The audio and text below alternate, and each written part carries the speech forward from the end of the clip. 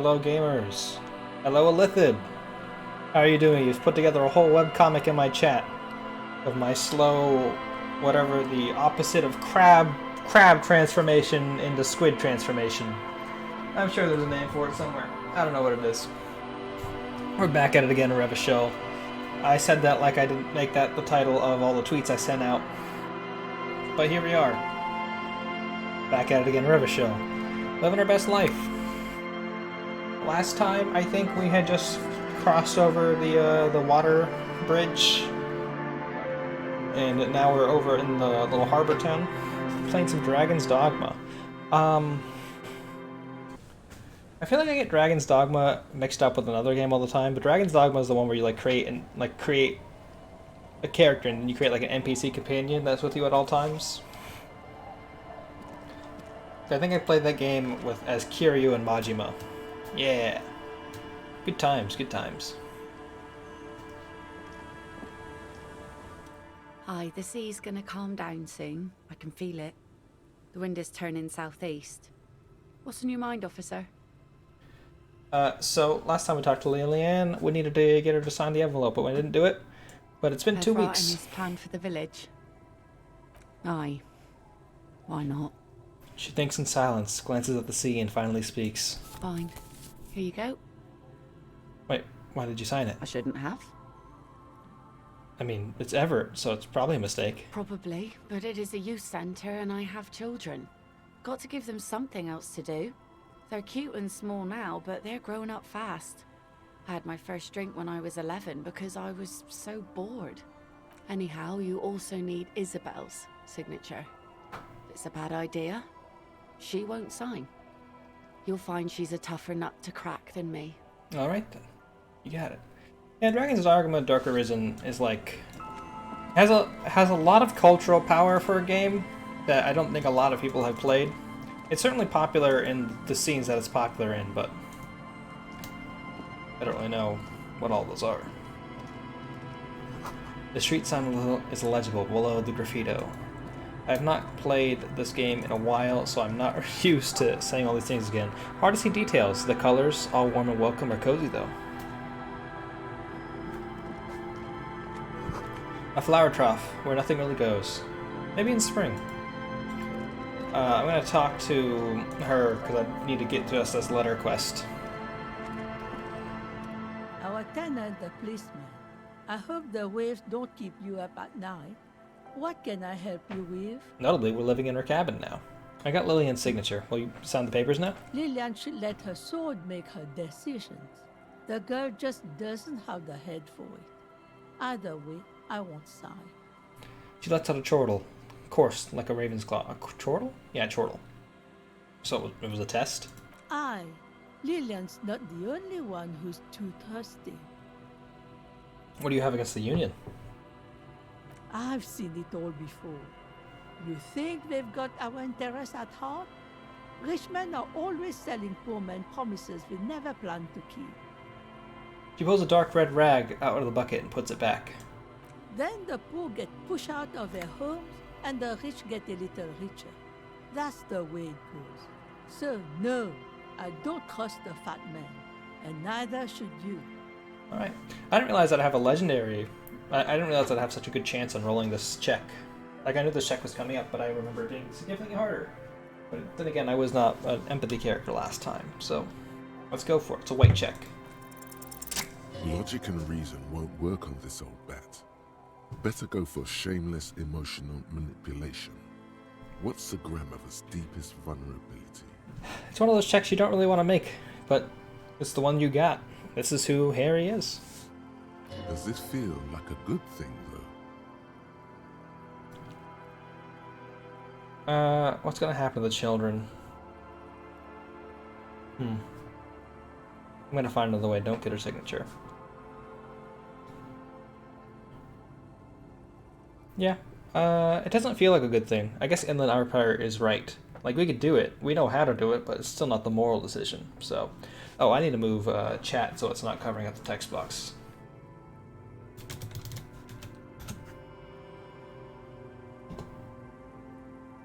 Give me one moment. hopefully I finish up Disco this week. I've got to go into full-on essay writing mode in a little bit, and that'll be fun. And when that's happening, you know, you don't have the time to just think about stuff. Where on earth did they change the way this whole thing works? Why? Alerts, overlays, here we go.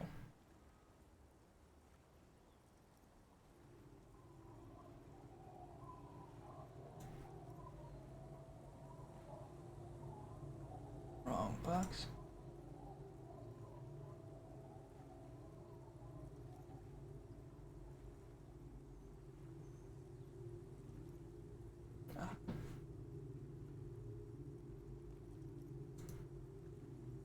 Hope it works out. I appreciate that. You know, it'll be fine. I'm not like super worried about it. It's just I'm writing I have to write like a review on a book.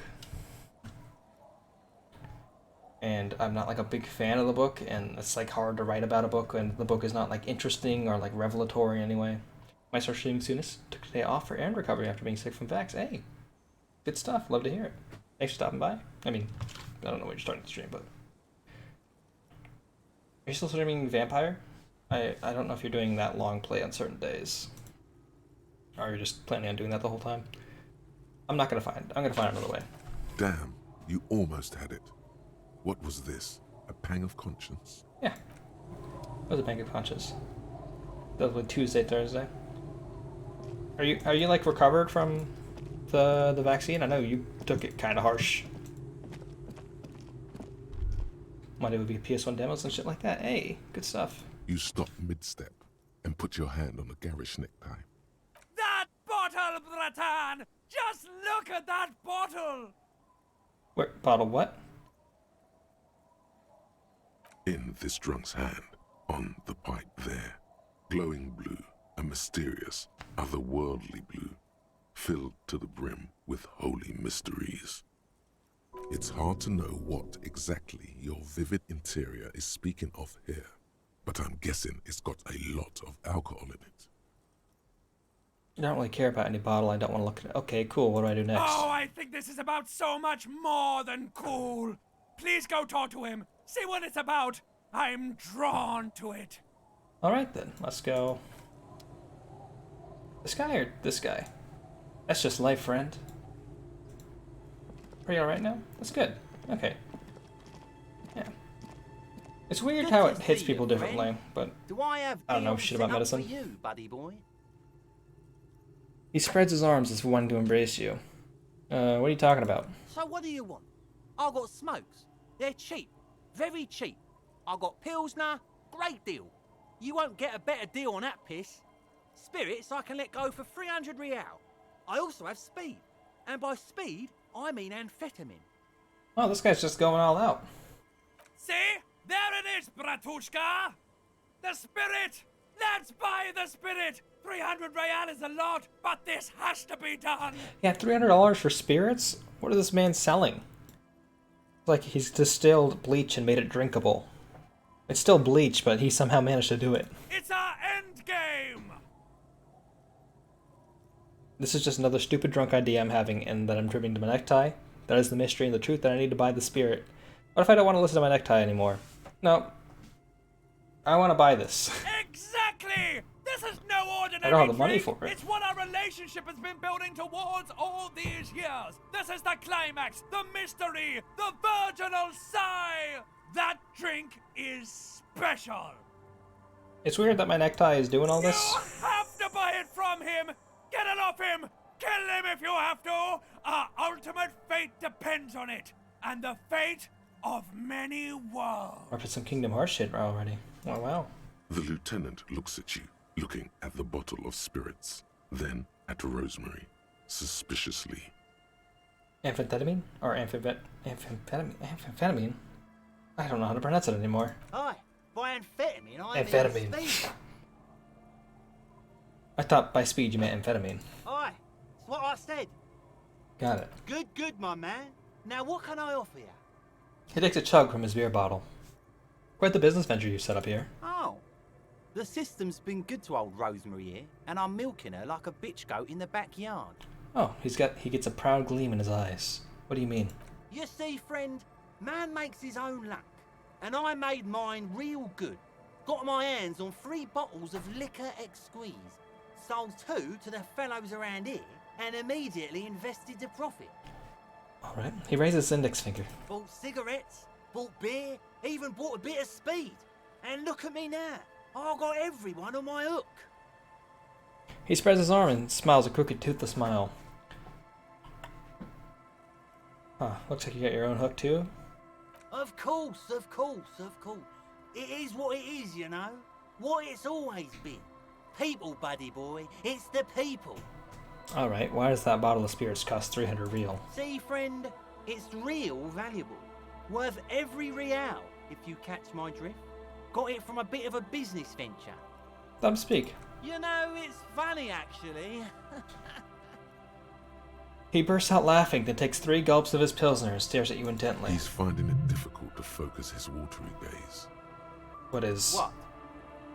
What do you mean? What did you think was funny earlier? This guy. He says and shakes his index finger at you. Conversation might bring a discount, no? Where'd you get that bottle of spirits from? Oh, this is medicinal spirits. The good stuff. Got it from the doctor's office. Okay, so you just have like actual just rubbing alcohol, things like that. No? What is this? He ain't shitting you! Medicinal spirits are a blast, Bratan! The flaming truth of this joke of a world! It is weird that they don't give the necktie a portrait. Like it's still just this guy's face over here. I got one of those scientific ampules a few months ago. Torpedo, they call it.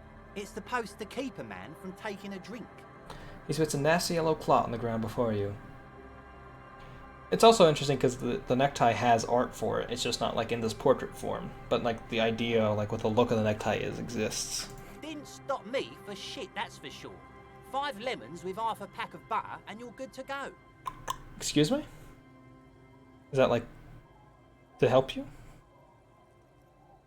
With the hangover? That's a good tip, I should remember it. It really isn't. In a week, the goddamn kidneys started giving me all kinds of hell. Finally, the missus took me to a private doctor's office. Not a charity, the real thing. Oh. Oh, notably, I also have to go over to the smoker's balcony today in the game.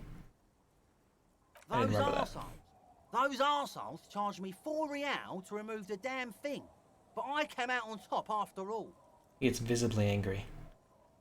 Assholes, have they no shame taking money for a service they provide? But the idiots left me alone in there. Now, I used to teach high school biology. I know what doctors use to preserve dead thingies. There you go.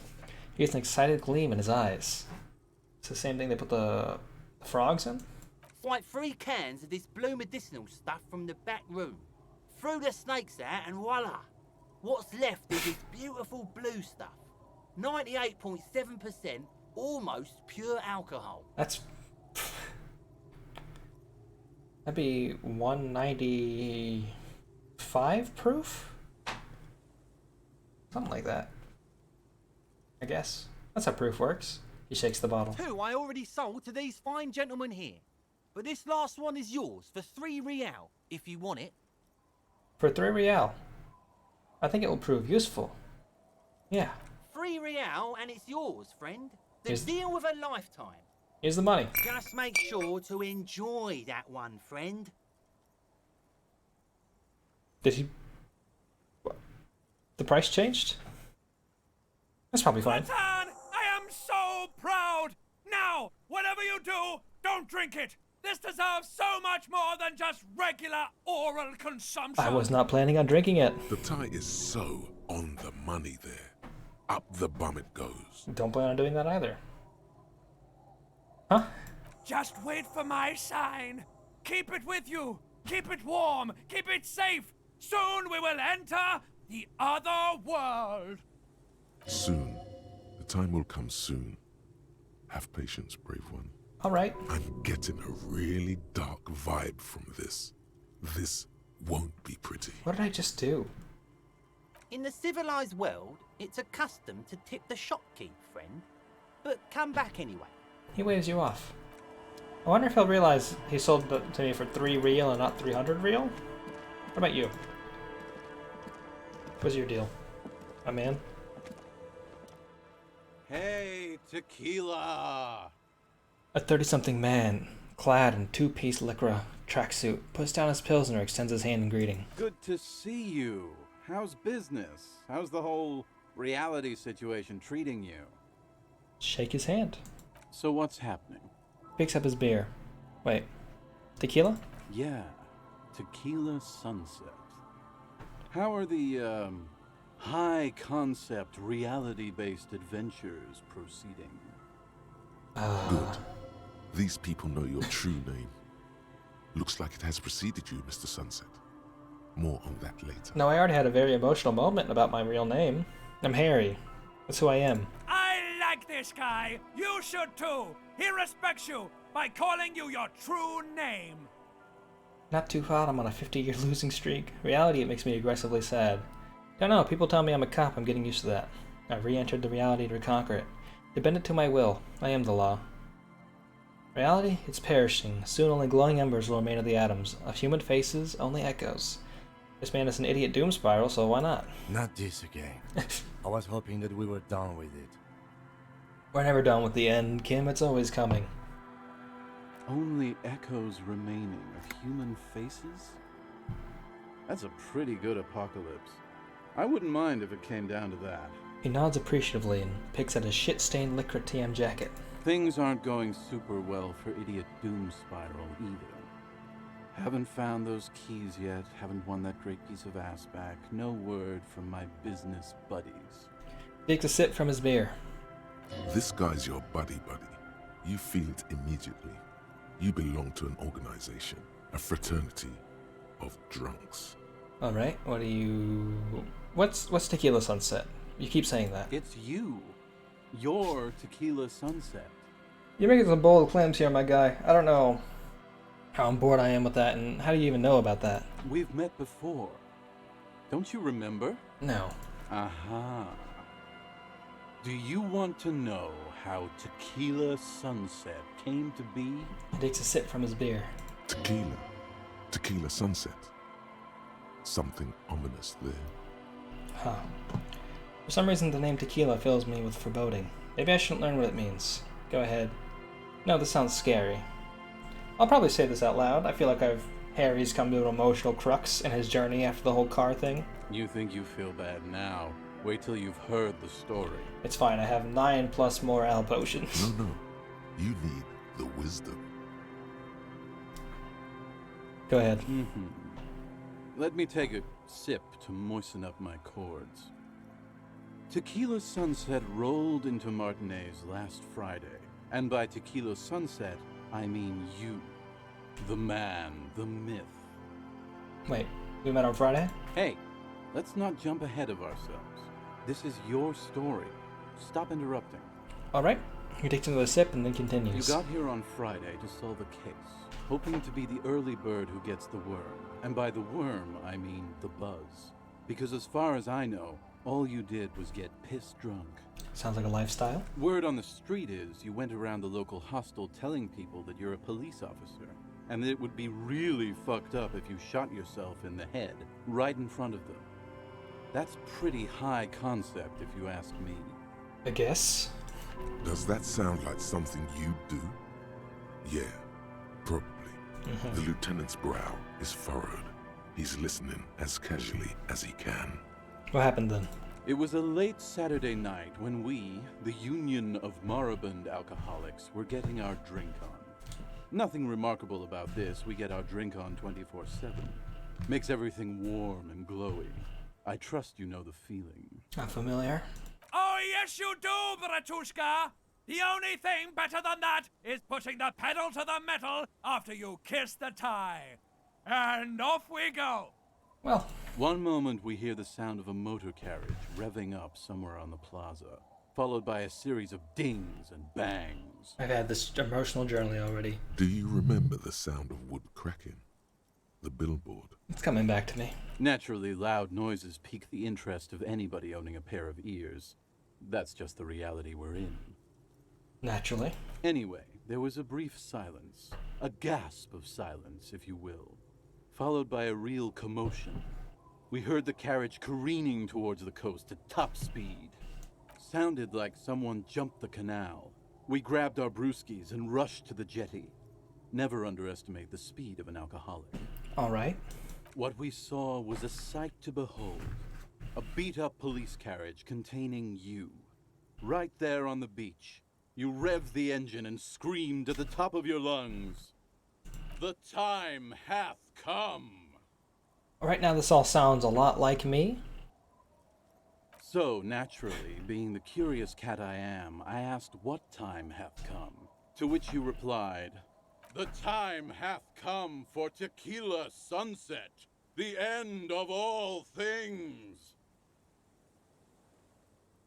Say nothing. It's more dignified that way. After which, your reality contracted. You jammed the pedal, plowed right off the jetty, and through the ice. Your hands cramp on the steering levers. We ran towards the ice, whilst you crawled your way out, miraculously unhurt, covered in seaweed and shit. Like some kind of sea monster. Yeah. When we finally got there, you were sitting on the beach crying. You said that your badge and uniform were in the car. It was too late to get in there, though. The carriage had sunk too deep. Recognizing a brother in need, we offered our condolences and invited you to party with us, which you naturally agreed to. Of course, as I am one to do. We asked about the whole tequila sunset thing, and you told us it was your name now, and insisted that we all call you that from then on. Wait, so is Tequila Sunset an event or a name? I'm not sure. I think you were the event. Tequila sunset. You know, as opposed to a tequila sunrise, which is long gone. Interesting. So, like, if the Tequila Sunrise is being long gone, I guess the Tequila Sunset is the reverse of that, or the further extension of that, which is to have never existed in a knowable time. My real name's Harry. Sorry for all that exposition I just did there. No, that's just what your mother called you. Your real name is Tequila Sunset. Just embrace it, brother. This man is an enabler. Do not trust this man. Hours. It was an all-night drink-a-thon. Then, at some point, I think it was Sunday morning, you got belligerent and wanted to talk about Revacholian women. As I am one to do. How they're beautiful and also whores and so on. How one of them fucked you real bad. After a short while, you crossed the event horizon, looked sullen, got up, and left without saying anything. Wow, that's quite a story. Thanks, Kim. Yeah, I bet Tequila's a fucking legend around the precinct. You must be proud to work with him. If you only knew. Did I tell you anything about this person that fucked me? You were pretty vague about it, but you kept saying you got fucked real hard, and that we've all been fucked too. That tends to happen around here, I imagine. Please, don't open that door. No one's fucked me. I do the fucking around here. You sold me a $300 bottle of $300 bottle of spirits for $3. Abigail. I guess we know what this guy's deal is going to be. It seemed pretty painful, to be honest with you. If I had to guess, I'd say you're still working through some shit. You know. It's a good guess. Did I mention losing anything else? Beside your gun and your badge, you said something about your hope or heart or something. To be honest, the details are a little hazy.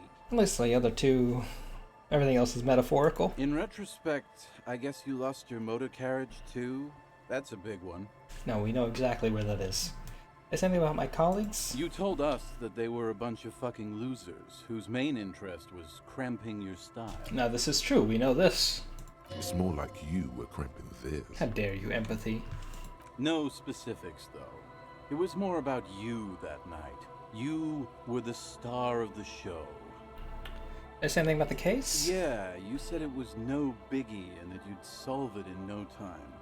And that you didn't need anyone to do it. You're doing it solo now. He takes a strong quaff of his beer. A lot of cops go solo and hermit once they reach that level of alcoholism. Yeah. It's not meant as a joke. He's sorry for the hermit cop. Did we talk about politics? Yeah, you kept talking about how the coal mine owners were fucking us all over, just like that woman fucked you. Yeah. I didn't agree with you, by the way.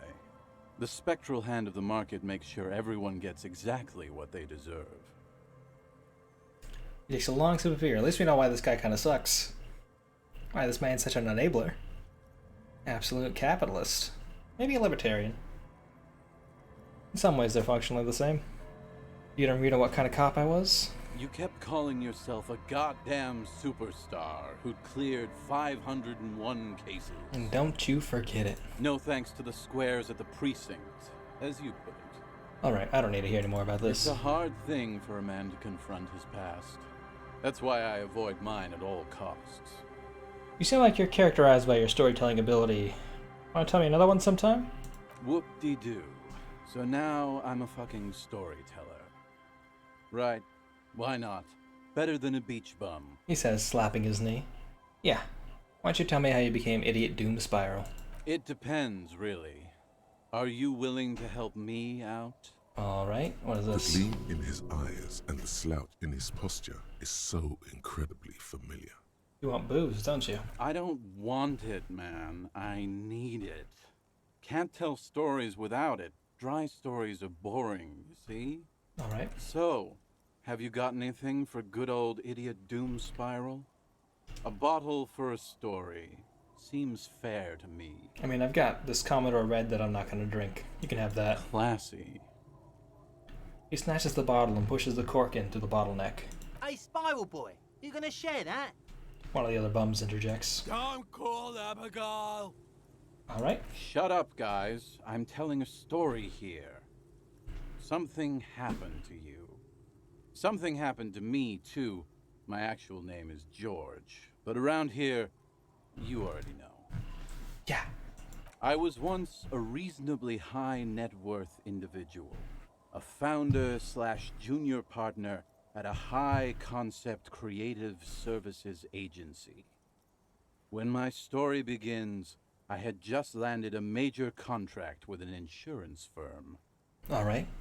Go on, madman. I used the profits from my agency to finance what I called a cultural incubator.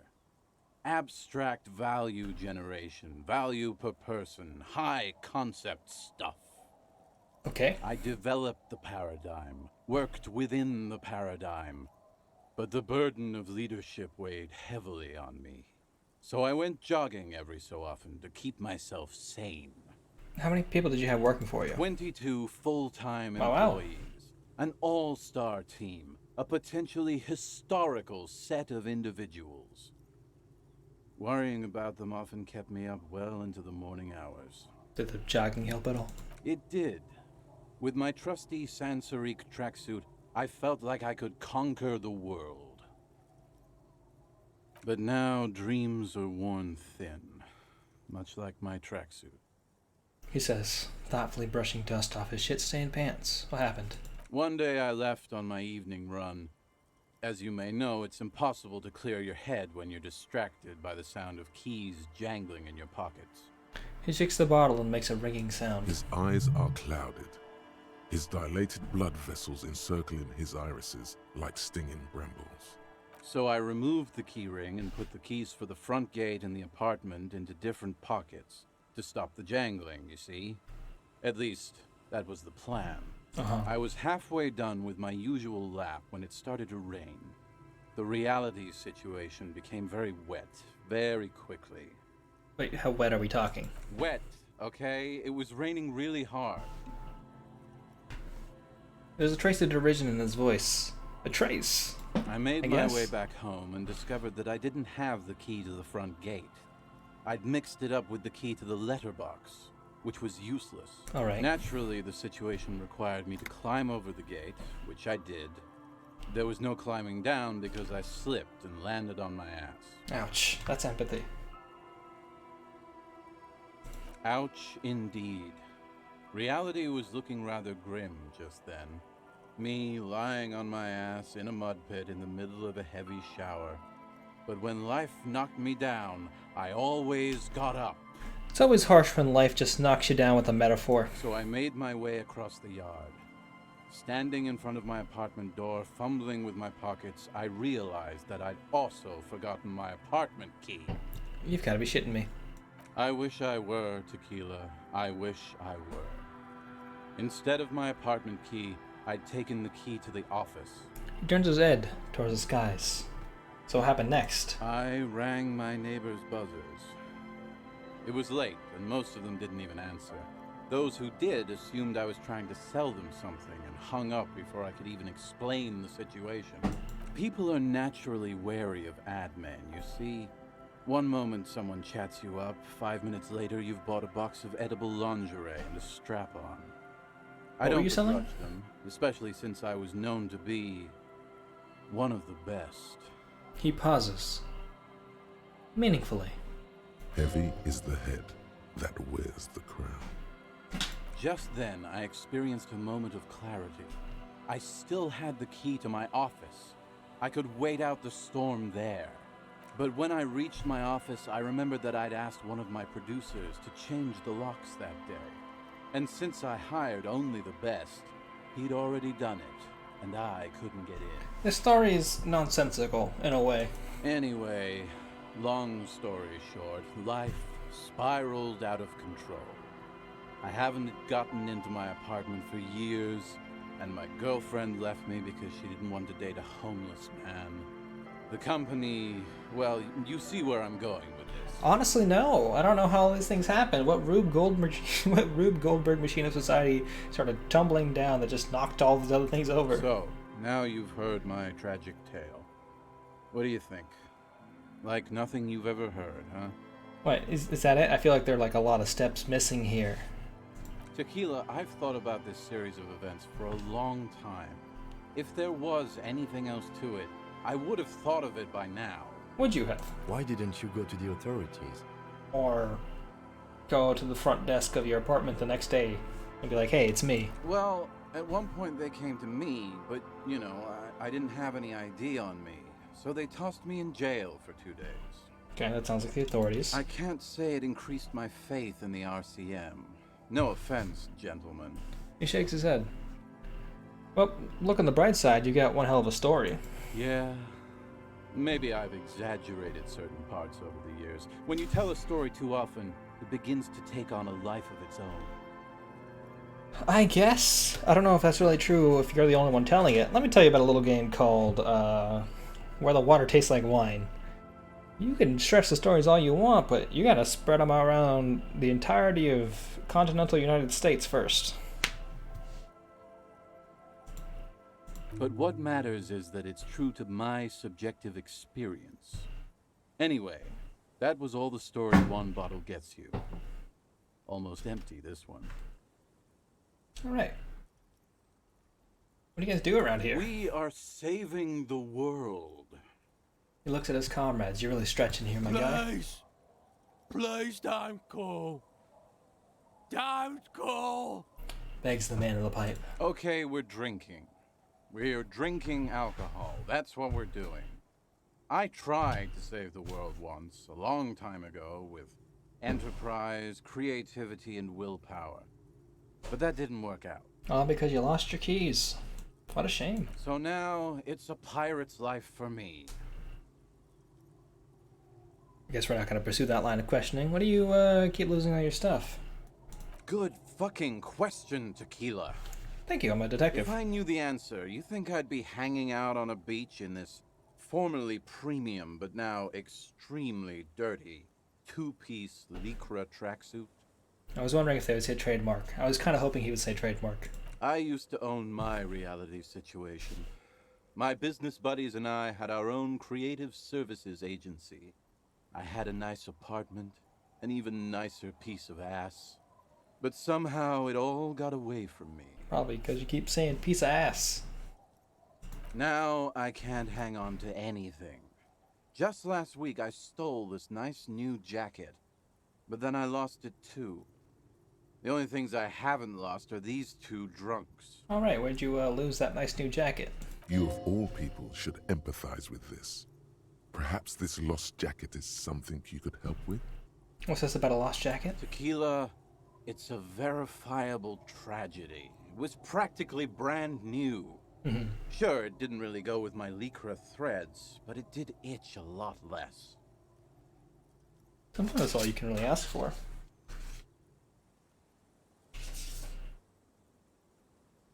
Say, you're a detective, right? People have called me that before. Maybe you can help old Doom Spiral out. Solve the case of the missing jacket. What do you say, Tequila? Wait, so you're asking a police officer to help you find a jacket you stole and then lost? Yeah, exactly. You're here to serve, right? Ah, sure. Where'd you lose it? If I knew where I lost it, don't you think I'd have it? I mean, maybe I was up by the boardwalk, or walking along the beach, or checking out the abandoned fish market. That's a lot of places. Somewhere north of here, that's for sure. You could ask around, see if anyone's seen it. Alright. What's the name of your agency? My agency. Man. The Boom Boom Room. Our Bad name. concept was combining high art with the lowest forms of marketing. The color red, breasts, and oil painting. Lovely stuff.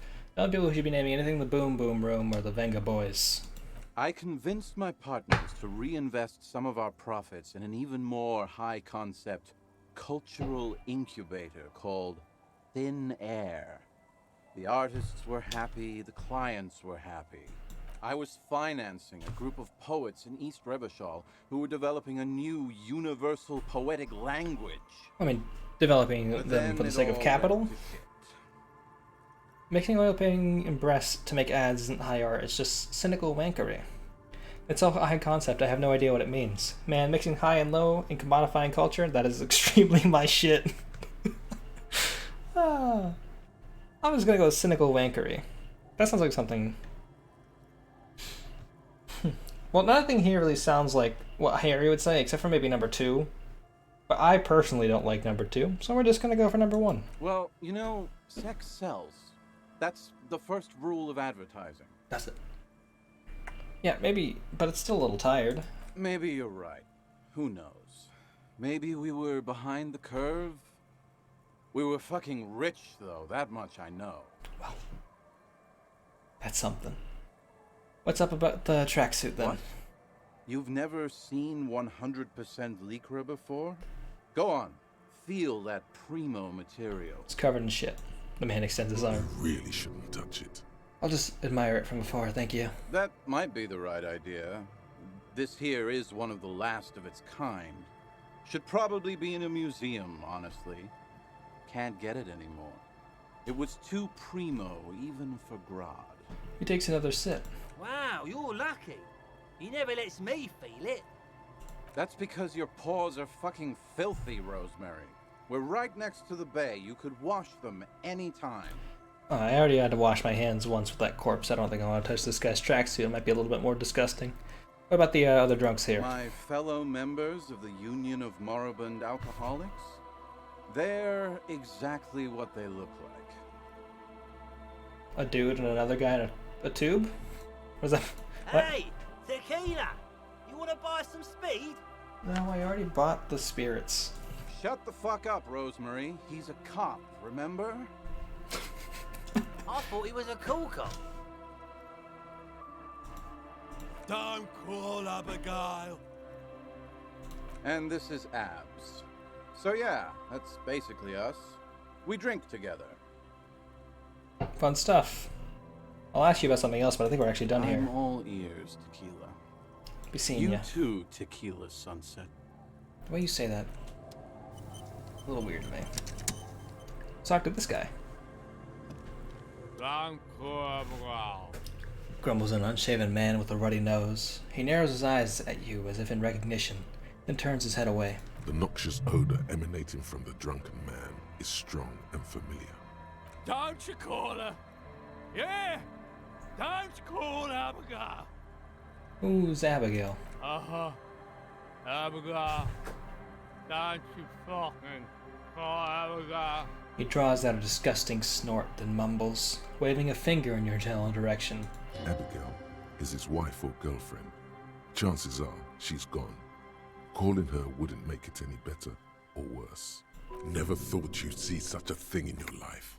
But this guy's a little too drunk. He's a little bit too far gone. Who are you? What's your name? Don't call Abigail. His eyes move around dramatically, then look at them in hazy and unfocused. Where am I? What is this place? The man hiccups, then mumbles something unintelligible. Alright. Why shouldn't I call Abigail? He snorts and beckons you to lean in closer. Lean in. Don't call Abigail. Don't call Abigail. His breath smells harsh, like a toxic swamp as he whispers to you. He then waves his hand as if shooing you away. Hey, I'm on an important official investigation. Answer my question. There's no use in yelling at drunks. He's barely holding it together. Lieutenant interjects. I don't know. Might be effective. The drunk man starts coughing a really disgusting, hacking cough. Alright. Tell me about your friends. Don't you fucking call her. Hear me? These are different words. These are new words. Abigail. His voice trembles with every word, becoming ever weaker. Don't call. The man stammers. Slowly his head nods off to the side and he passes out, tongue dangling from his mouth. Okay, we should make sure There he's was not little lying on his chance back. he'd be a reliable witness anyway. Yeah, okay. Oh, coins. These guys just left 80 cents here. It's my 80 cents now. Oh, I can't go over there. I have to go walk all the way around. A little bit of glass bottle. Can I search this? No, it's a talking stop. That's where you sit down to go wait for a while, I imagine.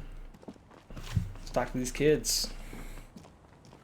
The scruffy-haired little boy kicks a stone. He can't be more than 5 years old. He watches his brother kick the stone with his tongue lolling out of his mouth. You must be Lillian's twins. This one doesn't say anything, kicking the concrete with his worn-out sneaker. Lily's our mum. Explains the other one, tongue still lolling out of his mouth.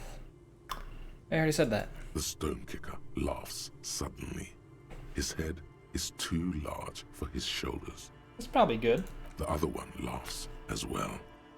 Maybe there's some kind of reason why they're laughing.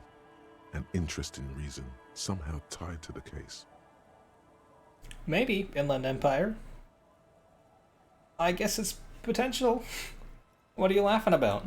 The boy stops laughing and looks at his toes. It's very difficult to do when you're squatting down like that because his toes are actually back behind his body. So that's some wild stuff. That takes some effort. Oh, okay. So now he's shy. Now he's not talking. Just wobbling around like he's afraid of something. Half-Light is very aggressive. You guys look identical. The stone-kicking one becomes frantic all of a sudden, as if that's something to be scared of.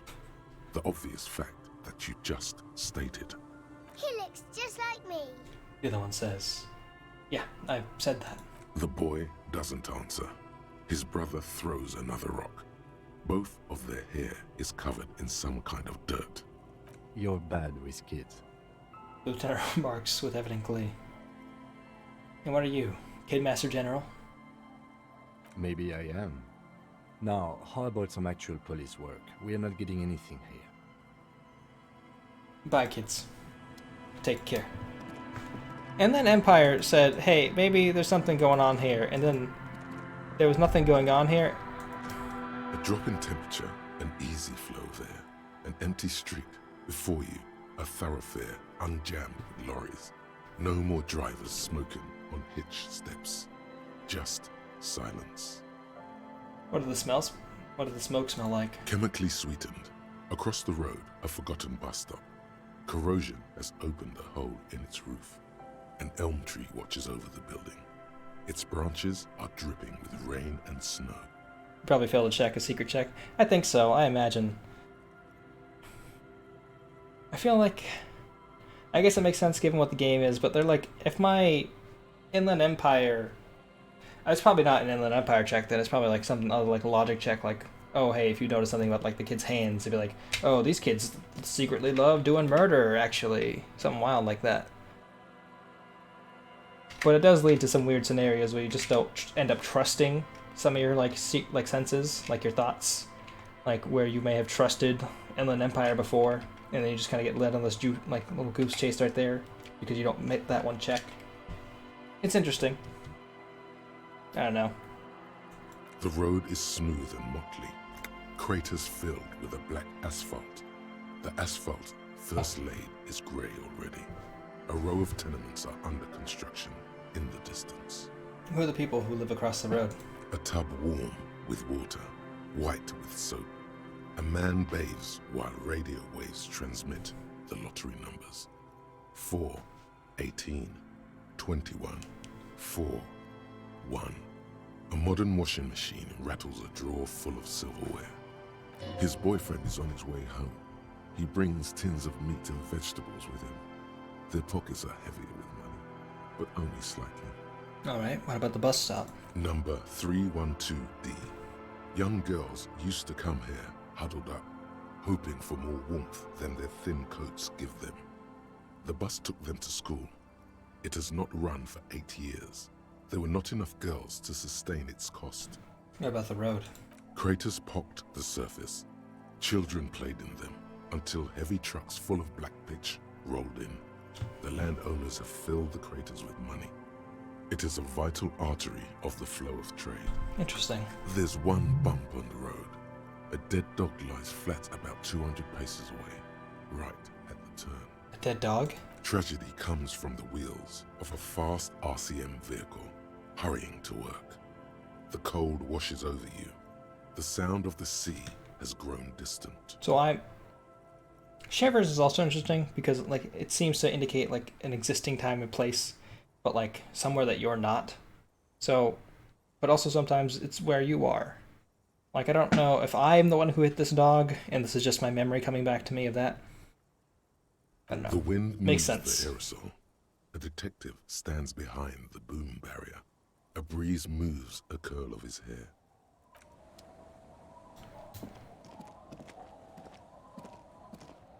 Nothing back this way.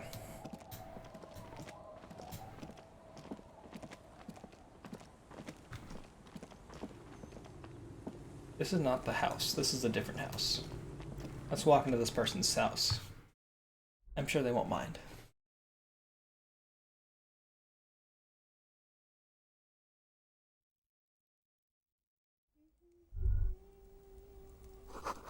Feels safe and warm in here. Not like outside. Oh, there's another kid in here.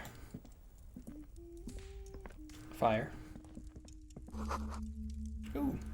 Industrial coal pellets burn with an orange glow.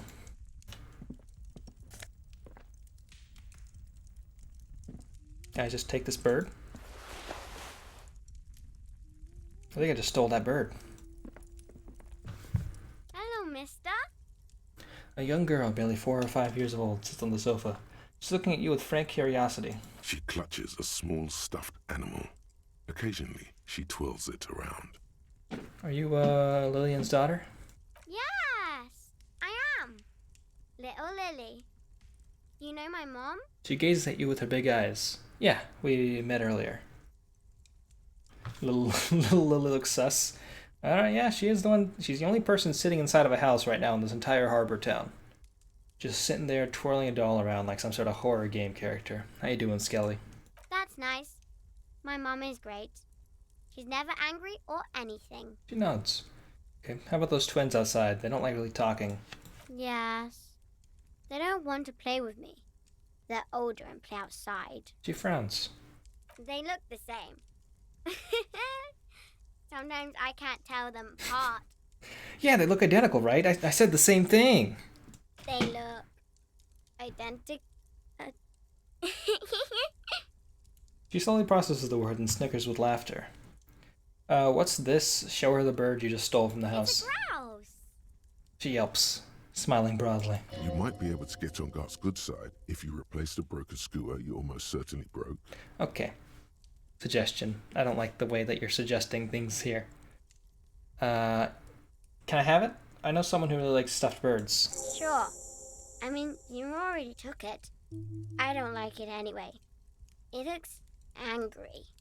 Always ask for forgiveness, not permission, yo. What's the thing you're holding? It's Lammy. He's my friend. Sort of. Like... She holds the fuzzy beast up to demonstrate. Lambie is a stuffed lamb that, admittedly, has seen better days. One of the eye buttons is missing, and the fur is tattered in several parts. Lamby looks soft. No, I'll probably just greet Lambie. That seems like the, hey, Henry, you're bad with kids. Maybe try better. Sus. Lammy usually doesn't like strangers. But you're also fuzzy, like Lammy. Okay, alright. Bye! The girl's large, curious eyes remain fixed on you. We did it, Kim. We got a replacement bird.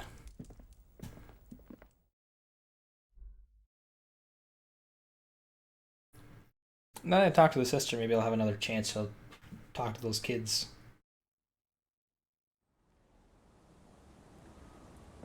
You too. Tell me your secrets. The scruffy-haired little boy kicks a stone while the other watches him do it. Is little Lily your sister? Whatever the Yes. house. Yeah? Yes. That's it? You're being laconic about it. It doesn't look like he knows what that means. Hey. I don't actually super know exactly what that means. We're on the same page, kid. We'll be laconic together. Can I walk to the brush? Almost. Oh, I can, a little bit. I genuinely remember no part of this game, like this little section over here.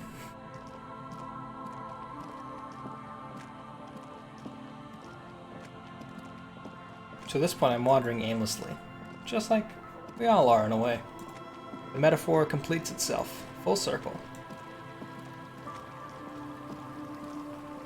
There's areas where I live, if you like walk deep enough into the woods, where you'll find something like this, just like a random platform with a bunch of wood just kind of broken apart and like trembling, and then like the neighborhood kids would sneak out there in the woods all the time and just chill out there for a while. It was dangerous. There's a box over there. Rusty letters read Mesut.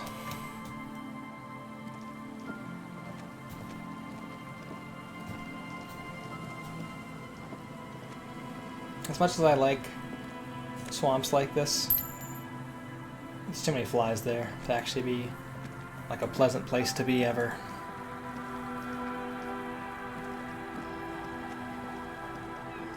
There's a man's shadow down there.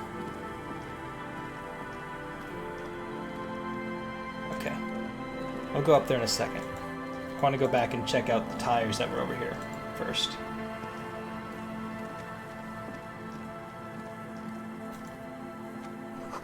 The rear tire of a motor carriage adorns these roads. Reads. Alright, let's go talk to the man on this little platform.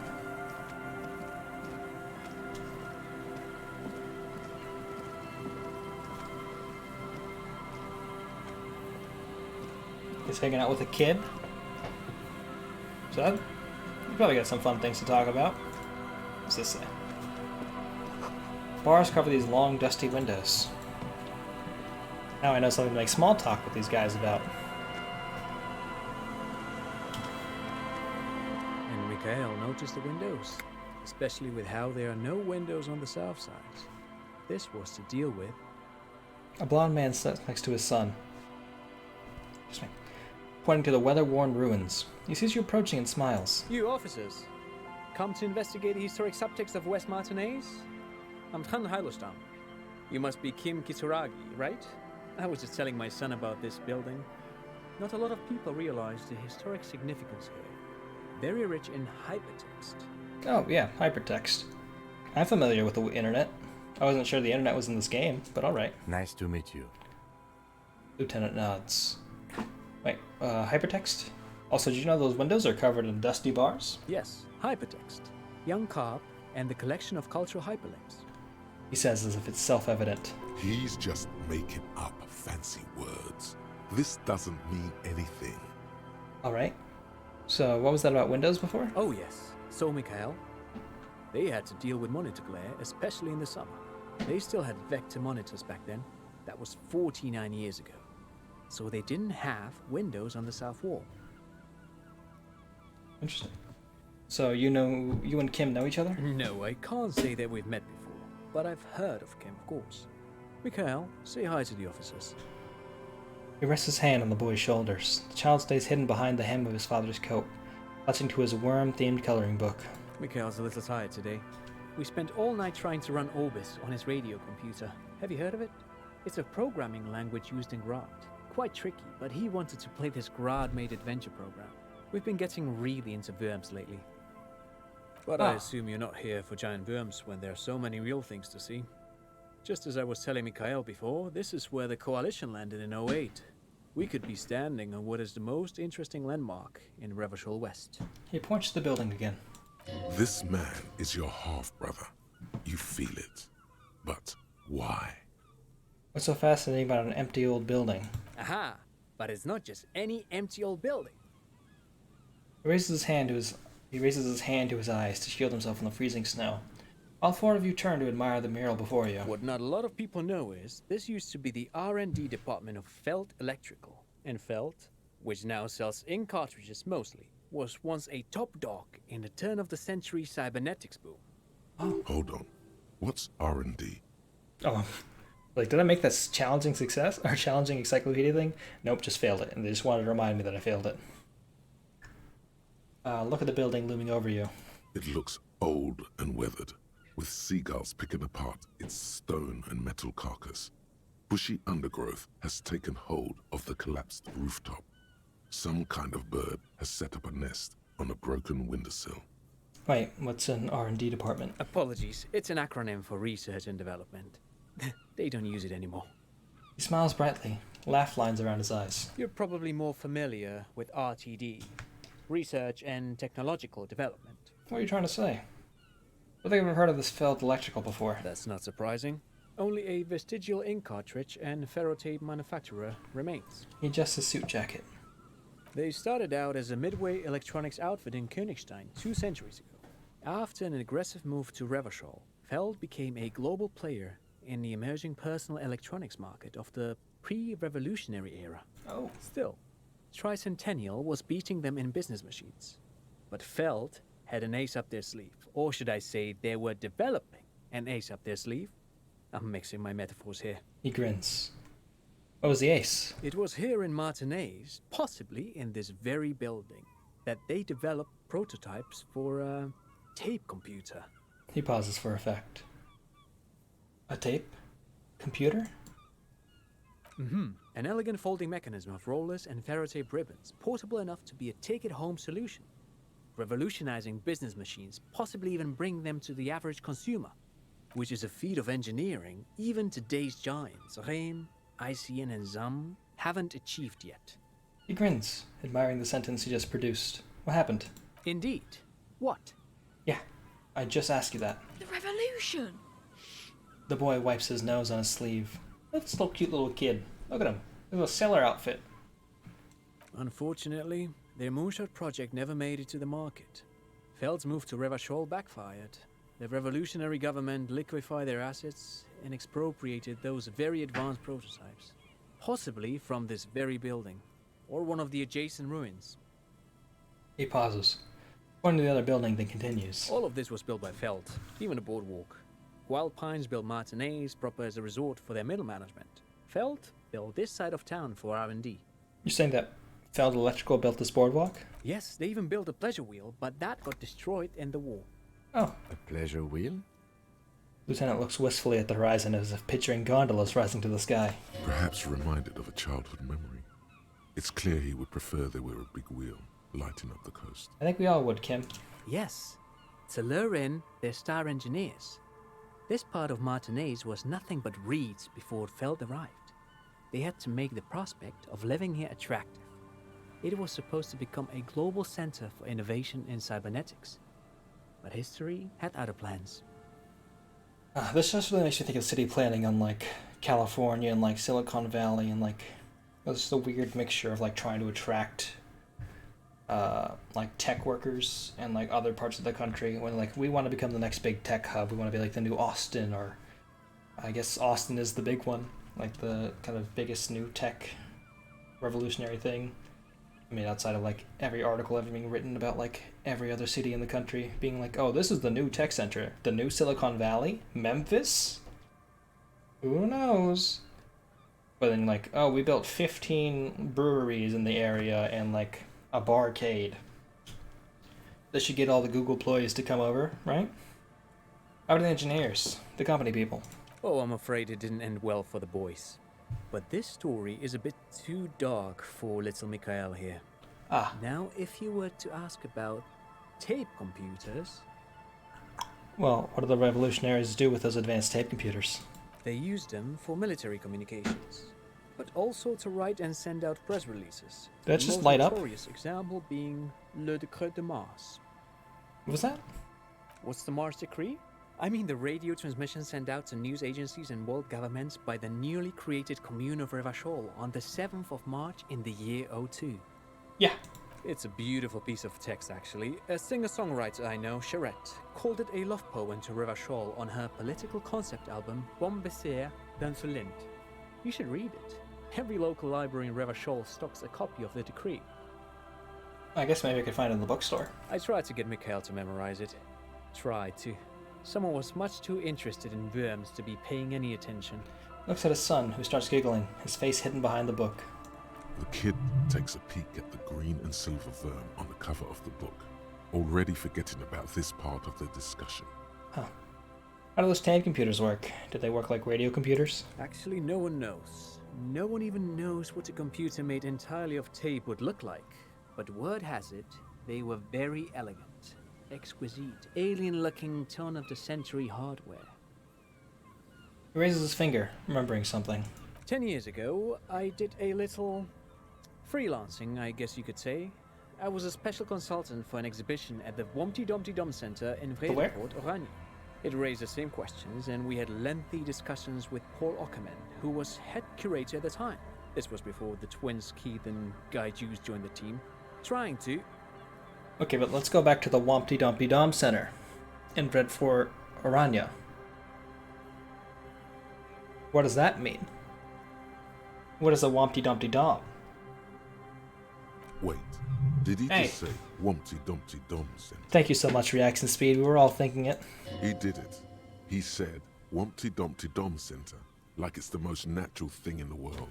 Okay. Humpty Dumpty Dom Center, Paul Ackerman, Keith and Guy Juiced. What are you talking about? the Humpty Dumpty Dum Center for Contemporary Arts. The exhibition itself drew on Lagerman's notion of memory, and so there were some parallels. That's why the head curator, Paul Ockerman, chose to...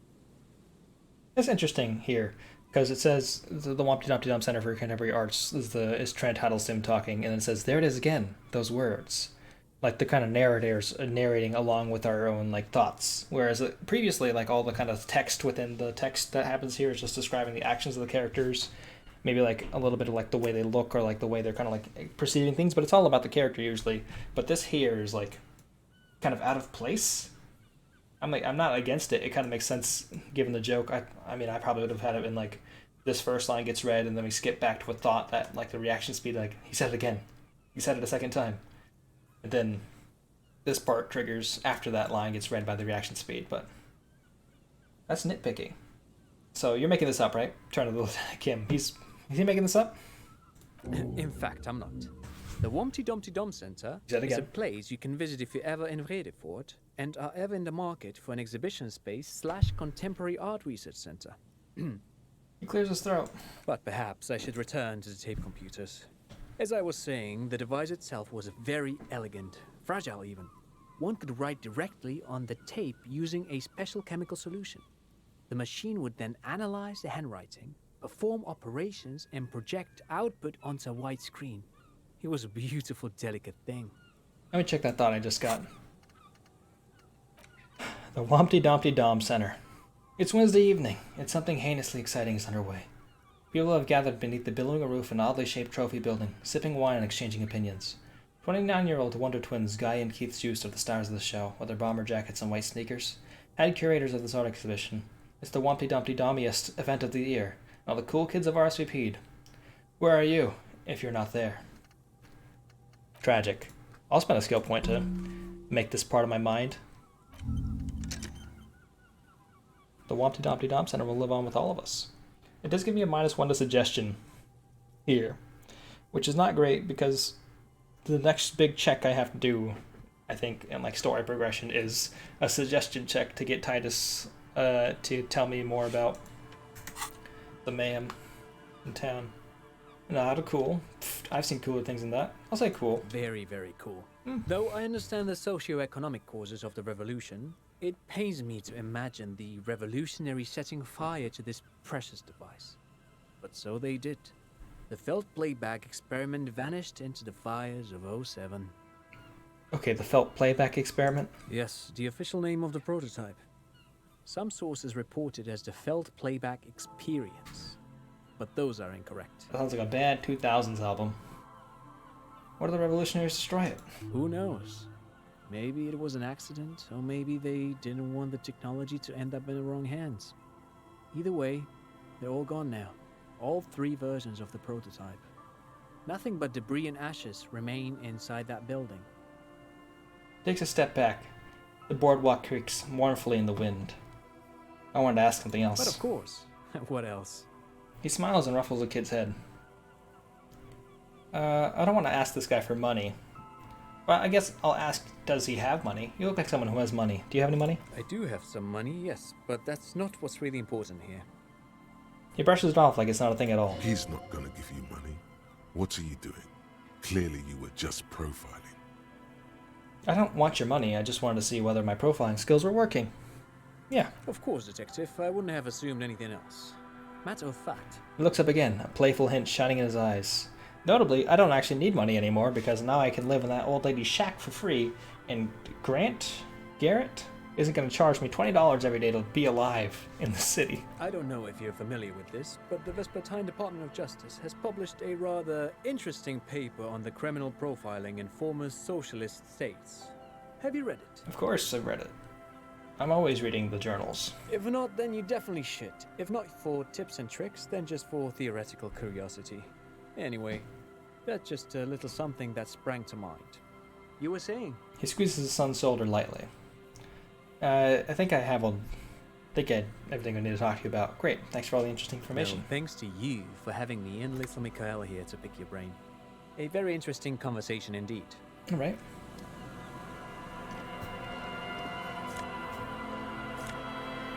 $1.17.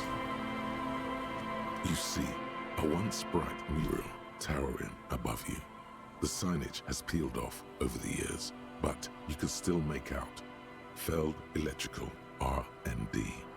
A slogan used to intertwine with the loops a long time ago. Now, only a shadow of peeled letters remains. It says, tomorrow is just a whisper away. Tomorrow is just a whisper away. Looks like tomorrow never came. Lieutenant raises the collar of his bomber jacket. Damn, Kim.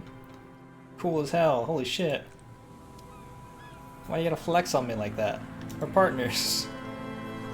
Another power box. It charges nothing now. It's empty. The fence blocks us the path. No way on from here. Take some doza fed. Take $5. Who left $5 in that grate?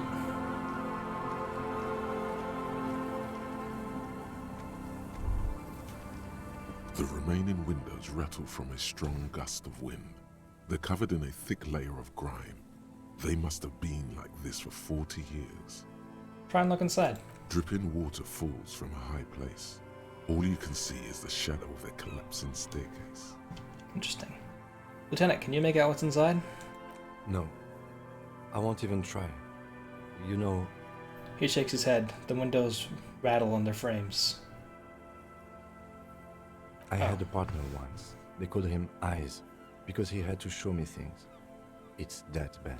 It's kind of devastating to have your nickname be based off the fact that your partner can't do something. Honestly.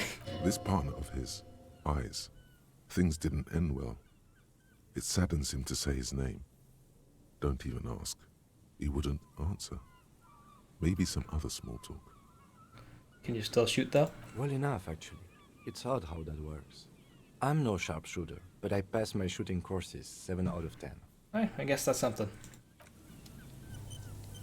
Especially because you're the only one of us who has a gun.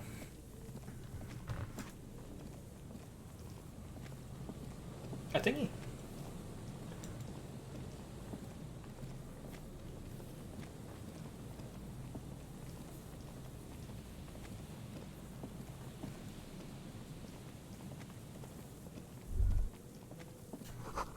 Buzz. Hum. Electricity flows through the wires with audible power. Someone has left an unidentifiable article of clothing on this railing. It smells really bad. We got gloves on. We can touch it. The cloth, if you can still call it that, makes a soft crunching sound as you thrust your finger into it. Take a closer look. It's streaked with dried seagull shit and tangled with pieces of seaweed. A dangling arm suggests that there might be a jacket beneath the crust of filth. Please tell me you're not taking that with you. I think this is the jacket that idiot Doomspiral guy wanted me to find. I'm sure he'll be thrilled to have it returned. Lieutenant looks at the stinking rag and sniffs. Did I grab it? Filthy jacket. Use the interact button in inventory to inspect this item. You got it, game. Oh, can I interact with this? White envelope with a stamp attached to the upper right corner. Handed to you by Everett Clare. Inside are some legal documents with 2 names printed on them. Isabel Sadie and Lillian Carter. Lillian is signed, the other signature is still required. You take the legal documents out of the envelope. A 12 to 40 month construction period and the zoning plan in the addendum. Underneath all this, Lillian's signature and an empty line waiting for a signee. Alright. Put the documents back in the envelope. Oh, I should inspect that item. But I wanted to. The filtered rag has been at the mercy of the elements for quite some time.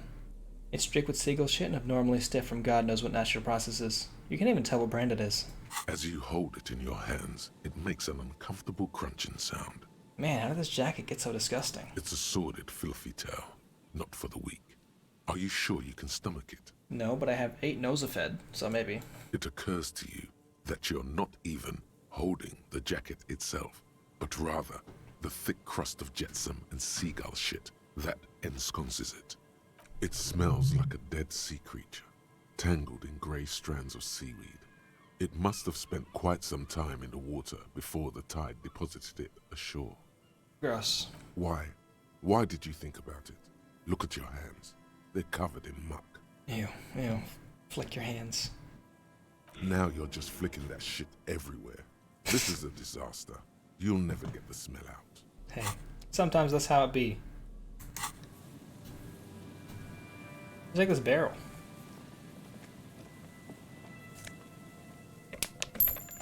$0.31. Postcard. Makeshift roof. Vagrants have tried to make the boardwalk habitable. Good for them. Am I gonna take this money over here? Yes. I am.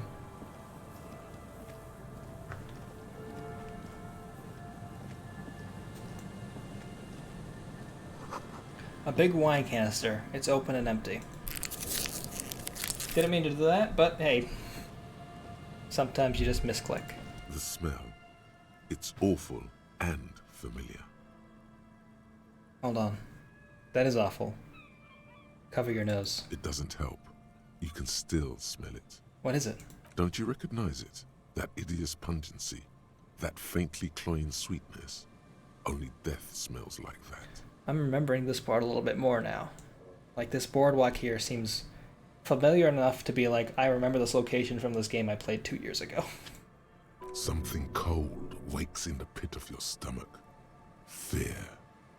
Heads up, Lieutenant. Something's not right here. The lieutenant has already brought a handkerchief to his nose. Oh. least we're on the same page. Careful there. These floorboards look rotten and weak.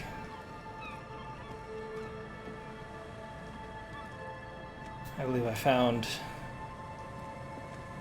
There's some tear, an empty cigarette package, and a crumpled kebab wrapper in the trash bin. I guess we'll look at the trash can before we get to the dead body. Examine the tar. 2 empty bottles of Tallulah vodka and a can of black potent porter is all you find. A can of black potent porter doesn't mean empty can. No, there's more in there. Livis strawberry liquor, plus some Pilsner bottles too. Better not pick them up. They seem unhygienic. A Fine. tragedy. Lieutenant looks in the can, eyes watering from the smell. He shakes his head with genuine sadness. Examine the cigarette package. Whoever tossed it here was a heavy smoker. The brand name reads Red Astra. Examine the kebab wrapper. You see traces of mayonnaise and ketchup on it, as well as a tomato wedge. The wrapper reads Shish Kebab Revachol. I thought that was a pun and not like this name of a restaurant. It's hard to concentrate in the smell. The sea air brings some relief. We should probably address the elephant in the room at some point. A man lies on the boardwalk, his limbs bent and neck turned at an unnatural angle. Right next to him is an empty bottle of spirits. In his cramped hand, a chewing gum wrapper. I love the portraits in this game. They're so evocative, just like a whole bunch of stuff. Particularly this one, just like the way it's a working class corpse. Like this one seems dead, and like its stare, the eyes are like completely red and bloodshot. Like the details are blurred on like the actual like the skull and like everything else. Like outside of his eyes, everything else just seems like a mass of like quick paintbrush strokes and all of that. Half of his body is slipped between the cracked boardwalk, starting with the left leg. The fall has left him broken, contorted like a sad puppet. The smell is not as bad as a 2-week-old corpse, but it's definitely heading there. Hold on. Lieutenant squats next to the corpse and examines his face. 2 bulging eyes stare back at him, void of any signs of life. Lividity is faintly pronounced. Whoever this is has been dead for 2 days. No longer. We need to investigate. He stands up and shivers as a gust of wind blows through his bomber jacket. Another dead body. This is your job. Steel yourself. The one thing about the Authority portrait is like, hey, the Authority is kind of an asshole sometimes. Not a big fan of him, but he also just looks like he's got a big old pompadour going on, like he's some sort of anime school kid gangster. He's just the dude from Yu Yu Hakusho, or the guy from Shaman King, or any other guy with the pompadour. He's like aggressively fascist Josuke. Calm now. Carefully. Just another day. Just another dead body. Breathe. Study the man's clothes. He's wearing mud-caked boots, beige trousers, and an old brown leather jacket with a bright blue lining. There are traces of kebab sauce on his chest. Search his pockets. You find some sunflower seeds and a rain-soaked library card folded into 2. His jacket feels sodden and heavy under your hand. Good. We should take a look at that library card after this is done. Study the man himself. The man has fallen through a crack in the boardwalk and hit his head against the metal bench. Coagulated blood covers his black hair. One of his feet is still dangling through the hole. You have to be quite inebriated to fall that bad. Well over a liter of pure ethanol. 3 bottles of wine, or 1.5 of spirits. That's pretty bad. Examine his face. His expression is dull, like the sea behind him. Drops of water shining on his moustache. His eyes, empty and wide, look frightening in their frozen gaze. Height, 170 to 175 centimeters. Curly hair, stout build. Age, approximately 50 to 60 years. He was confused when he died. Confused and alone, most likely. Overcome with the awful surprise of it all. That's terrible. He was just about to head home. The first step back home proved to be his last. Study the surroundings. There's some dried blood on the metal bench, right where the corpse's head rests. The floorboards are rotten and slippery wet around the hole. An empty bottle lies nearby. A chewing gum wrapper is clutched in his fist. Examine the man's head. A dried chunk of blood covers the hair at the back of his head. An open wound. It's sticky and cold to your touch. This is where he came out of himself, drop by drop, when he was unconscious. It took 3, maybe 4 minutes. I don't see any other major wounds, do you? No. Just this one on the back of his head. Seems like the head wound was fatal. It's exactly the shape of the bench. Step on the floorboards. They screech under your feet ominously. It's hard to say whether the dead man's weight was the cause of the boardwalk to break. It definitely looks fragile. You see waves churning below. Something cracks beneath your feet. Examine the bottle. A .75 liter Tallulah vodka with its cap missing. There's hardly anything left inside. It's mid-market spirits with a slight touch of menthol. The man meant to enjoy himself, have a good time.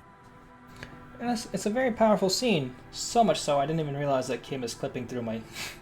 We're so close at this point. We've just gotten so good at like solving crimes together. Tear all around us. He looks at 2 other bottles near the coin-operated viewer. That's your yellow plastic bag. I'd prefer if you didn't collect them this time. It's not proper. Alright. True. It feels disrespectful. Okay, but Kim, I need cash. Examine the chewing gum wrapper. Grabowski spearmint chewing gum. Green leaves on the cover. The man's mouth is half agape from the terror of the fall. Look in. The blackness of death. Stench. You think you see white chewing gum too. Confirmed. Nearly the whole pack is there. Solidified on his lower rear teeth. He ate the whole pack, right? It's to cover the smell of alcohol before going home. The worst thing is... What's the worst thing, Kim? I've seen it before. Almost the same scenario. Even the chewing gum. It's always the same. I guess that is pretty bad. Lieutenant shudders from the cold. In a ditch off a road below the 881, he thinks. A young father. Then he shakes his head to make the memory stop. Step back. The entire boardwalk creaks in the wind as you take a step back.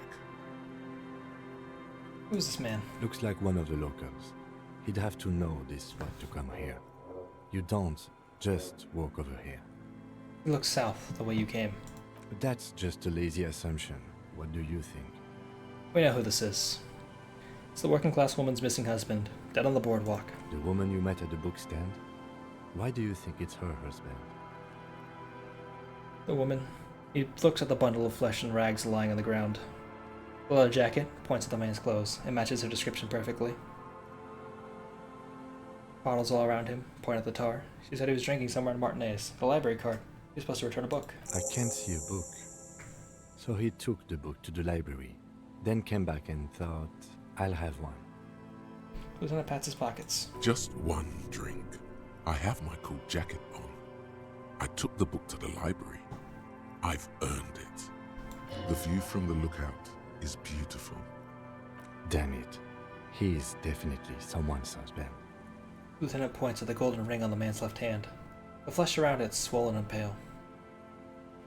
What do you think happened here? Death by misadventure.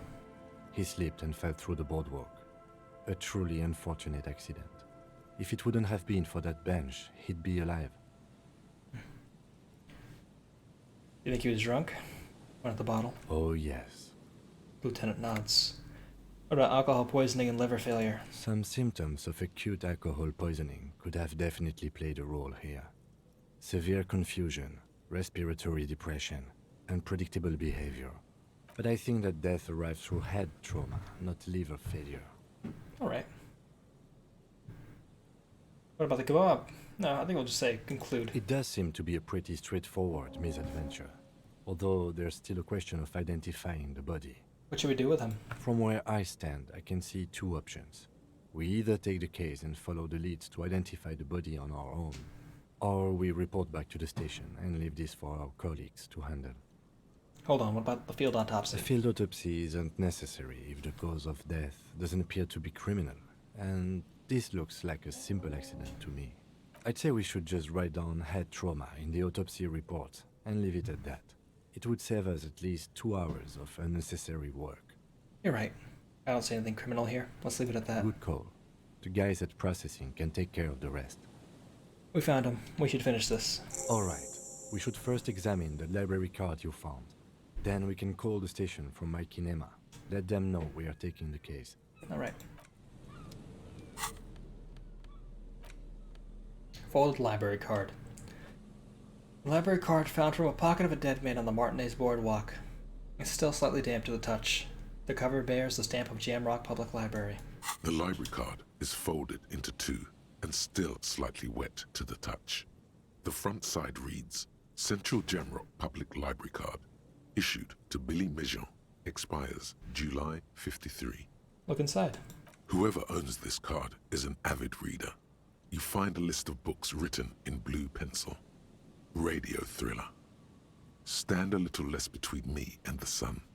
The last one in the list is The Glinton Curve by M. Theobald. A library stamp indicates that the book has been returned. Most of these titles seem to be in the sci-fi genre. Some thrillers too. Thanks, conceptualization. I appreciate it. Look at the backside. If lost, please return the card to the library. Dial 005 02 55211 or visit us at Moreau Street, 78, Jamrock. Business hours, 900 to 1800. Good. We should give them a call from my kinema. See if we can learn anything about Billy Mejean. Alright.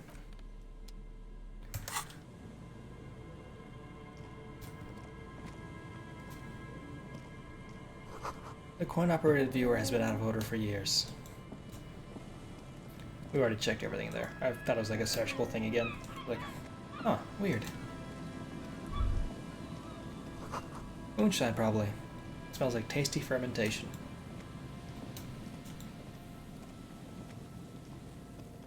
Oh, I gotta walk around this way.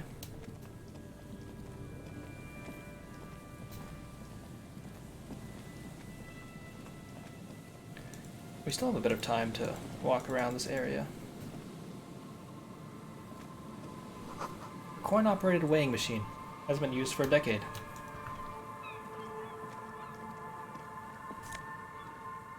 Mega B knows prescription lenses. +2 encyclopedia, -1 perception. Vagrants have recently painted the tarp red. Water drips from it.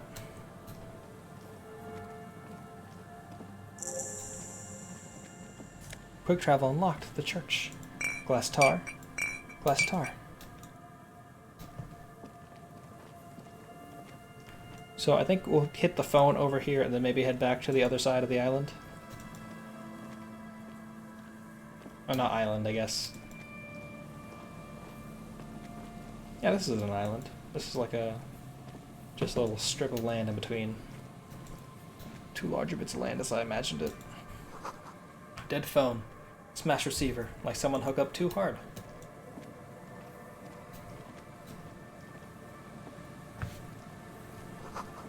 It must have worked hard to smash that plastic dome. A metal payphone under a yellow plastic dome. You could use it to call someone, unless you're out of change. Ow. Pick up the handset.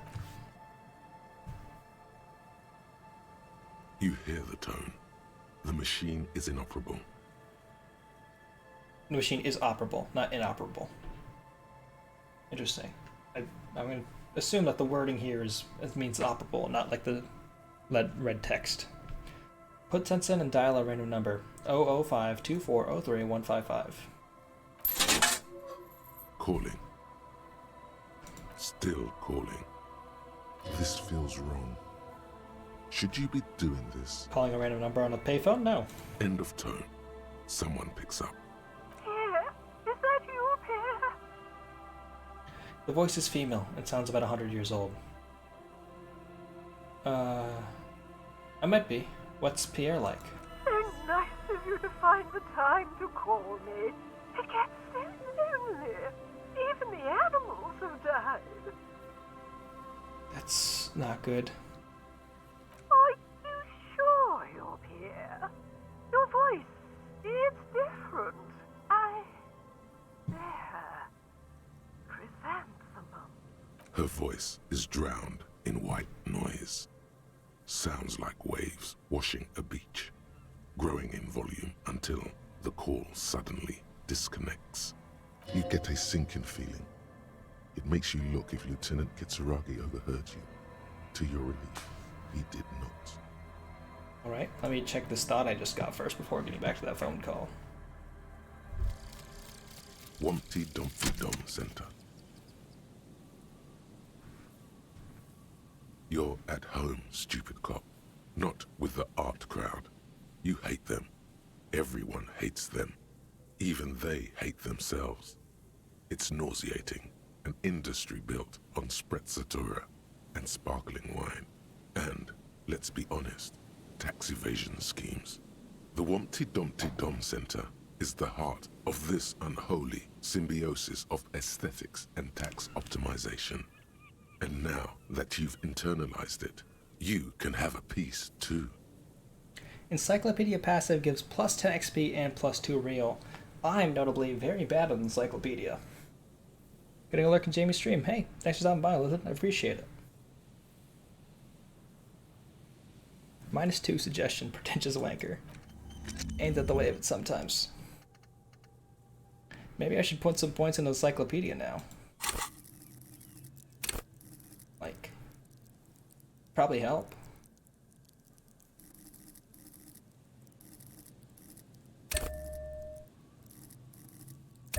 Let me just put 2 points in there and see what happens. You pick up the handset. There's a tone. The machine is operable. Put 10 cents in and dial a random number. I did put those points in, I did. Okay. Calling. Still calling. Again? Seriously? Yeah. Someone with a masculine voice picks up. Hello, Gerard speaking. Gerard? What a douche name. Change it. Change your name. What are you, like 5? Woman's voice shouts something in the background, and when Gerard speaks again, his voice is hushed. Thanks for calling, asshole. You're welcome. Phone hanging up. Disconnect tone. Put 10 cents in and dial a random number again. 005 99 77 313. Calling. Calling. Calling. Still calling. Still calling. Stop calling me, man. Someone picks up, and the voice on the other end is slightly hysterical. I'll get you your money, alright? I just need till tonight. Let me work. We could all be a bit kinder to each other, don't you think? Consider your debt paid, my friend. My debt? I don't fucking owe you. It's... Who is... never mind. I don't have time for this. Hey, ain't that the way of it sometimes? Disconnect tone. Kim, single, let you know the lieutenant is ready to move now. One more call. 005 11 11 313. Calling. I'm tired. Man answers, fast this time. His voice is hoarse from cigarettes. You're typing in the background. Sounds like he hasn't talked to anyone in quite a while. What are you tired of? Writing. I hate writing so much. But I have to get back to it. The man disappears with a sigh. You do not hear the customary disconnect tone, just silence in the handset. The machine is still waiting for you to dial a number. Lucky you, the call went too fast for the payphone to register. You can still make a new one without paying. Hey, look at that. Interfacing medium. Dial a random number with your eyes closed. You close your eyes and put your index finger on the rotary dial, then pull down on the number, then move one up, and repeat the motion twice. Strange. This is not how you started before. Wait, what did I just do? Keep dialing. 414447. The rotary dial feels cold from the sea air. Keep dialing. 1117361. Your Your fingers keep moving like a spider. Every time the ring rotates back with a little ring of metal, like a bell tolling. There's more? Yes. 451-67451. You are going deeper now, into some unknown place, far away from this island of matter and its telecommunication networks. Finish it. 451. You have dialed God knows how many numbers. The headset has been waiting silently to relay a signal. Surely nothing can come of this, you think. But it does. A connection. An ultra-long distance call. Your air fills with a crackle, the wash of a strange ocean full of white noise. A little bird starts ringing in there, not like the local calling tone before. No, a small ring in a cage of distortion, far away. A distant network of phones. Calling in the night. The saddest sound in the world. Both pitiful and terrifying. You feel your pulse rising with each ring. Calling still. The handset starts slipping from your sweaty palm. Your breathing is heavy. I can't hang it up. I have a 3% chance of this. Kim? The lieutenant is too far away to hear your yelp. The sea wind blows.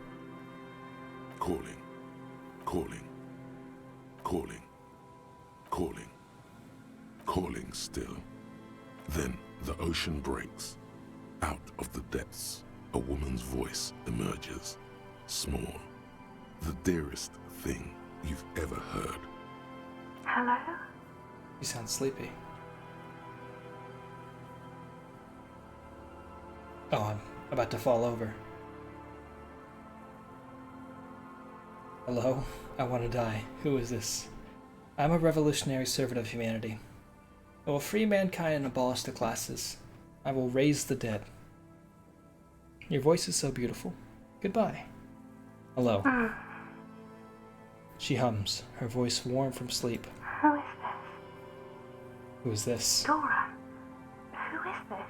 She's still The connection is confused. bad. Dora. The name feels like a gift. A gift that was meant for you, to make it possible to live and fight. In the distorted distance, you hear someone turning next to her.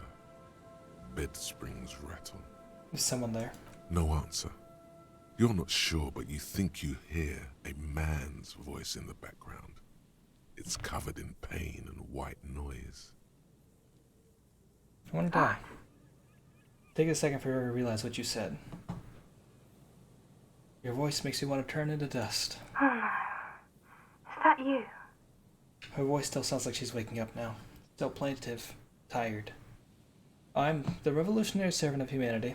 I will free mankind and abolish the classes. I will raise the dead. You're not a revolutionary, Harry. You're drunk. How do you know my name? Harry? Who's Harry? Are you sleeping with him? I'm also Harry. I'm not drunk. Okay, I'm drunk. What does it matter? I'm still me. I'm not drunk, I'm high.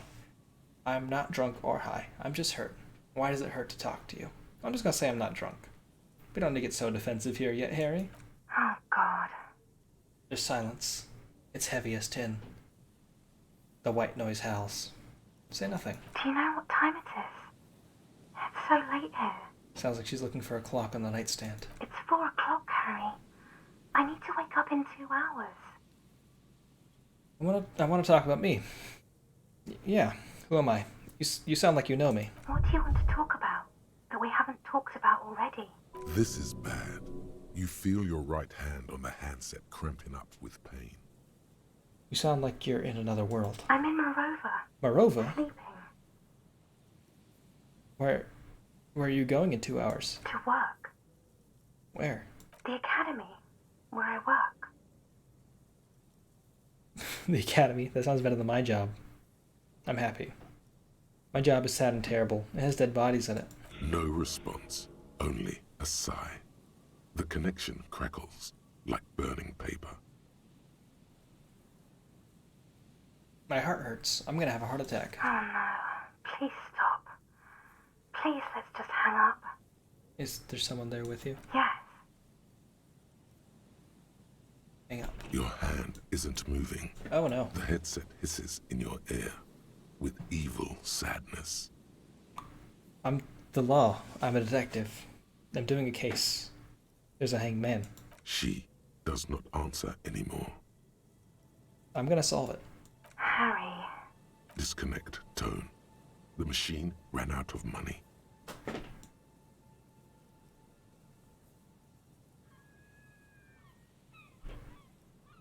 Put 10 cents in and dial the long phone number again. Absolutely.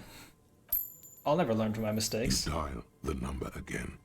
26 pulls of the rotary dial. The machine eats the coin, Why is the and a number so terrifying long? ocean of distance rustles in your ear. In the middle of it, a familiar ring. Small, distorted. Calling. Calling. Let it call. Calling. Calling.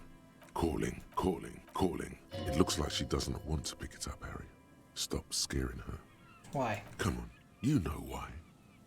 Hang up. The headset lands in the cradle with a clank.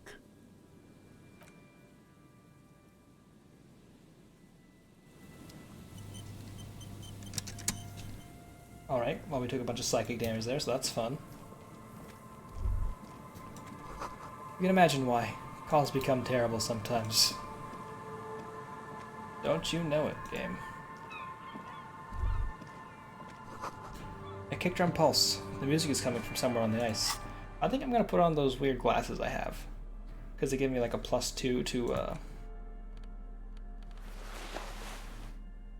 encyclopedia. And now that I have +2 encyclopedia already, I kind of just want to get that. You feel the shadow of a very large building fall over you. The sign reads St. Brunet 1147. Don't go in there just yet. Dusty pews in the shadows. Many seem to be missing.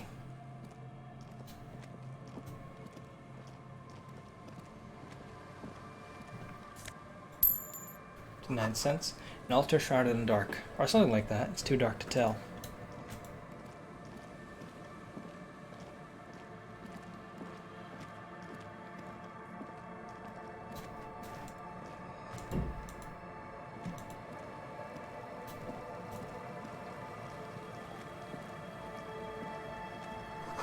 Full of holes. Could the posts hide treasure? Look inside. Alcohol potent Pilsner. 90 cents. Do all of these have stuff in them? 65 cents. I just took a penalty to my perception even. That's pretty good. 35 cents. Some extra potion. $2.60.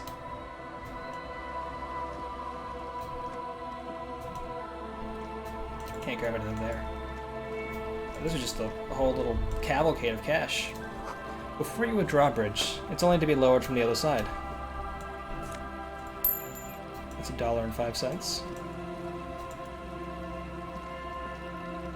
How do I get over there?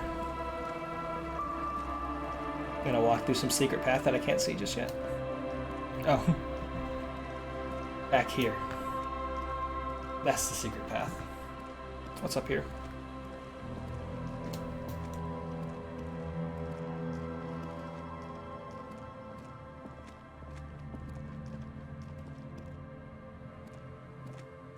Bird.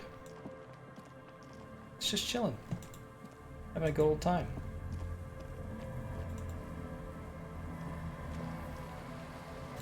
Oh.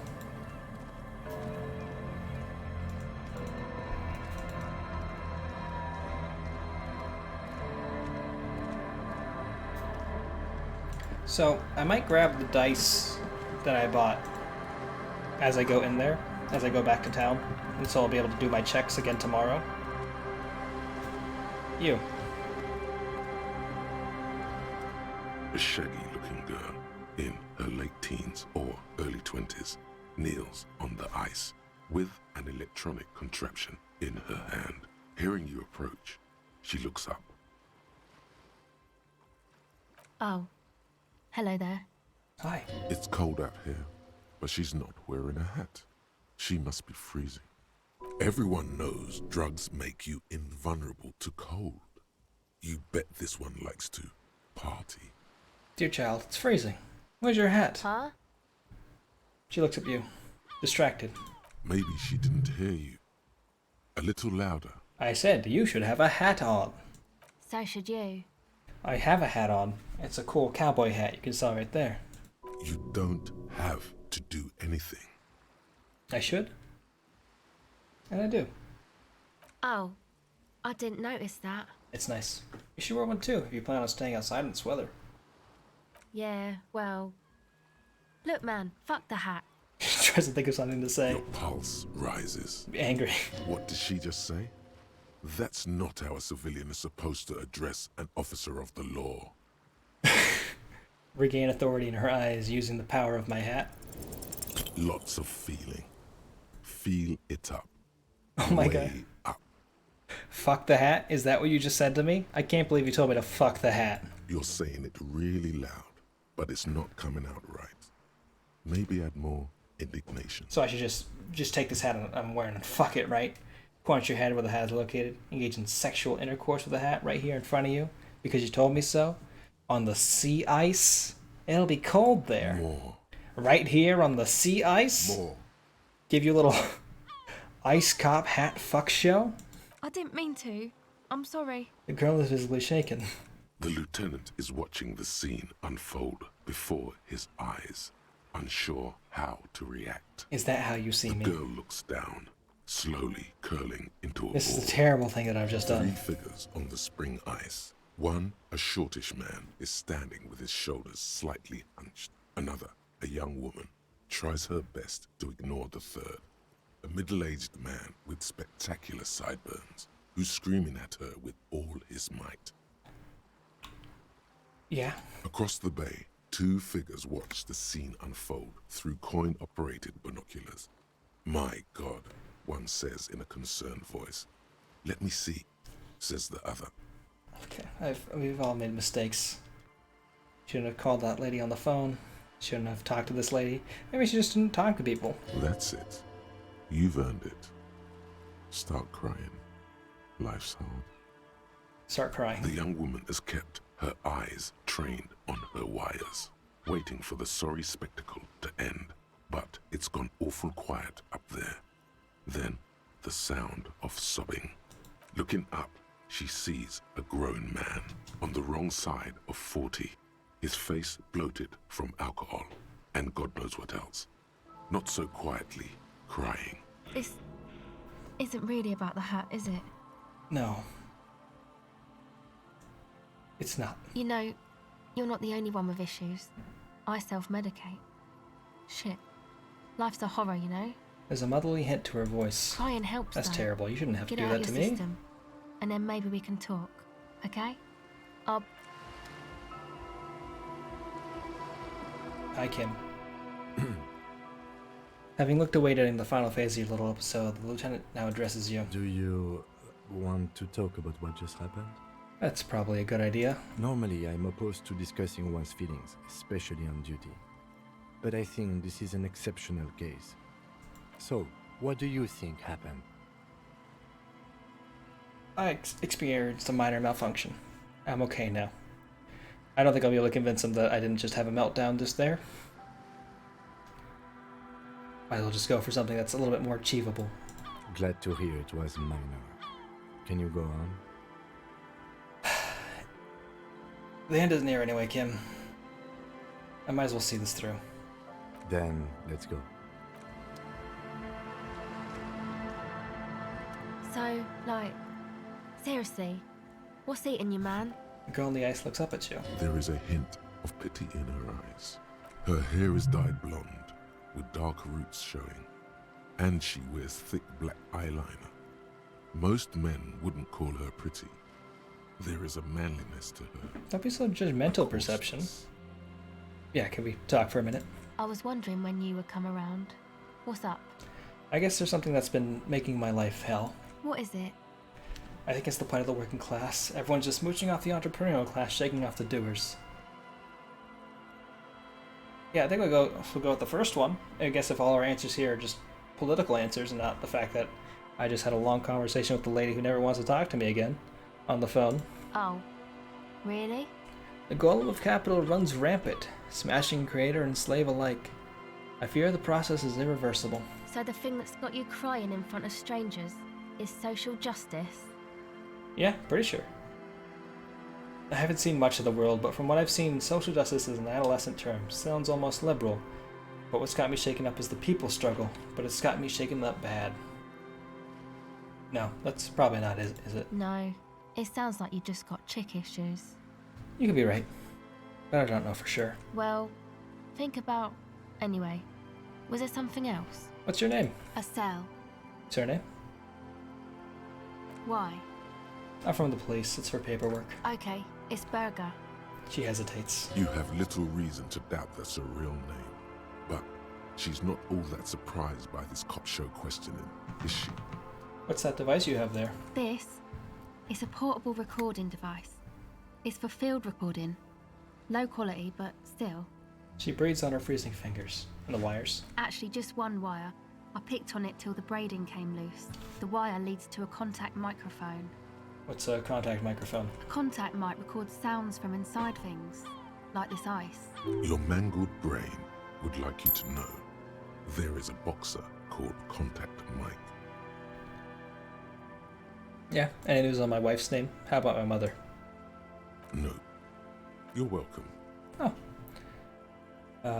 Does it have anything to do with contact mic? Yeah, I record stuff with it. Let me forget it.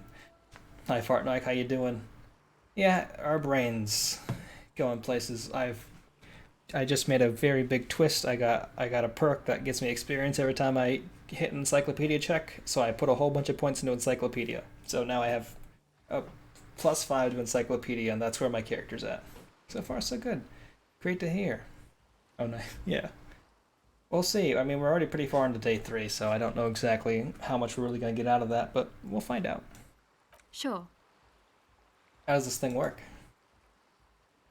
The mic? I don't exactly know. Somehow it doesn't pick up vibrations from the air. The book said it only picks up structure-borne sound, if you like technobabble. I love technobabble. Where'd you get the mic from? Same place I got the recorder from, the Elysium. What's the Elysium? Oh man. You haven't been to the Elysium? No. It's the coolest place in this whole drug-addled shithole. She forgets herself for a moment. It's a music club and a synthesizer workshop on Boogie Street in Jamrock.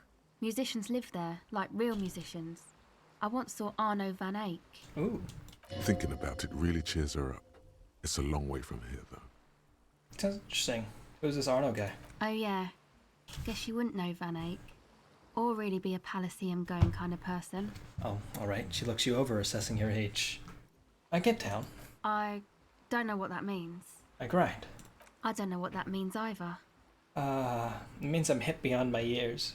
Nor do I, but I have concrete evidence that I rock, in the form of a wrecked tape player and a completely trashed hostel room.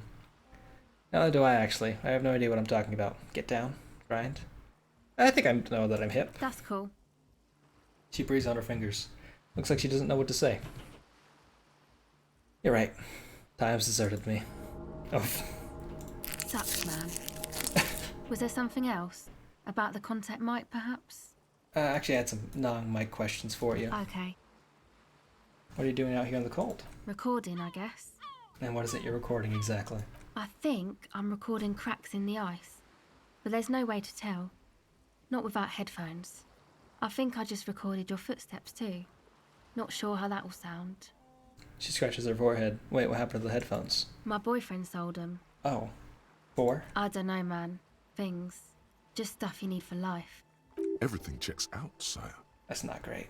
What are those recordings for? The cracks? The footsteps? The musicians in the Elysium used them for making music. They looped the stuff, cutting the tapes together. They make music out of cracks in the ice and keys jangling. Crazy sounds like that. It's hard to explain. Just nod. Anyway, I thought I'd make some too. It's supposed to be, like, a music place anyway. She rubs her shoulders and looks around. I don't really know what I'm doing. They use synthesizers too. I don't have a synthesizer. She looks at the recording device, the thing she thought would fill her hours with joy and escape. It's turning out to be an empty fantasy. She feels childish, very useless all of a sudden. Take this, you're cold. Lieutenant begins to take off his jacket. No, man, fuck that, I'm cool. I'm sorry I said that. I'm sorry about the fuck. It's No okay. worries. Lieutenant backs up. He throws you a glance. Now, give her your hat. You need this more than I do. Thanks. She puts it on. It's a bit large for her. Well, I'll stick Mullen's hat. You said it's supposed to be a music place? What is? That? The boys think it could be a place, like the Palaceum or something. Stupid. It's really not gonna be a Palaceum, that's for sure. She pauses. The boys? Yeah. Andre and the guys, they're inside, in the tent. I had some other questions. Go ahead. It's a white check. I gotta retry that. Tell me more about this music place you've been planning in the church. It's supposed to become, like, a club for Nordic dance music, like that new style of synthesizer stuff they play at the Palaceum. Interesting. Except that, yeah. She looks at the old wooden church up on the poles. As a main wind comes bellowing in, the six-story structure lets out a doleful shriek. Rest in peace, Dick Mullen hat. Hey, we gave it up for a good cause. Someone's ears were cold. The floorboards are twisting, and the shooting beams are slowly cracking, like bones.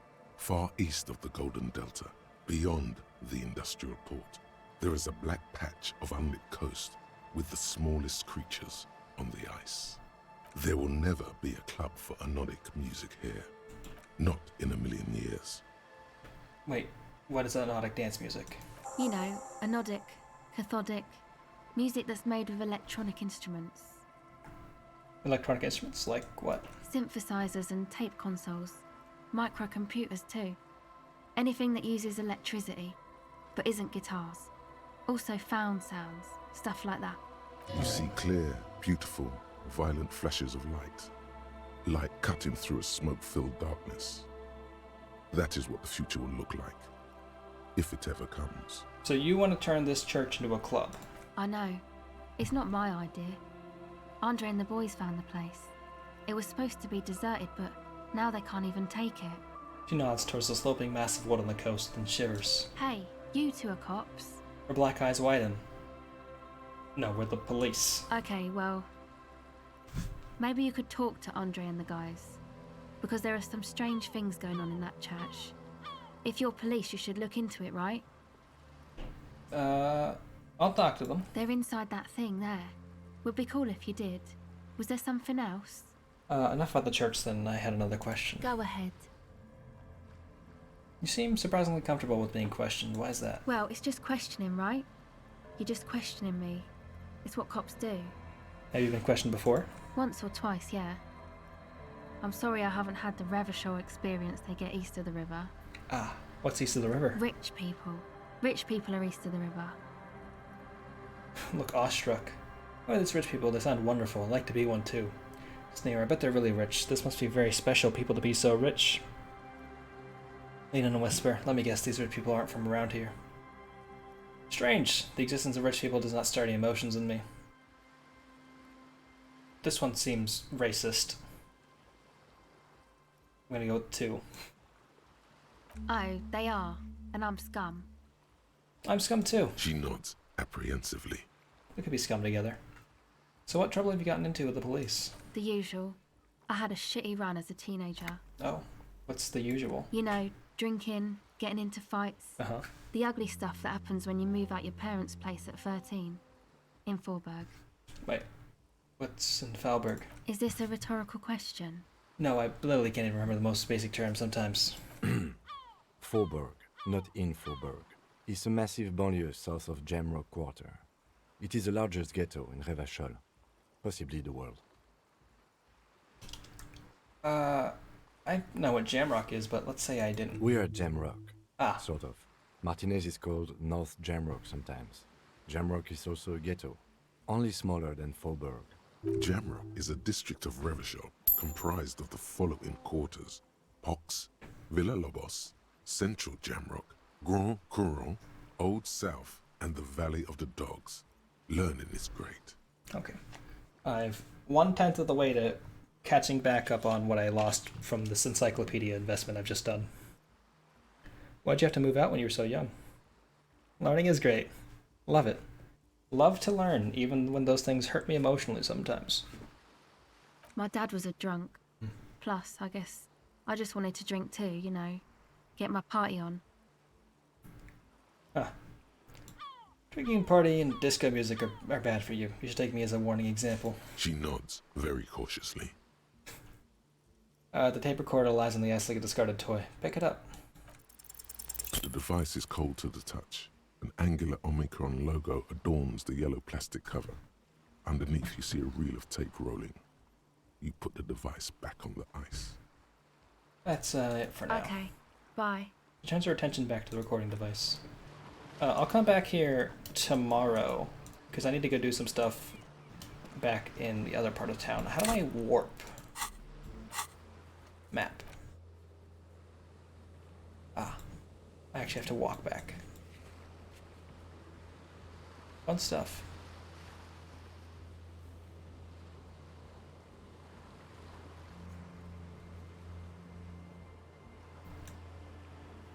Okay, I'm trying to figure out what these are.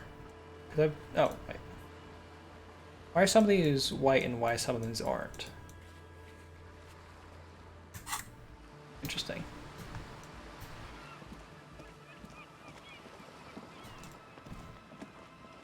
I have the map and haven't figured out a fast travel.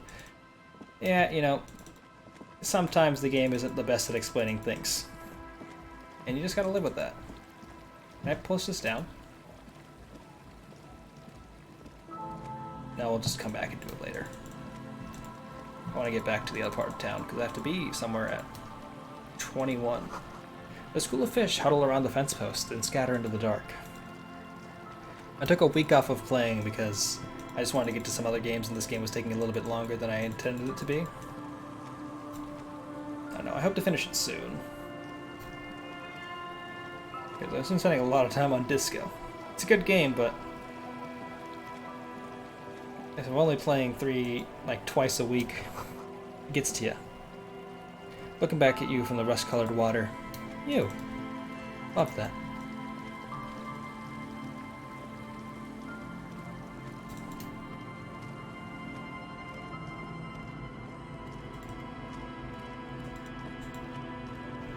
Hey kids, what's up?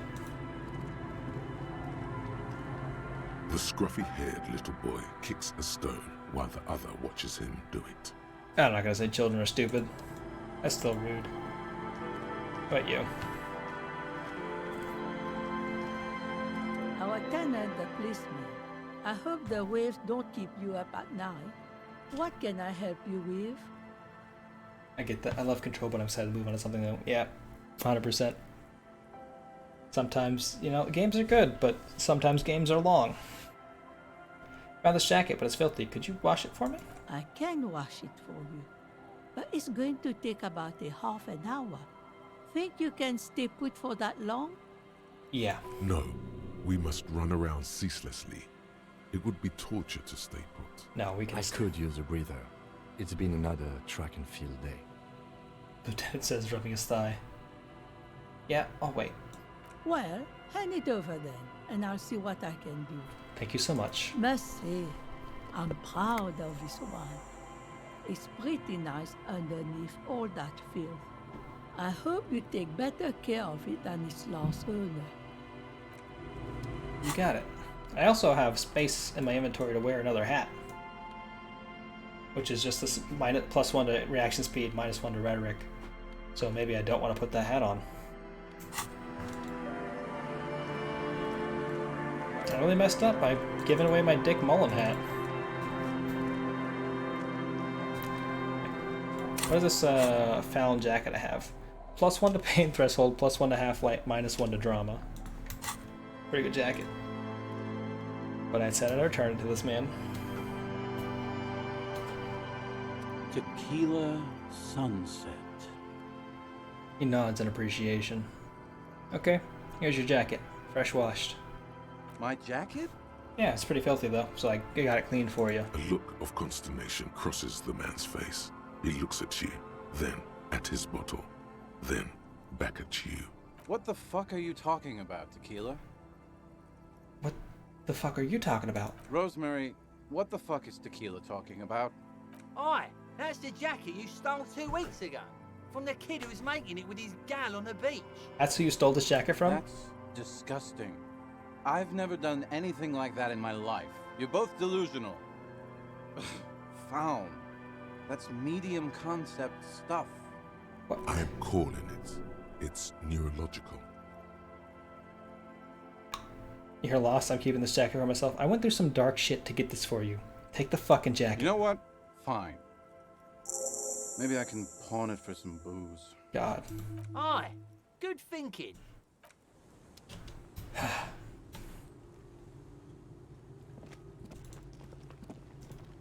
No appreciation.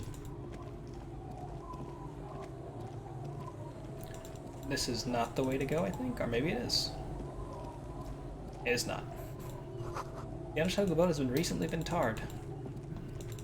Or maybe it is. We don't need to go look at whatever that is. We can just pretend like it doesn't exist.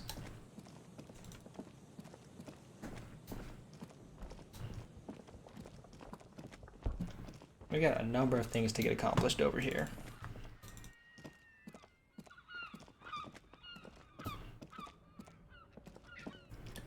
I kind of want to go make sure I talk to the lady over at the docks first. But I'm also already next to Kim's car, and she's not going to leave for a while. But also, I've been streaming for 2 hours and 5 minutes, so I'm going to take a short break.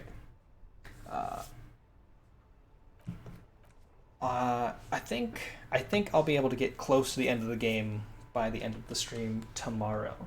So maybe, depending on the other things I need to get done in my life, maybe we'll just chug through it at the end. I don't know, but we'll have to see where we're at after 2 hours today. So, oh, I'm looking at the wrong thing. OBS is weird sometimes. Taking a short break. BRB.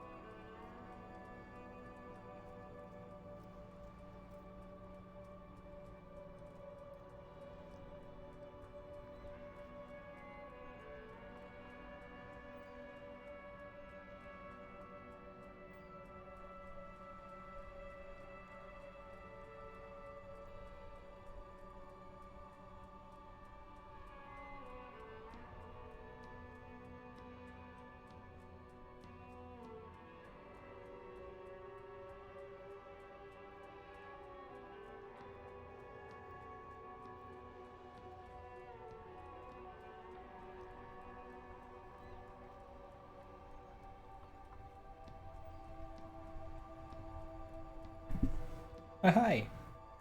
So I have a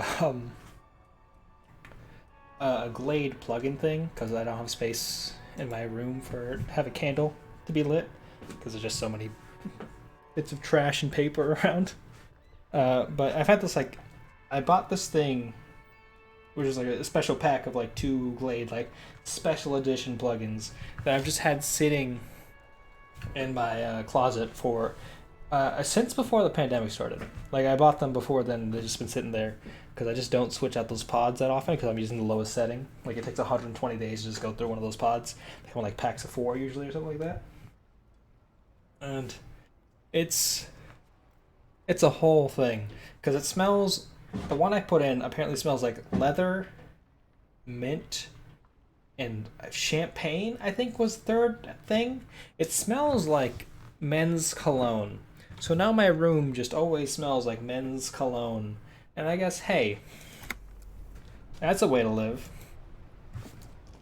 But because it's on the lowest setting, Inside, it only you see pops the several scent steering levers, every so a often. radio microphone, a pull-out toolbox, and the soft glow of the fuel preheater gauge. So as every so often I'm standing here and just a big whiff of just like if you're sitting at like a restaurant and a man who's just putting a little bit too much cologne walks by you.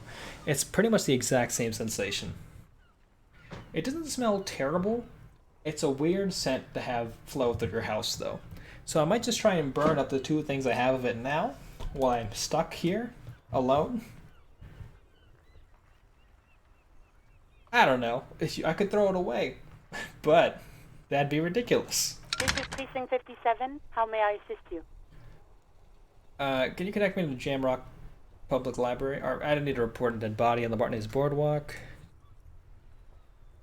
I'm afraid they're closed. It says here that the library is open from 10 a.m. to 6 p.m. Oh, we beefed that up. We should try again during business hours. Anything else, Detective? I need to report on the dead body on the Bartney's Boardwalk. One moment.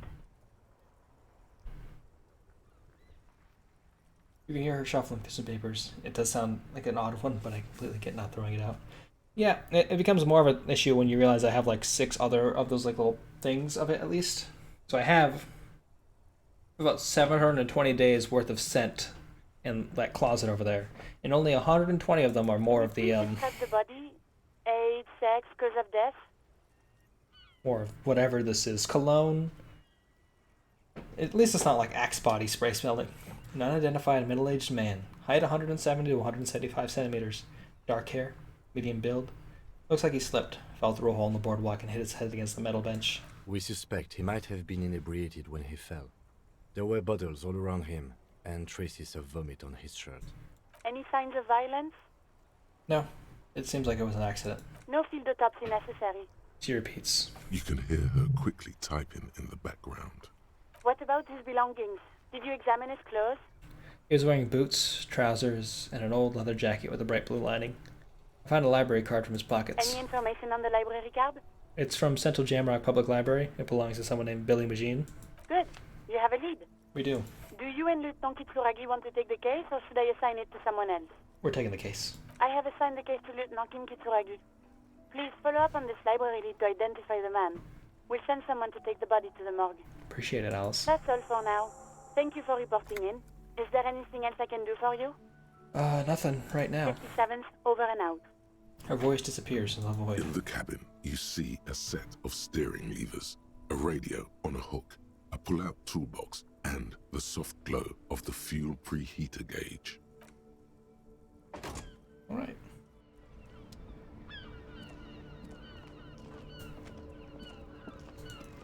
So, I'm gonna go talk to that lady. Actually, what is this for again?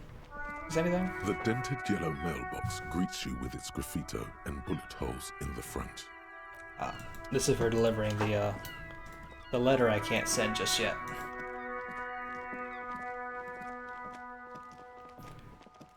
The daughter is back in the house, so that's nice.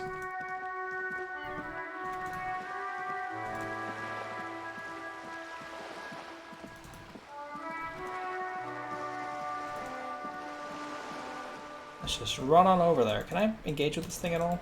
I think I still just have a low score for that.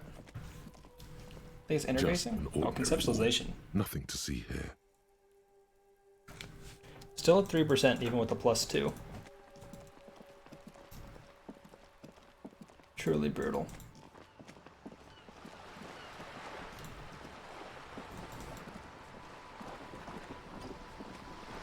Hey miss, I got my badge.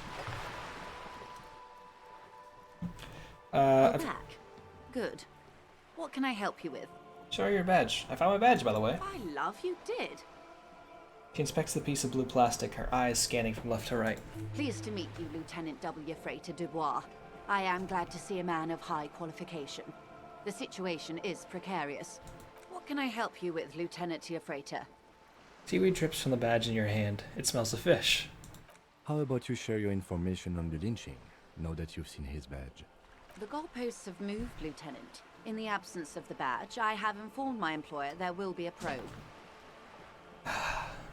I cannot rescind that promise. To my knowledge, the drivers are still at the roundabout. I will tell you everything I know when you've finished with them.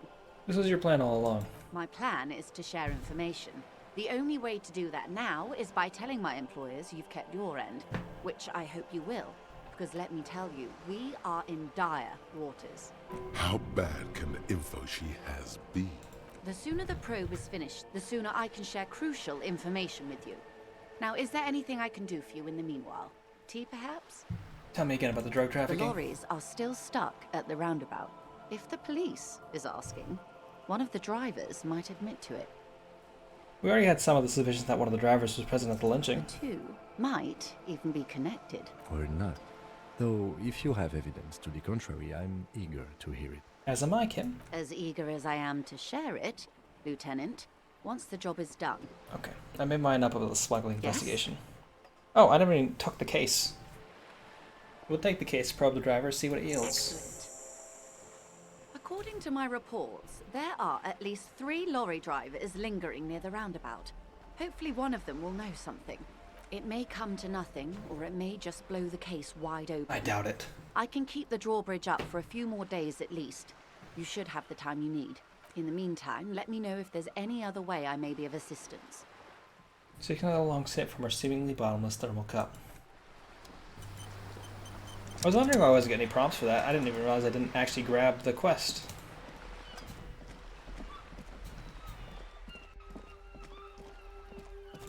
I guess I'll have to go do the library thing tomorrow morning. Which makes sense, given that I'll be over on the wrong side of town at the start of the day anyway.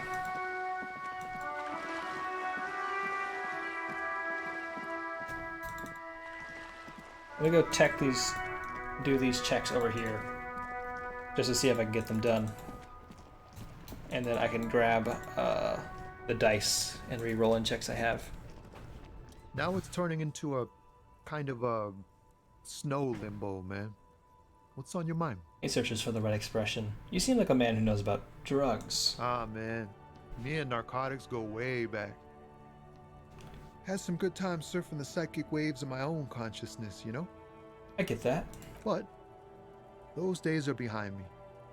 There are other addictions in my life now. Why the inquiry, my man? You know, I like you, my guy. Let me be straight with you. I'm trying to figure out who's been smuggling drugs out of Terminal B. We have a credible lead, sir. Someone on this roundabout is waiting for a bulk shipment from the harbor to load it on their lorry and drive it to Jamrock. Not me, man. No way. I don't need any trouble. Shit's bad enough anyway. This jam's got folks up in arms, and I'm afraid it's headed toward a conflagration. Wait, why you're still hanging around? Gotta guard the stuff. Bosses don't look kindly on missing cargo, and it gives me time to work on my rhymes. Hey, you know, have a hobby. That's good stuff. What do you think would be conducting the drug trade then? Look, man, I try to stay away from the criminal underbelly of Revachol. I'm a guest here. You really need to find another man to probe with those questions. Yeah. It's not a lie. It's something else. Impossible to say what at this point, but there's something in him. Some trepidation. Conceptualization Formidable 13. He's a poet. Hit him with your best verse. Your best verse? You don't even have a bad verse in here. Just tumbleweed and liquor stains. Wait, no. What are you doing? She broke me. She fucking broke me. That's brutal, man. But you know, time will... No, stop. He's already mortified. Now, Tommy, these are my rhymes. Listen. She fucked me till I bled. Oh, I'm losing.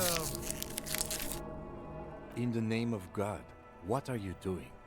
It's not real, guys. It's not my actual thoughts. It's a poem.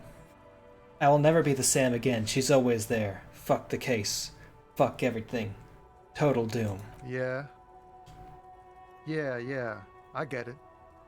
These are your rhymes. They're from your life. Doesn't matter if they're robust, they're honest. So, thanks, man. You're welcome. Yes, and I also thank you for stopping. We have a drug investigation to return to. How about we do that? Alright, Kim. We'll get back to that in a bit. Let's go talk to the racist guy. Maybe we can pin the drugs on him. That'd be fun.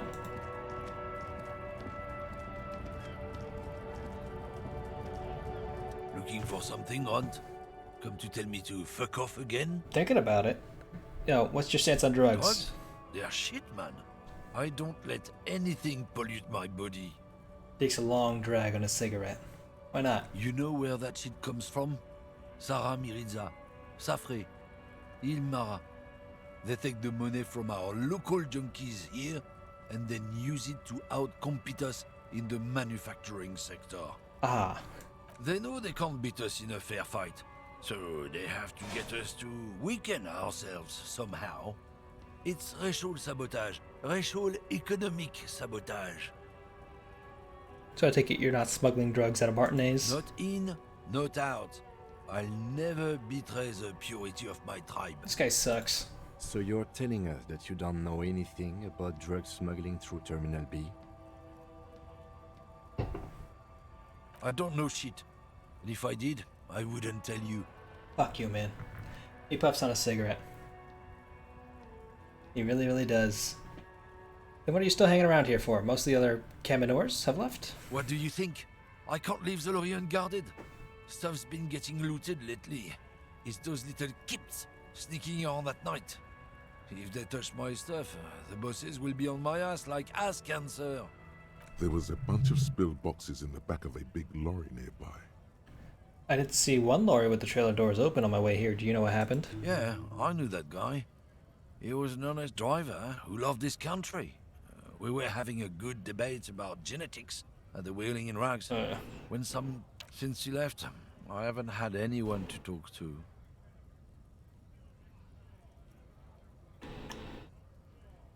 Serves him right. It's a fucking travesty, is what it is. If it's not you, then who's running the drugs through Terminal B? Isn't it obvious? Fucking Sealang, that beady-eyed South Samaran. His little side business is a scam. I wouldn't be surprised if he was peddling drugs as well. Okay, no, he's just reselling humanitarian aid packages. He's not selling drugs. That's the one. His tribe are natural liars. Is your man alright? 100%. I wouldn't be so sure about it. Not until we've heard what Sealang himself has to say. Guess so. Forgot I look like a moron with my glasses on.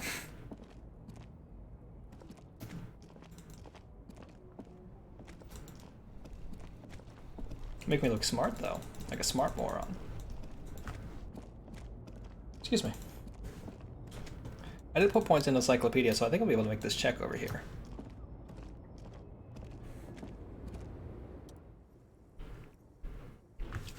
This moron. Truly.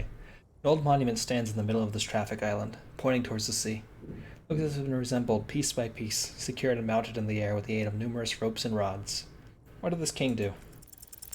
Even by the standards of the Philippian kings, old sumptuous Philip was known for his profligacy.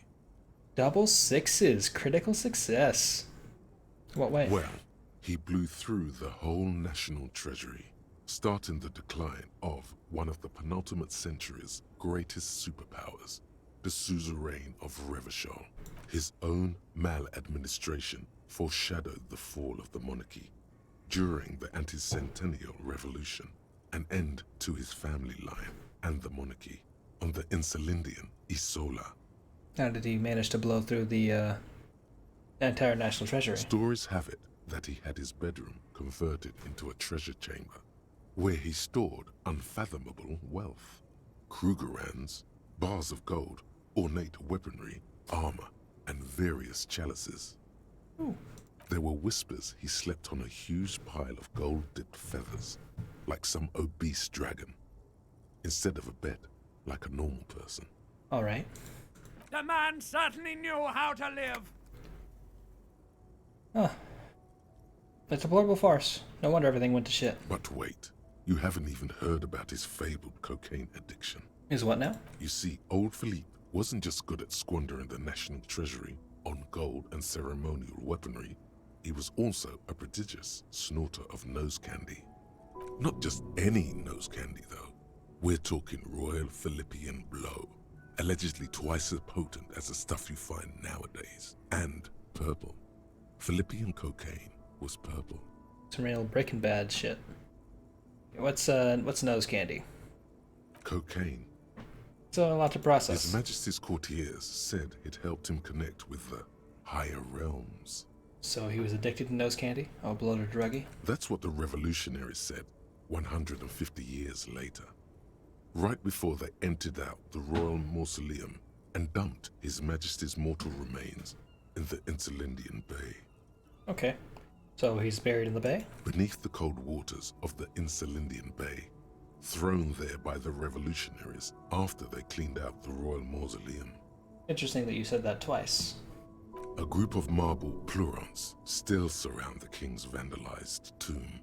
A deathly cold wind sweeps up candy wrappers and old newspapers. What happened to the statue? The original was blown apart by communards, then further damaged during the landing of the coalition's airships during the turn-of-the-century revolution, when Martinez was leveled. Most historians think the coalition's hasty landing may have ultimately saved the statue. If the communards had more time, they would have reduced it up to even finer pieces. 15% of the way there, y'all. Who restored the monument? Some years ago, a group of liberal, artistically inclined individuals, designers mostly, thought it would be ironic to restore the statue of the most wasteful ruler of Revachol in the poorest part of the city. That sounds awful. The statue is supposed to capture the moment it was blown apart, like an instant frozen in time, a rare butterfly trapped in amber, floating on a sea of shit. That's such a bad idea. People in Martinez tend to agree, as do many prominent art critics and thought leaders with more nuanced social awareness than the young ironists. Philip III, You got the way of the it sometimes. Swallower, however, with his bronze face up in the air, doesn't seem concerned about what the hoi polloi think of him in death. Oh. Good for you. There's this lady over here. You selling drugs? The woman still has her eyes fixed on the photograph. Nope. She's just a little bit out of it.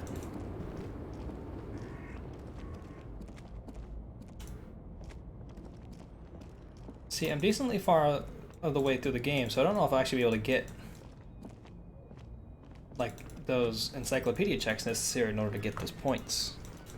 Because I'm still working with just a 5 bonus to what I'm doing there, so I could still just miss a lot of them on rolls.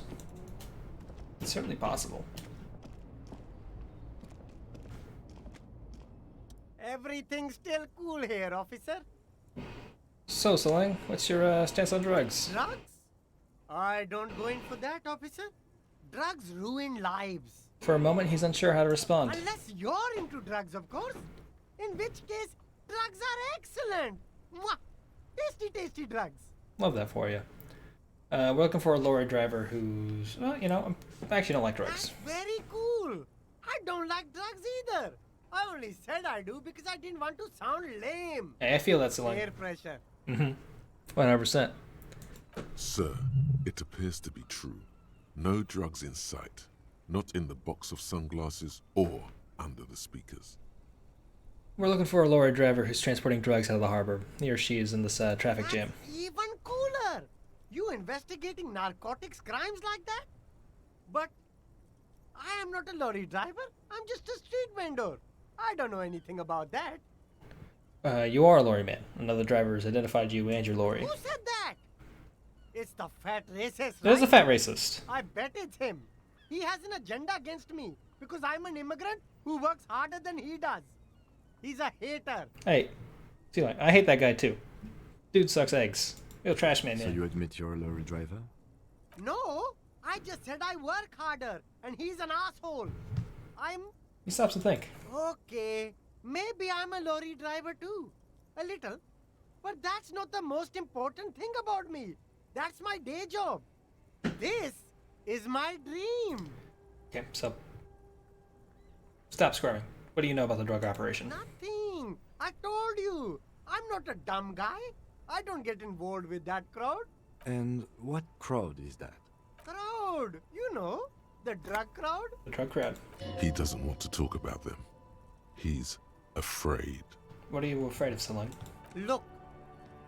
There's bad people doing bad things here.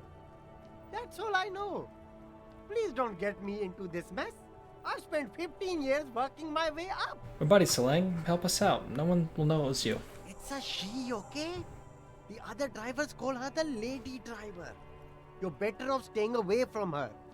The way they talk about her, she's no lady. Is the lady driver the old woman back there? Dazed out and strange? I don't know.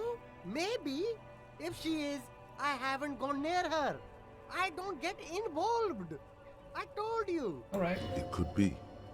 She was strange. Who are these other drivers who talk? All of them. I don't know. I told you all I know. Are we cool now? I really want us to be cool now. Who exactly is talking about this lady driver of yours? The racist or the other one with the tattoos? All of them. Even the ones who've left. I don't hang out with them. I don't remember who has tattoos. Alright, Celine, we're cool now. All right. I scored. Let's cap this off with a purchase. You can walk away from here with funky sunglasses, detectives. Both of you. You deserve it. Give me some money. No need to dress this one up. Just... Oh, okay. No. Ah, yes. Are you trying to... Sorry, detective. I'm not trying to ask for a bribe. I'm trying to make checks and get points. Kim, it's very different.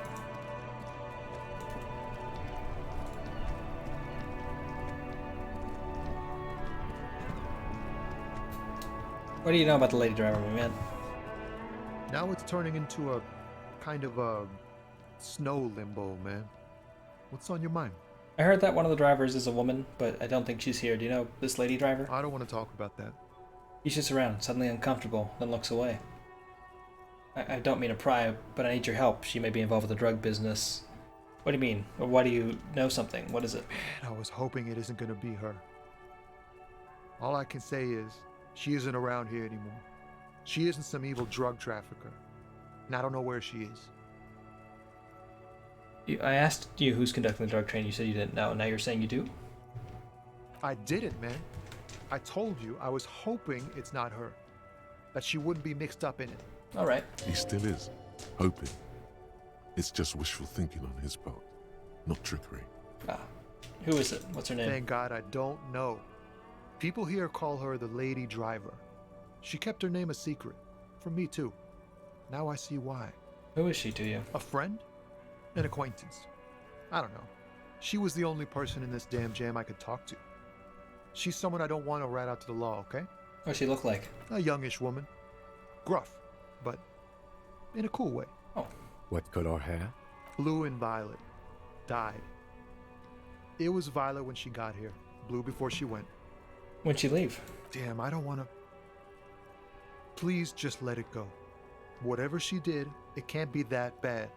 She's not a bad person. I know that much. Look, I just want to figure it out. I'm probably not going to report it. We can't just let it go. It's part of a police investigation. That's how it always is with you, isn't it? All part of the investigation. The girl's troubled. If you hunt her down, she may not survive it. I can't have that on my conscience. It won't come to that. We won't pursue her on this. This is information only. I don't believe you. Believe us. It really is. I just can't, man. I'm not naive. You said she's troubled? How? She's got the darkness in her. That young person's darkness when you think it's all over. and you're looking for a way out. She shared this with you? Yes, which is why I don't want to snitch on her. It's not snitching, it's just a few questions. It's snitching, man. I know what it is. Alright, I was told everyone's afraid of her and you're not. I heard the rumors. I saw the other drivers looking at me strange when we talked. And she told me, too, that she's had a violent life. But I wasn't afraid of her. More like for her. Did this violent life include drug trafficking? Well, it looks like it did now. But we didn't talk about that. We talked about life, you know? He sighs. She talked about her mind. Her mind? The way it worked. The trouble it was giving her. The pain it was causing her. When she left, did she leave her lorry behind? Fuck, man. Go grill someone else with these questions, okay? There are plenty of drivers here who couldn't stand her, or were afraid of her. They'd be more than happy to rat her out. Alright. He's right. There are other options. The raceman, for one. I just don't want to talk to the racist guy. Push Like guy. Tommy, and it will break his heart and his spirit. Don't expect you to be. Now is not the time to focus on feelings. You need that info, son. Put yourself in my shoes. I need this for another investigation too. It's important. I can't blow it. You're not gonna put a bullet in your head if you blow it, are you? 'Cause she's on the edge, man. I wouldn't be so sure. Imagine it. An explosion of stars. Goodbye world of men, money, and machines. Fine. I'll drop the matter for now. Thank you, friend. Changed my mind about that lady driver. Wow. This makes me feel like I should pick up smoking again. Would help with my rhymes, too. I've got pretty good rhymes. I can come back.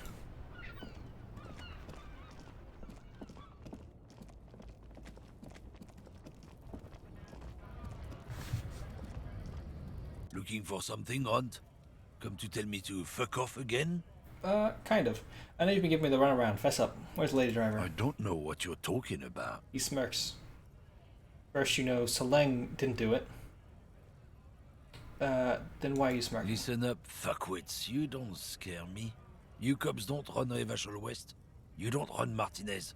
You don't run anything. So who does? You? No. He means La Puta Madre. Lieutenant turns to the lorry man. A legendary, and not in a good way, crime boss from Jamrock. Controls what is probably the most powerful organized crime 20% of the way there. in Revachol West. Looks like the lieutenant has a plan. Let him do this. Yeah, him. Cross your arms and nod. Then I presume you are familiar with his peonies. Yeah, they're his little bitches. He's got them all over the unions. He says, unsure where this is leading. Not just the unions. He has peonies everywhere. Some say he even has them in the RCM. Dirty fucking peonies who'd do anything for him. Multi-ethnic drug addicts. He gets closer to him. Say nothing. You're not peonies. You wouldn't be investigating a drug thing if you were. He says. No, of course not. We are not peonies. But if we were, and one of Madre's drivers were to be stealing from him, then it's a good peony's job to find out who that is. It's not a hard job. It won't take a long time. It won't make Padre Madre angry. But a stupid fucking racist is standing in the way, protecting this fucking thief. He looks at him. I'm not scared of you or the mob. I'm under the protection of the Lorrymen and Carters Guild. His eyes dart between you and the lieutenant. You've seen that corpse in the ceramic armor there. Did his shitty little guild protect him? Lieutenant points to the yard. Nah, you wouldn't just leave him out there if you... He tries to light a fresh cigarette, but his hands are shaking now. The sentence simply The ends. lieutenant turns and gives you a barely perceptible nod. I softened him up as best I could. Now it's on you to finish the job. Okay, I have a 58% chance on this. I did tell him to go fuck himself, but he deserved that. So, let's dream. Really get this route. I love when Kim's popping off. Kim popping off is doing Men great. like Yes! this only respect two things: strength and fear. I love getting a green check. It just feels so good. Time to turn up the volume. Show me her lorry right fucking now. The lady driver's lorry. Where is it? Fuck you, I told you. I'm not gonna... There. His voice grows smaller, as yours. I'm gonna fuck you for the rest of my life, you understand? I've been to your fucking lorry. I know where it is. Point to it. I'm gonna burn it down, you hear me? What's your name, fuckhead? I'm gonna go on police radio saying this guy told Madre to fuck off. Look, fuck you, man. It's some lorry down there. Green, banged up thing. I don't fucking know who she is. He tries to wave you off. I want to know, because the options there were like, can I point to his lorry, which I had to find. I had to like discover which of the lorries was his. Or I'm going with Kim's route, which is just referring to Madre. I think those are kind of like continuations of both of those threads. Hi! The Okayus, thank you so much for the raid. I appreciate it. Let me shout out the Okayus. If y'all don't know, the Okayus streams a lot of cool stuff. Hi! Dead by Daylight, I know she streams with Loser BB sometimes. Art streams as well. Some cool stuff that can happen there. Just like a little rotation wheel. I think you're playing Torchlight 2 or Torchlight 3 a little bit ago. But you're just playing Fran Brow. What is Fran Bow? Is it gonna load? It's saying check out the Okayus, but it's not loading a clip yet. Something might have gone wrong with the thing. Let me try refreshing it again. I just kind of like seeing it work. Okay, that's not great.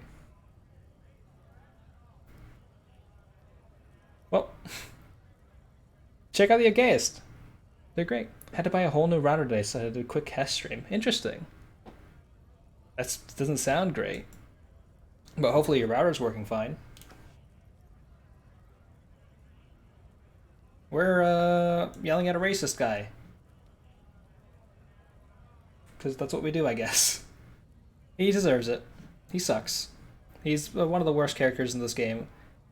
It works on big relief. That's great to hear. You know, just kind of like figuring out the technical issue and then like resolving it. There's like just a really good stress relief that comes from that. When did she go away? We got our partner Kim here. He's doing his best thing. I don't know. I don't even know her name. She just rolls with the fleet and acts like a big shot. Some dyke, probably. I haven't even seen her for days. Alright. Now it's not a big deal for him anymore. This is how he saves face. Alright, where is her lorry then? Past the monument. Down there. The Green Temple. Now leave me the fuck alone, okay? He waves south. A small temple by the monument. Green. Let's get into that lorry.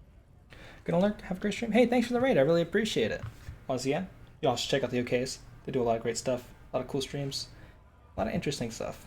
Dead by Daylight, drawing, and Frown Bow, whatever that is. Looks like he got his adrenaline up, too. Okay, so let's go check out this person's cart.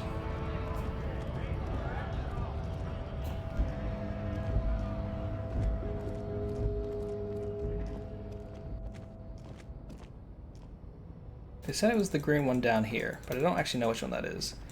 And these are more cars than they are lorries. Here we go. This must be it. This green found, A to Z, contemporain, is parked in the shadow of the ruins looming overhead. It's seen better days. This must be the one he told us about, unless he was lying.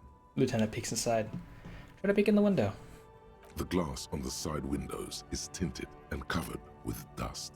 You can barely make out the shape of a seat and 2 steering levers. It feels like you're peeking into someone's home residence. Inside it's private, cozy, warm, dusty too. By the door handle. The door is locked. The handle looks shiny, like it's recently replaced. How are we gonna get this open, Kim? Use the pry bar to smash the window. Open it from the inside. Really? This has been hard enough. No need to make it any harder. Alright, let me equip my pry bar. Notably, we're still looking to get a better pry bar because we can't open up the thing in the basement that we're opening up for some reason. I can't remember why we're doing that. We had a good reason to do it. This green the ice cream fridge. A to Z Contemporain is parked in the shadow of the ruins looming overhead. It's seen better days. Okay, we should also probably put on clothes for this. I'm realizing now I have very low physical instrument. White tank top.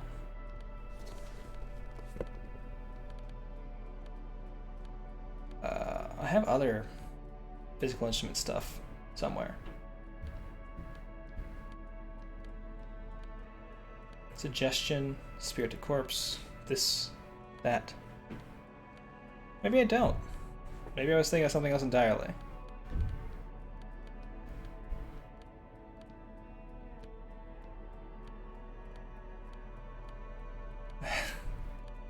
The most fun part of this game is where you just go and check all of the gear that you have.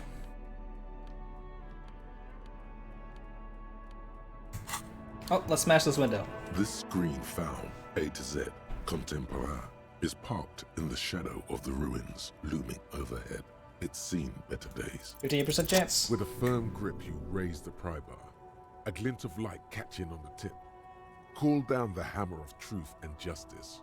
Release your secrets, lorry cabin. Smash it open. The window shatters and droplets of glass fly everywhere, shattering over the lorry floor and pavement. Sato, says the lieutenant.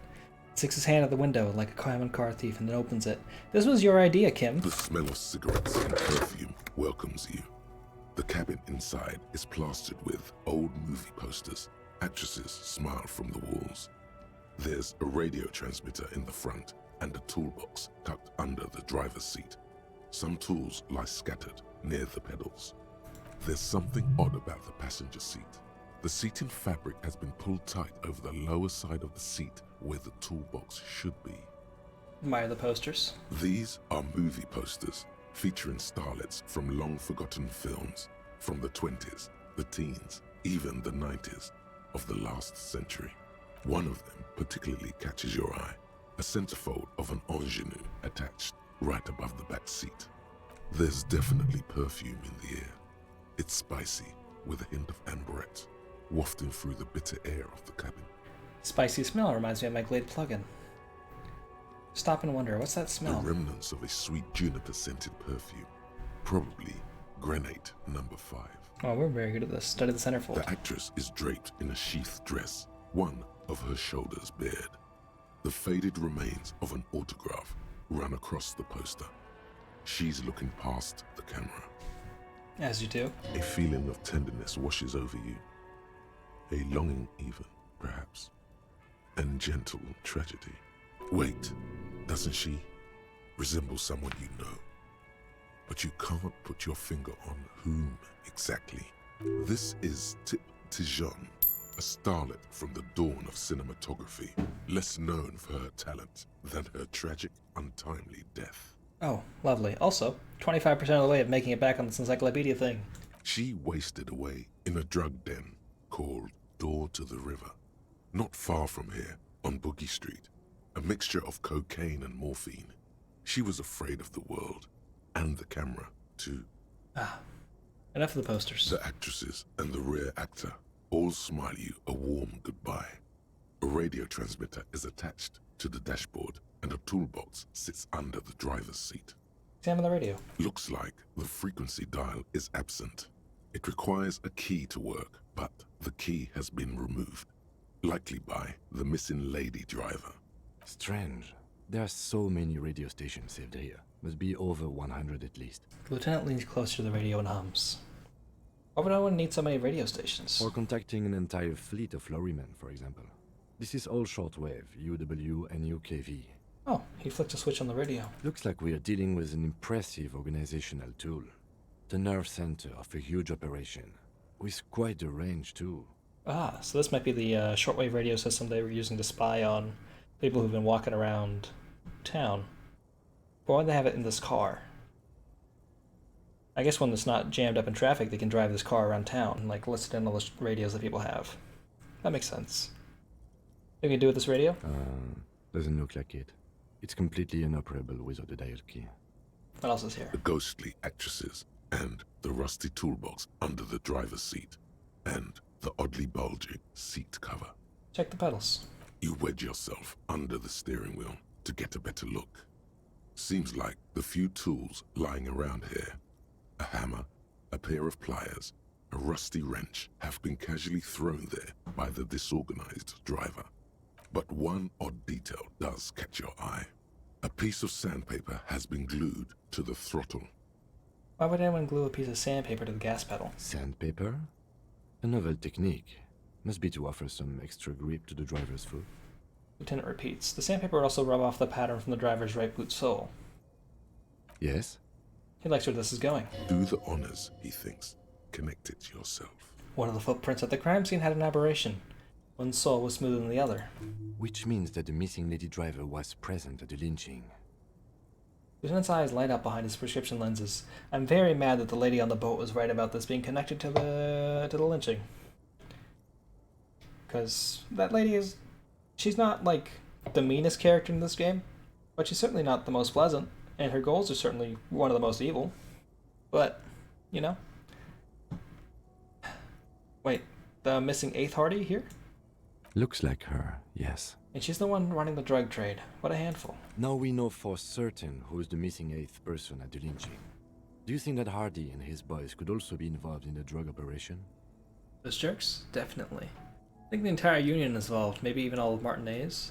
The Union is drugging all the people who are at the thing, like getting them drunk, like secretly using like soup to like kind of keep them rowdy and stuff, I guess. Not necessarily. The driver could have kept the drug trade a secret. That would fit what Joyce told us, but I don't want to make any assumptions. Understood. We should still go and see what Titus has got to say on the matter. Are we finished with the lorry? The movie no. stars are still smiling from the walls. The radio transmitter sits on the center console, and a faint smell of perfume is in the air. Peel off the cover on the passenger seat. Voila! A stack of neatly folded papers has been stashed behind the seating fabric. You see 3 maps depicting a large metropolitan area. It's Revachol. Some of its routes and highways have been outlined with a pen. Bonne prise. Lieutenant commends you as you shift through the treasure well worn and folded into neat squares. Fold open the topmost map. This large map displays the elevated motorway called 881. The intake leading to Martinez is marked with a blue X. There's another X on the off-ramp at a place called the Old South. Toll booths at the intakes are marked with a circle. It looks like there are scant few ways of getting onto the elevated motorway that runs over Jamrock, and this person knows them all. There, hundreds of thousands of motor carriages roar on the 881. High above the mass of brown and red roofs, that is Jamrock. The commuters don't even look down. The world ceases to exist outside the windshield. Where does the road lead?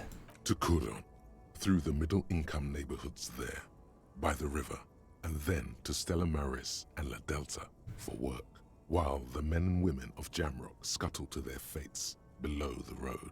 Fold open the second map. This municipal map from the 30s displays a complex system of storm sewers underneath a sub-district called the Pox, old military hospital, right adjacent to the 41st precinct. No storm will ever drown Revachol, the great solution to the riddle of history. Wind rips through the empty hallways of the once great military hospital, now just a ruin under an overgrown park. Beneath the hospital, great sewer tunnels hum and vibrate with life of their own. What's that sound? The rattle of motor carriages and lorries driving through long-forgotten tunnels, lit by gaslights. Look at the third map. The final map displays a labyrinth of service tunnels left over from the construction of Motorway 881. A few routes have been marked with a pen, where the tunnels and sewers surface near the eminent domain and a traffic island in central Jamrock by the lake. What does this all mean? It means that the smugglers are secretly using the motorway to transport their goods and materials. They've infiltrated the East Motor Tract, most likely. The RCM patrols most of these auxiliary roads, though apparently not all of them. Where does the contraband end up? Hard to say. This distribution network looks certainly large, yet still vague enough. It doesn't reveal much about the Besmerti behind it. Besmerti? That sounds vaguely familiar. The Besmerti is a Revacholian crime syndicate. They see themselves as the inheritors of the 14 Revacholian Indo-tribes. But really, they're just violent gangs vying for control on the west side of Revachol. With cool names, like La Puta Madre and Aura Masta. It's a dark parody. We did meet up with the concept of La Puta Madre just now when we were talking to that other guy. Frighten him something good. What do you think is behind this? It's definitely not the Union. They just do some logistics. This operation has spread everywhere in Jamrock. If it's that widespread, then Madre remains the most likely suspect. Lovely. Here's bad news. There have been attempts at a serious investigation before, but they haven't ended well for those involved. Lieutenant removes his glasses and polishes them with a handkerchief. Especially bad news for cops who may have something in their past they don't even know is there. That'd be us. Somewhere on a hidden field, a flash of light, a whirring sound. Camera lenses focus on a man in a ragged police uniform, standing in a field of blood-red poppies. A blurry figure dressed in white stands right by the camera. The bedraggled cop is holding a manure fork. "Don't hurt me," he whimpers. "But why? Why would I hurt my own peon?" asks the man in white. What kind of an animal would do such a thing? Return the stack of papers under the seat. Best not to disturb the scene. I'll have forensics go over the lorry and pick this up later. The stack of maps looks just like before, barely noticeable. The movie stars look silently by, and the pull-out toolbox has a rubber handle, worn from years of use. Pull out the pull-out A toolbox. metallic drawer slides out from the seat. It's empty, except for a folded newspaper. Unfold the newspaper. It's an issue of Petit Ferique from last Wednesday. A piece of paper falls out from its pages. Pick up the note. It looks like an article ripped out from a radio enthusiast magazine.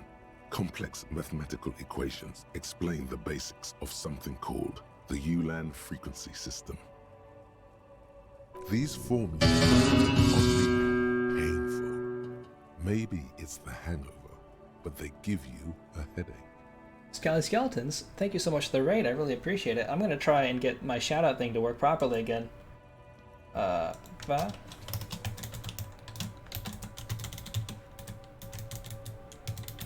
I wonder if you're playing Pokemon Snap or Monster Hunter Rise. Those are my two guesses.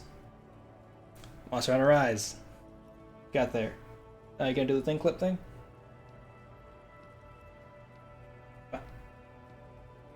Me. Wow, they just don't take any cover, do they? They're just out here with their dicks, like, swinging around. You, I'm gonna go eat pie. Hey, wow, the way that that's the I way to don't live. remember what I'm... Sounds good. Hey, I wish I was eating pie right now. And because that clip thing is working right now, again, I'm going to shout out the Okayist again, who also did a raid a little bit ago. Because I just like the clip thing. It's fun. I need to get back into Monster Hunter Rise again, because I played enough to kind of get a few creatures in. I got to the first little part where you do like the little... Thank you. Whatever you're feeling. Okay. Ooh, I need just can I just have like a minute to process this? Yep. Monster Hunter Rise is a great game. I like it quite a bit, but there's just so much stuff to need to go. I just want to fight a Rathalos. That's all I dream of. But we're getting back to solving these crimes. The ULAN frequency system? I've never heard of that before. I know of FM, AM, UKV, but... His thoughts trail off. Pushing the pull-out The toolbox. pull-out toolbox slides back into its nest. The rest is as it was. Posters, a radio, dust on the windows. Thank you so much for the follow. I really appreciate it. I wonder why this is playing the sound doubly. Interesting. I'll have to fix that The later. rusty old lorry door. Great. I think we got everything. A word, detective? He steps away Before from... we return to Joyce? He steps away from the lorry. Anything for you, Kim. You're the only person I trust in this town. Alright, we're finished here. Let's quickly debrief and go over what we found, so we don't do it in front of the company rep. Alright, seems like something police would do. What do you think this all is, Kim? Honestly, I'm quite worried by what we've seen so far. The evidence seems to point to a rather extensive and well-organized operation. I'm especially intrigued by that radio transmitter, particularly the sheer number of stations it can connect. Looks like this alleged drug trade casts a wide net. Yeah. I'm not sure what the ULAN frequencies are all about, but they may hold some significance. Perhaps it's a better way to connect between fleets while avoiding frequency bleed, or maybe it's used to tap into RCM networks. Listening in on your calls between you and your station, a worrying prospect. I'm not exactly sure what Half-Life is getting at half the time. Like, Half-Life seems to be, like, paranoid and cautious, but, like, aggressively so. Like, an aggressive paranoia, I guess is probably the best way of putting it. It's unsettling. I'm sure I could go click on the stats thing to go read an actual description of it, but sometimes you just kind of go with your instinct. Oh, and the maps we found. They reveal the geographical extent of the operation. Looks like they've used abandoned tunnels and access roads to stay hidden. This is useful info. It is. I also need to shorten that command. And last but not least, through. it looks like the Hardy Boys knew this driver, as we know that she was present at the lynching.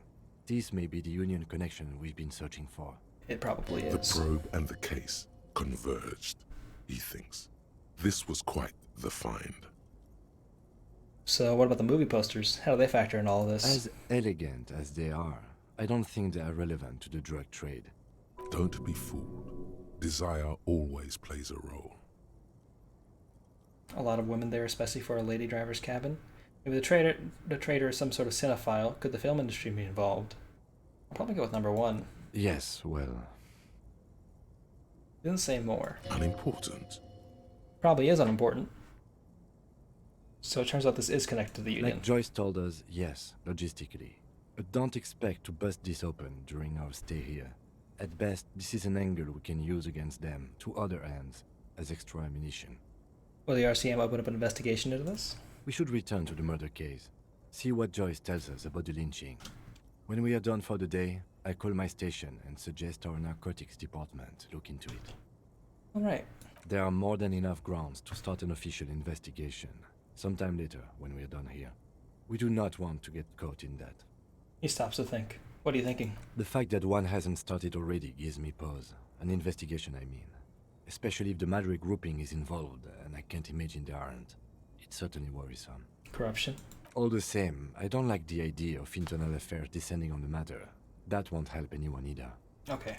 Debrief over? Debrief over. After you. He nods. One thing I want to check before we continue on our little journey here is I have to go to the smoker on the balcony. I guess I should just go visit there after 21. Because if it doesn't trigger... Because I'm trying to see if I should leave Kim back at the Whirling in Rags and then go there, and Kim will meet up with me there. Or if we need to go there at the same time before I leave Kim at the Whirling in Rags. Excuse me. Both are certainly possible. But... Which one? I thought you said the world's cutest was going to go smoke on the balcony. Oh. We are.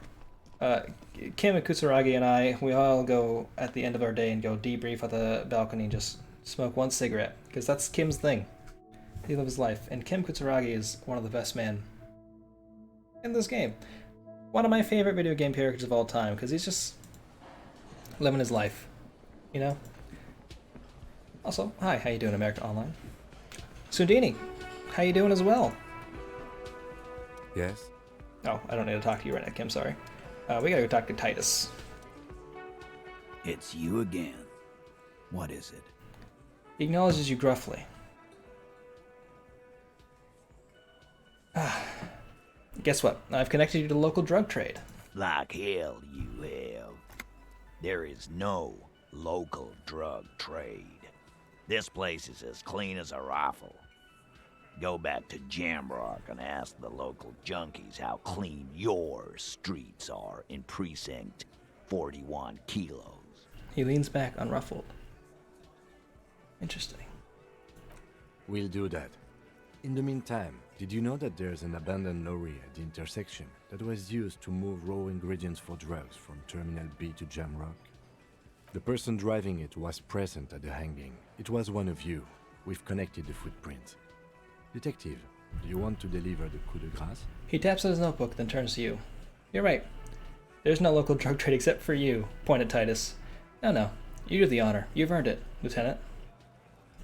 Thank you.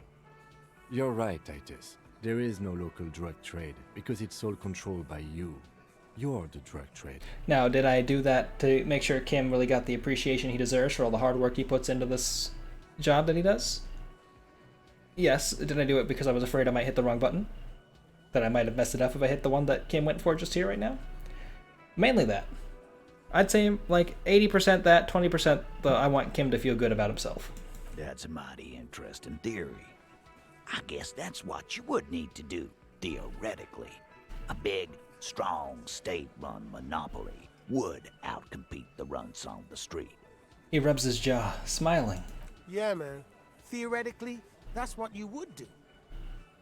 To get rid of the gangs, the dealers, even some of the junkies. Mm-hmm. You would need good, trustworthy people to take their place, of course. Hardy men to run such a monopoly. For the good of the community, of course. Happy this game has VO in it because the reading is crazy. The original game, because this is a patch for they put out a patch a year later after the game had been out for a while that introduced a lot of this voiceover work. It used to be like only like certain parts of the game were voiced over. Like there was a lot of voice in the game, but not like a substantial amount. Now the whole thing is pretty much voiced over except for the lines that you read. So I played through it once then, but now like appreciating it again the second time through, hearing all the characters' voices, because they did a tremendous job on the voice acting in this game. All the characters are great. There are some things where you're just like, this sounds off, but as you kind of go with the flow of the story and kind of the roles of the things like there. Like my necktie. I have a very disgusting, horrible, hideous necktie that I wear, and it also talks to me. Design an NYC apartment and we'll tell you which something. I thought I was about to say NSYNC member you are, but I will definitely do that BuzzFeed personality quiz when we get to the end of the stream. Thank you so much for redeeming it, AmericaOnline@AOL.com. But yeah, this game, the voice acting is incredible. They did a fantastic job on the patch they put out. It's made me want to play it a second time, which I'm doing right now.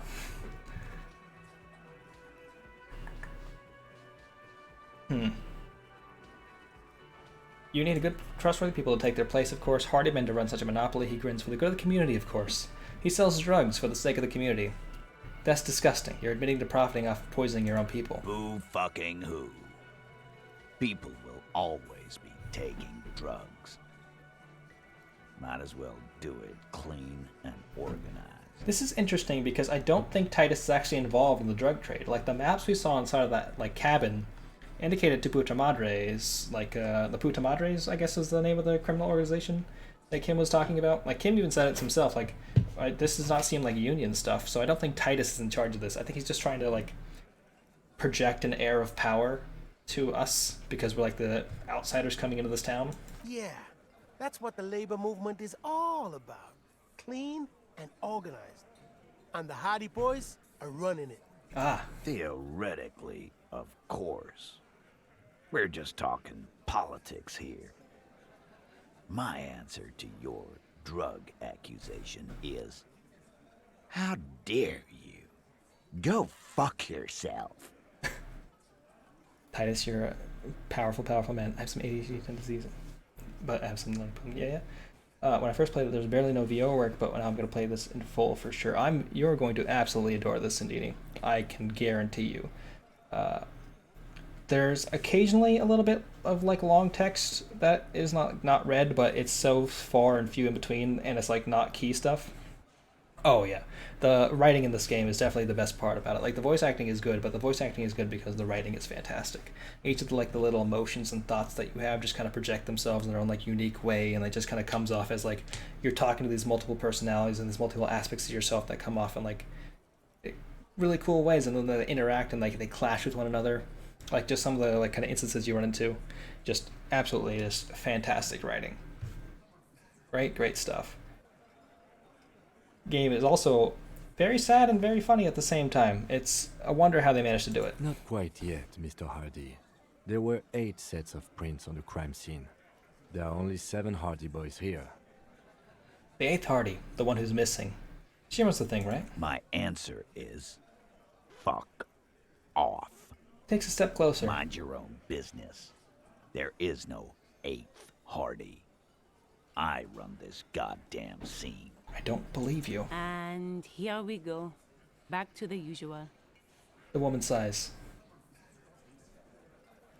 First time I played, I was a homeless detective because I didn't pay shit.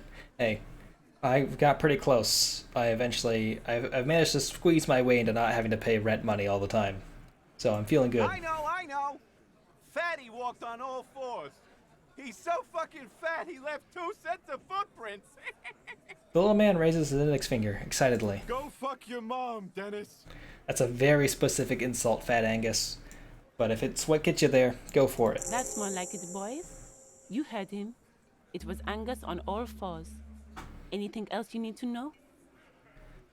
Nothing at the moment. I appreciate it, though. So, I have this rhetoric check. I have a +5 to this, but my rhetoric is just so incredibly low. It's kind of a problem. I do have a chance to take that check now and at least try it. I'm going to see if I have anything... There.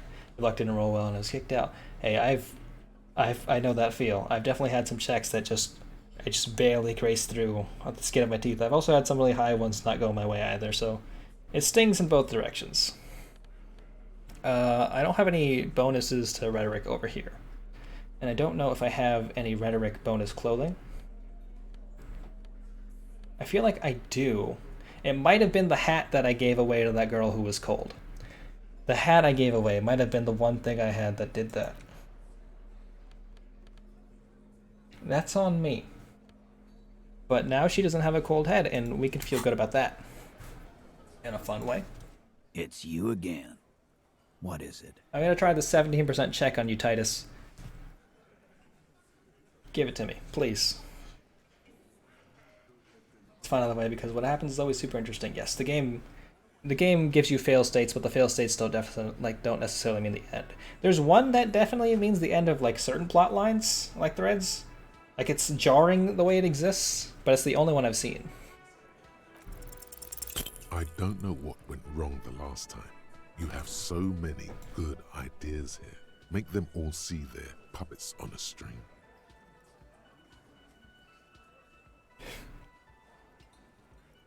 You guys are always telling me they're good at, and then you guys are always telling me they're good, and then they aren't.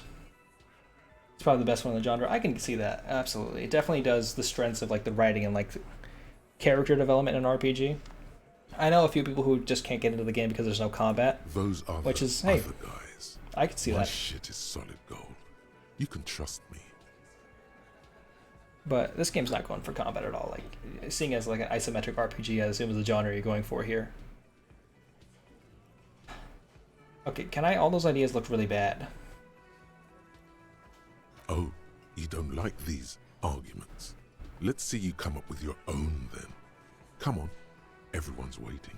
Where are they? Like right now, our rhetoric's very mad at us for being so bad at rhetoric. Why is Goldmouth mean to him? Something is wrong. It doesn't look like he's succeeding. Huh. Okay, man, it's clear you're being played like a fiddle. Play an imaginary fiddle. Hand gestures are a very powerful way to use rhetoric. No, we fucking ain't, asshole. No one's fiddling anyone in here. So the fiddle is an instrument, Glenn. No, Glenn. I want to hear this. Who do you think is fucking fiddling me? Okay, but who do you think? Keep playing the imaginary fiddle, Green Sagely. Perform a dramatic finale on the imaginary fiddle. The hunter becomes the hunter. You promised there would be good options. Where are they? Rhetoric, come on. I love that there's no combat. It's not to show how amazing the interactions and writing are. Absolutely, 100%. I want to see what they do next. That's kind of like my like super big interest. Like I hear the next game is like the one rumor I've seen is like the next game is that you're playing like a pregnant woman near the end of her like pregnancy. So I don't know exactly what they're gonna do with that, but it also just means I assume they're not gonna do like all like the heavy drugs and alcohol I mean, I hope they're not going to do the heavy drugs and alcohol stuff for that next game. Who could say? Where are the good options, Rhetoric? More good options. Yeah. Here we go. So good. I mean, your sweet little plaything upstairs, more fiddle playing. Titus Pussy Boy, dramatically put the fiddle down. You and I both know where this is going. Who do you think? I guess I'm gonna go with who do you think and just keep playing my imaginary fiddle and just smiling my shit-eating grin. I think you're losing it, Fiddle Man. Oh, you think I'm losing it? The fact that I'm playing an imaginary fiddle and... No. No. This fucking suicide carny is trying to get to me. This ain't gonna work with Titus Hardy. Put the fiddle down. Or walk away. It's that simple. He looks you in the eye. He'll put the fiddle down.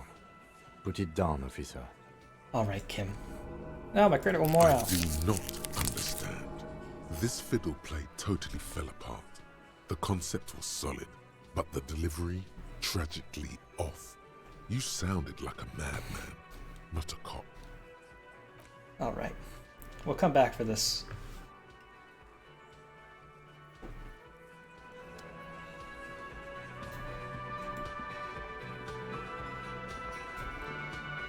We still have to go talk to the lady on the boat.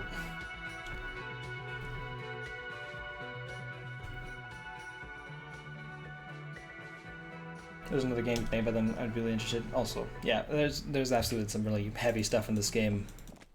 But like, I guess giving the it's not like so much like heavy stuff so much as it's giving player agency towards like taking drugs while you're pregnant. Like it just seems like that's like not like a step far gone, but like it just seems like a weird way to say go for anything in the game. I don't know if I can articulate as well right now, given streamer brain, but there's something different about just like facing heavy shit in a game and then also like giving the players the agency to be like, I'm gonna be this woman and just like start taking drugs and alcohol. I don't know. You're back. Huh. Good. What can I help you with? It's a complex issue. I spoke with the lawyer at the roundabout. The roundabout. Yes, my eyes on the harbour have sent word to that effect. What have you discovered? Wait. Where exactly are those eyes located? Doesn't really matter. And I do apologize for the surveillance. Wild Pines can't afford to be blind at a time like this. Right. In any case, it's a relief to know someone has looked into it. If I may ask, will there be an official investigation? I assume you discovered there is an operation. She's trying to conceal her excitement, but the slight glimmer in her green eyes tells you otherwise. The lieutenant is about to interject. Cut him off. This decision should be yours. Yeah, I'll decide. Exactly. But what? Ellen, you seem anxious to know. Why is that? There'll be an investigation, that's all I can say. You sound so like there's nothing to investigate. We've turned up quite a few interesting things, actually. Share information. No. I don't want to share information with her. Hold on, you seem anxious to know. Why is that? I've kept my eye on the Camioners. Even tried to get to know one. It's a mystery I'm already invested in. Which one of them, if any, could organize such a complex operation? There'll be an investigation. That's all I can say. Okay. I thank you for sharing that much with me. My employer thanks you as well. She exhales as though a weight has been lifted from her shoulders. In any case, you've held up your end of our arrangement. Now it's my turn. I wouldn't normally break protocol like this, but the situation demands it. If you don't solve this murder, I'm afraid we may have a bloodbath on our hands. A lot of people are heavily foreshadowing that. The words bloodbath sound cold in her mouth. They taste of iron and strawberries.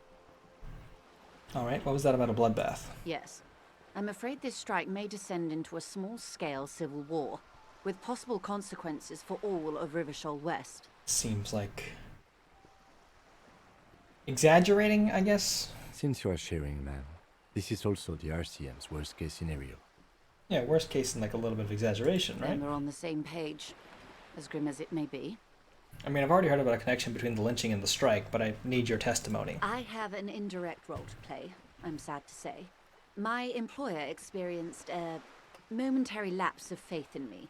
In that moment, they elected to deploy a private military contractor as an insurance measure. They called it my security detail. Lovely. A momentary lapse of faith. They were dispatched after I relayed the union's initial offer. Every worker... A member of the board. I tried to convince my employer it was simply a piece of rhetoric or a joke. They did not appreciate the humor. She nods. Do you need a security detail? Absolutely not. These mercenaries are muscle, pure and simple. They are meant to intimidate the Union into surrendering. Who are they, exactly? Crenell, an Oranese military company. As far as I know, 3 arrived in Martinez. They report to me sporadically, but they do not answer to me. To be frank, our relationship is deteriorating. They wear ceramic armor, have semi-automatic weapons, and years of combat experience. They also have trauma and stressor disorder, and no idea how to conduct themselves in an urban civilian environment. All right. So, what happened? The story is, one of them, the colonel, I don't know his real name, sexually assaulted a local woman while he was drunk and separated from his unit.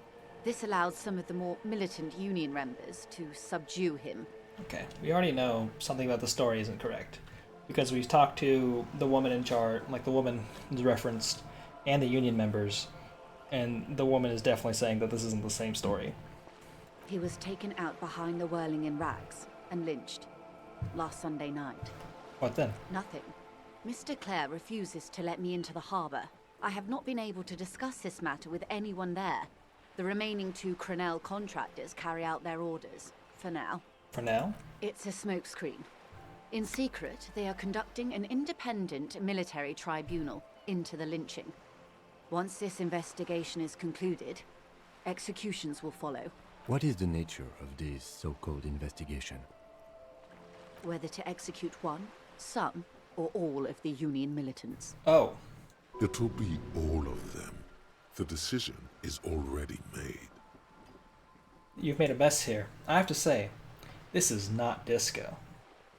Maybe the investigations can team up, you know, share resources, intelligence. Boy, oh boy, is that not good. That's the worst thing you could say. That's the worst line. I'm going to say you've made a mess here. It was the Union who strung him from that tree. My hope is that you provide a single concrete suspect before Crenell indiscriminately pick theirs. Simply put, She grabs hold of the mainsail. if you don't pin this on someone good and do it fast, they will identify and execute everyone present at the lynching. This in turn will force the Union to respond. They would have to project strength and power. The Debardeurs have over 2,000 men. It will be 1,000 to 1. Have you ever seen a hornet invade a beehive, Lieutenant? It's not pretty. He leans back. The Serai's giant hornet, the world's 2nd largest insect, can kill 40 honeybees a minute, while a group of 30 can decimate an entire hive of 20,000 bees in less than 4 hours.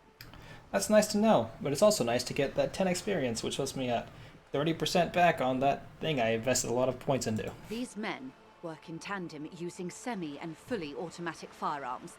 Their armor is virtually impenetrable to muzzle-loaded weapons, even yours. Most Union workers don't have guns at all. As I said, a bloodbath. See, Kim, this is the great bloodletting I've been telling you about. I can see it happen. Too many things would have to go wrong first. Isn't this a pretty bleak scenario you're describing? I think the confrontation is inevitable. I'm gonna tell Kim it's the bloodletting. It appears you found it, yes. And I'm not happy for you. I'm not happy for me either. I think this confrontation is inevitable. It doesn't have to be like this, Lieutenant W. Frater Dubois. She looks at you, eyes damp from the wind. One single concrete suspect delivered into civil court, a good one, and I may be able to defuse this situation. Alright, what can you tell me about Crenell? Not much. Their public resume is relatively good, as far as private military contractors go. I believe they were once called Downwell. I remember hearing the name Downwell in the game before, but I don't quite recall where it was. Down a deep, black well. Ooh. They boast a long list of clients. Saint-Baptiste, Welchman-Lorenz, Eintracht. A warning sign, however. The operations concerned all take place in 3rd or 4th world countries. guarding facilities, escort missions, and such. Meaning they're used to operating in war zones. Yes. All the good conflict corridors, Supramundi, Yesut, the Seminese Islands, countries that don't have a good record reporting atrocious military conduct on their soil. Ah, lovely. Anything else you got on them? Sadly, no. Before this happened, I had little interest in them. Now that I do, I don't have the resources. She thinks. If you still have access to the ICP's database, you could run a better background check than I ever could. It may take some time, though. She thinks. The International Collaboration Police, ICP, is charged with coordinating law enforcement activities in complex multinational investigations. Their database is the single largest source of information in the world. Lovely. Also puts us at 35%. Do you know a lot about the inner workings of the RCM and the ICP, ma'am? In my line of work, it pays to do your research. I was prepared to deal with the RCM. I did not think I'd be dealing with a group like Crenell. Could you contact the company? Tell them to call it off? I have. And they will. However, these orders take time to reach what is basically a rogue unit out in the field here. Until they do, it's all on us. You said the deceased assaulted a woman? Or he didn't. This is information passed on to me from some teenagers loitering around the canal.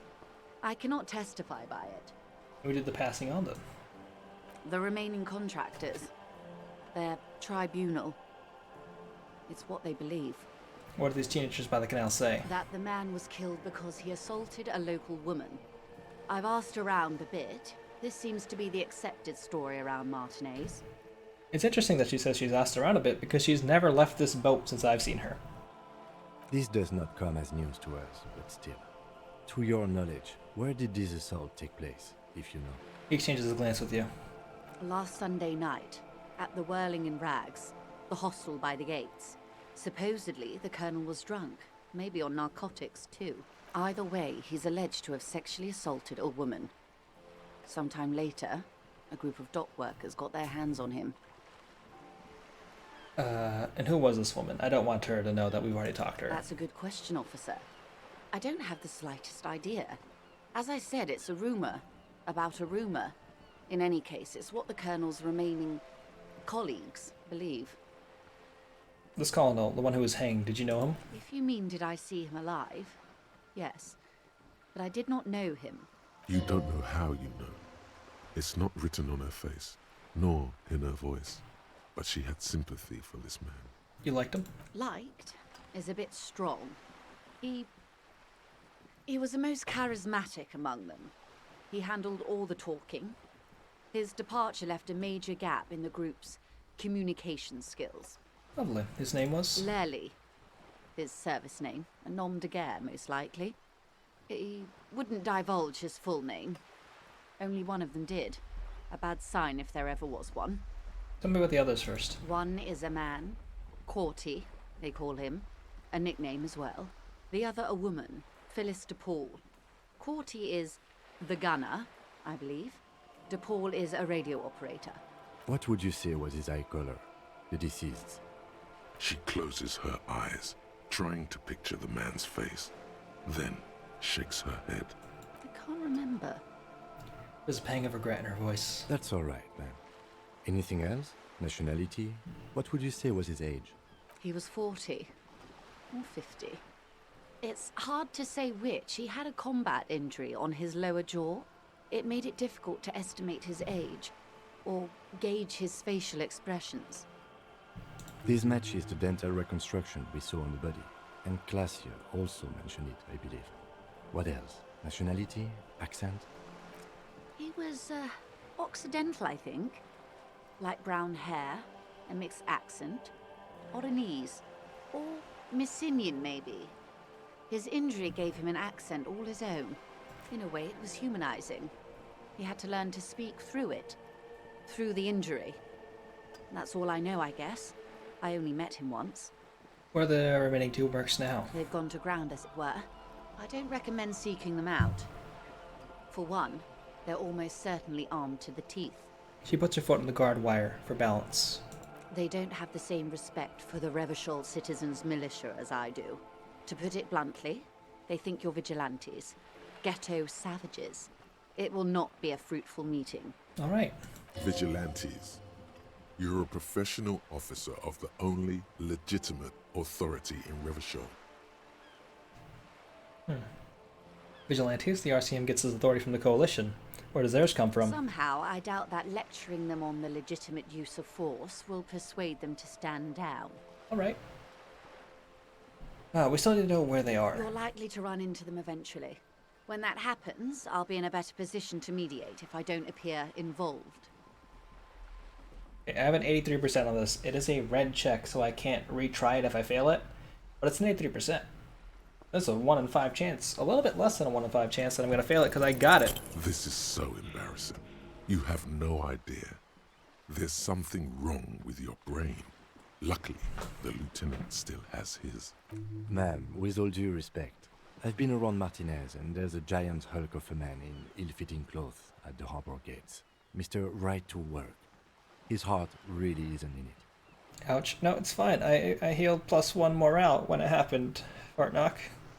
It healed me. It's good.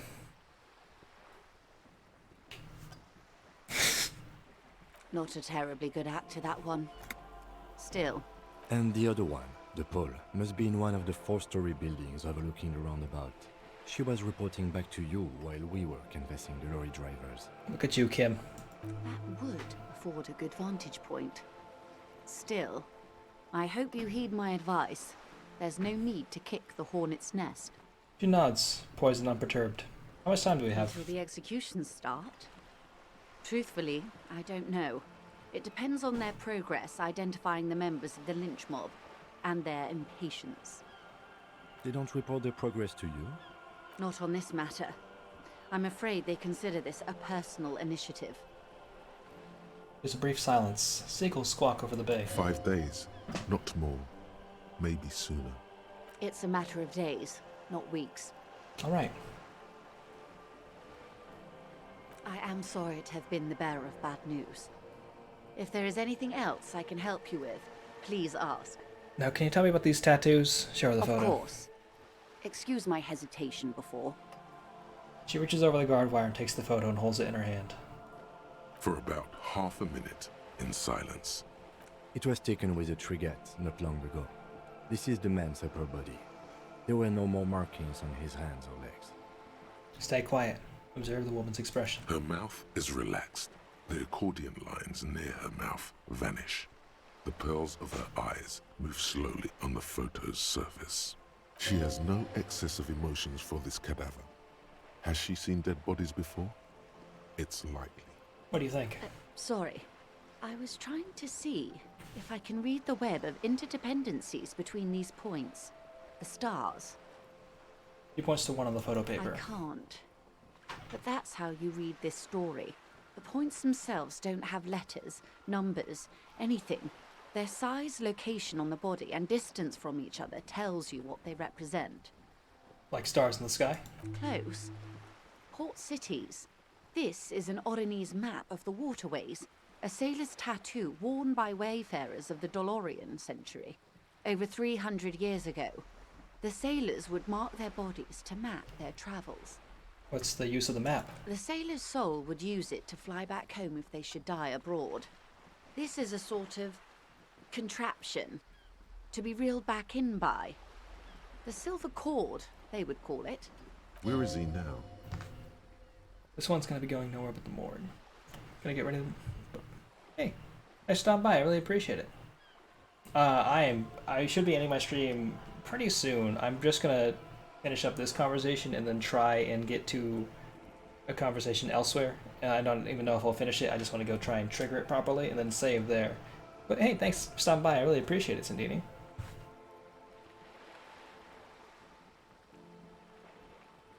This one's going nowhere but the morgue. Times have changed. What travels did the dead man make? Quite a few. Vredefort, the Oronese capital, traditionally stands on the right shoulder. He started somewhere near here, I think. What next? Then he made his way to the Pretto Grande, through what I think must be the Stutz Canal. an artificial channel through the Occident.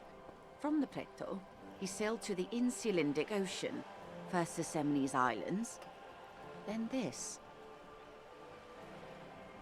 Hope you have a good night and week. Hey, Sudie, I hope you have a good night and week too. Appreciate it. What is that? Revachol. Those are the two constants. Vredefort on the shoulder, and Revachol in the heart. They started the tradition of these maps right after the discovery of Insulinde, at the dawn of the Inter-Islary Age. Okay. It's a mutual shared appreciation. You said you can't read it. I can't. This man was no sailor. And these are no ports. I can understand geographic fragments, but not their meaning. Somewhere in an office lit by a single green desk lamp, Captain Ptolemaeus Price, 58, bald and bespectacled, is writing in a ledger on his desk. Rows and rows of days and weeks, laconic remarks in a single column. Patrol, case, vacation, injured. In Martinez, looking into Krenel, he writes. I didn't have the emotes, I had to make it with my own hands. The man puts down his pen and rubs his temples with both hands. Outside, there is a siren. Distant gunshots on the streets of the Jamrock Quarter. Interesting. That also means I don't have to go and get that Korean, the K-pop heart emote, because I can just do it with my hands. Look at that. It's good stuff. This man is no brother of mine, but this is his service history. That makes sense to me. We have no more use for a map of the waterways, just like we don't need sailors the way we used to. This is what the custom would morph into on the Occident. Mercenary tattoos. You can tell me more. His platoon members? The other contractors. Though I do not suggest you go and show them that picture. This man was their friend and comrade. It could go this or the other way. Maybe if you're tactful, it could be beneficial. Heck yeah. Challenge accepted. I say we do it. I need this information. Mark it down, ask Marks about tattoos. I'm gonna mark it down. I don't think we actually necessarily need to do it. Do what you have to do, Detective Dubois. I don't think deciphering that tattoo should come before public security. But if you should wade into the mob to find out, I couldn't stop you. We will be careful, ma'am. It's all for the tattoos. Thank you for your help. Is there anything else I can help you with? No, nothing at the moment. Thank you. Okay. I want to make a stop at the pawn shop to see if I can, or pawn shop and Silang, the guy who's selling stuff outside the lorries, to see if I can find clothes that give me a rhetoric bonus. Because I have 2 rhetoric checks that I need to do, I believe. Gaston Martin, I know who that is. That's I think that's me trying to get a sandwich from that guy. But the most important one is getting the check from Titus Hardy, which is like my next big story goal. But I should get there pretty soon, because I'm going to get the dice that let me refresh my rolls, but I still want to try and have the biggest bonus I can possibly get first. You keep coming back. If he really wants to save the economy, he'd... It's not that windbreaker. That windbreaker is composure plus shivers. If he really wants to save the economy, I don't need he'd let composure. you pay with net. I need conceptualization, which is not the same word. The speaker's below. You should go over and ask him about paying for those sneakers with your net worth. Okay, I can't do that because those are still too expensive. The shine on these sunglasses. Stylish shades, huh? They'd be even more stylish if you paid for them with net worth. Go over and ask him. Try again. Maybe you can find some interesting sunglasses in the box. I'll take those ugly glasses. These are just electrochemistry. I don't need electrochemistry. Let me try to hit this. 3% check! I'm incredible. I wish I got that on the other stuff I did. Ow. You win some, you lose some, I guess. Ah, I see a pair of water blue shades. The writing on the left temple says Sub-Insulandic Rendezvous. The frame appears to be a hand carved out of bone. Oh, very interesting. interesting choice, officer. Very high culture. Oh, thank you. For the first time, the street vendor's voice trails off as he watches you inspect the glasses. Try them on. This is how a sea monster sees the world. You've become a sea monster, Harry. Giant, hidden, and strangely tender at heart. All is blue. All right, but these actually make your vision worse. It's like literally being underwater. Okay. Yes, but they also make your soul quiver like jello. So deep. Wow, officer. You look so cool. Thank you. The street vendor has picked up his pace again as you observe the world through deep-sea tinted lenses. And they can be yours for a mere 3 real. My regular customers have passed them all up because they've got no taste. But you found them. Kim, what about these? The lieutenant tilts his head and steps back, eyes narrowed in a thorough examination. It's a case to him. You look like a musician. Like a blind musician. But you could do worse. Take them if you want. He declares, eyes still squinted behind his own glasses. Thank you so much. I'm absolutely going to take this. It's -1 to perception, but +1 to Inland Empire. My best skill. A man who knows his style. I'll never need to put these on. Respect. I should never fail an Inland Empire check.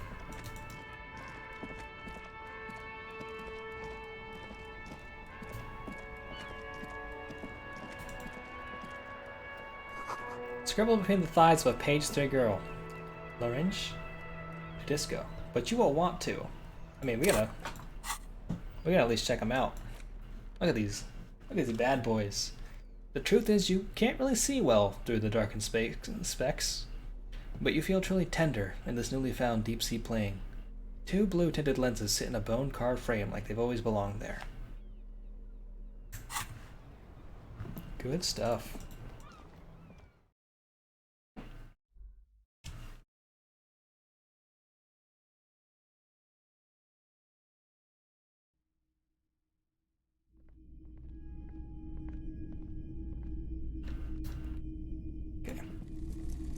What about this? What a shirt.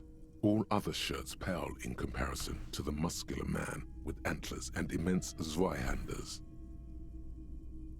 I could buy this for $2, but I don't need it. A typical Martinez streetlight. Can't buy that streetlight because it's 700 real. All the old boomboxes are. Can't buy anything from there either. You see rows of toy soldiers guarding the rest. They're not all blue. Okay. Huh. So I guess, maybe, there's nothing here I can buy. I was trying to see if I could find something that increased my rhetoric, like I was saying, because I have those like 3 rhetoric checks I want to make, but I might just have to dump points into them. Just have to play through again with the express purpose of buying the street lamp. It's gotta do something. It's gotta be cool. Because I know some of the skills you pick up in this game can absolutely earn you a whole heck ton of cash. Certainly not all of them, but a substantial portion of them.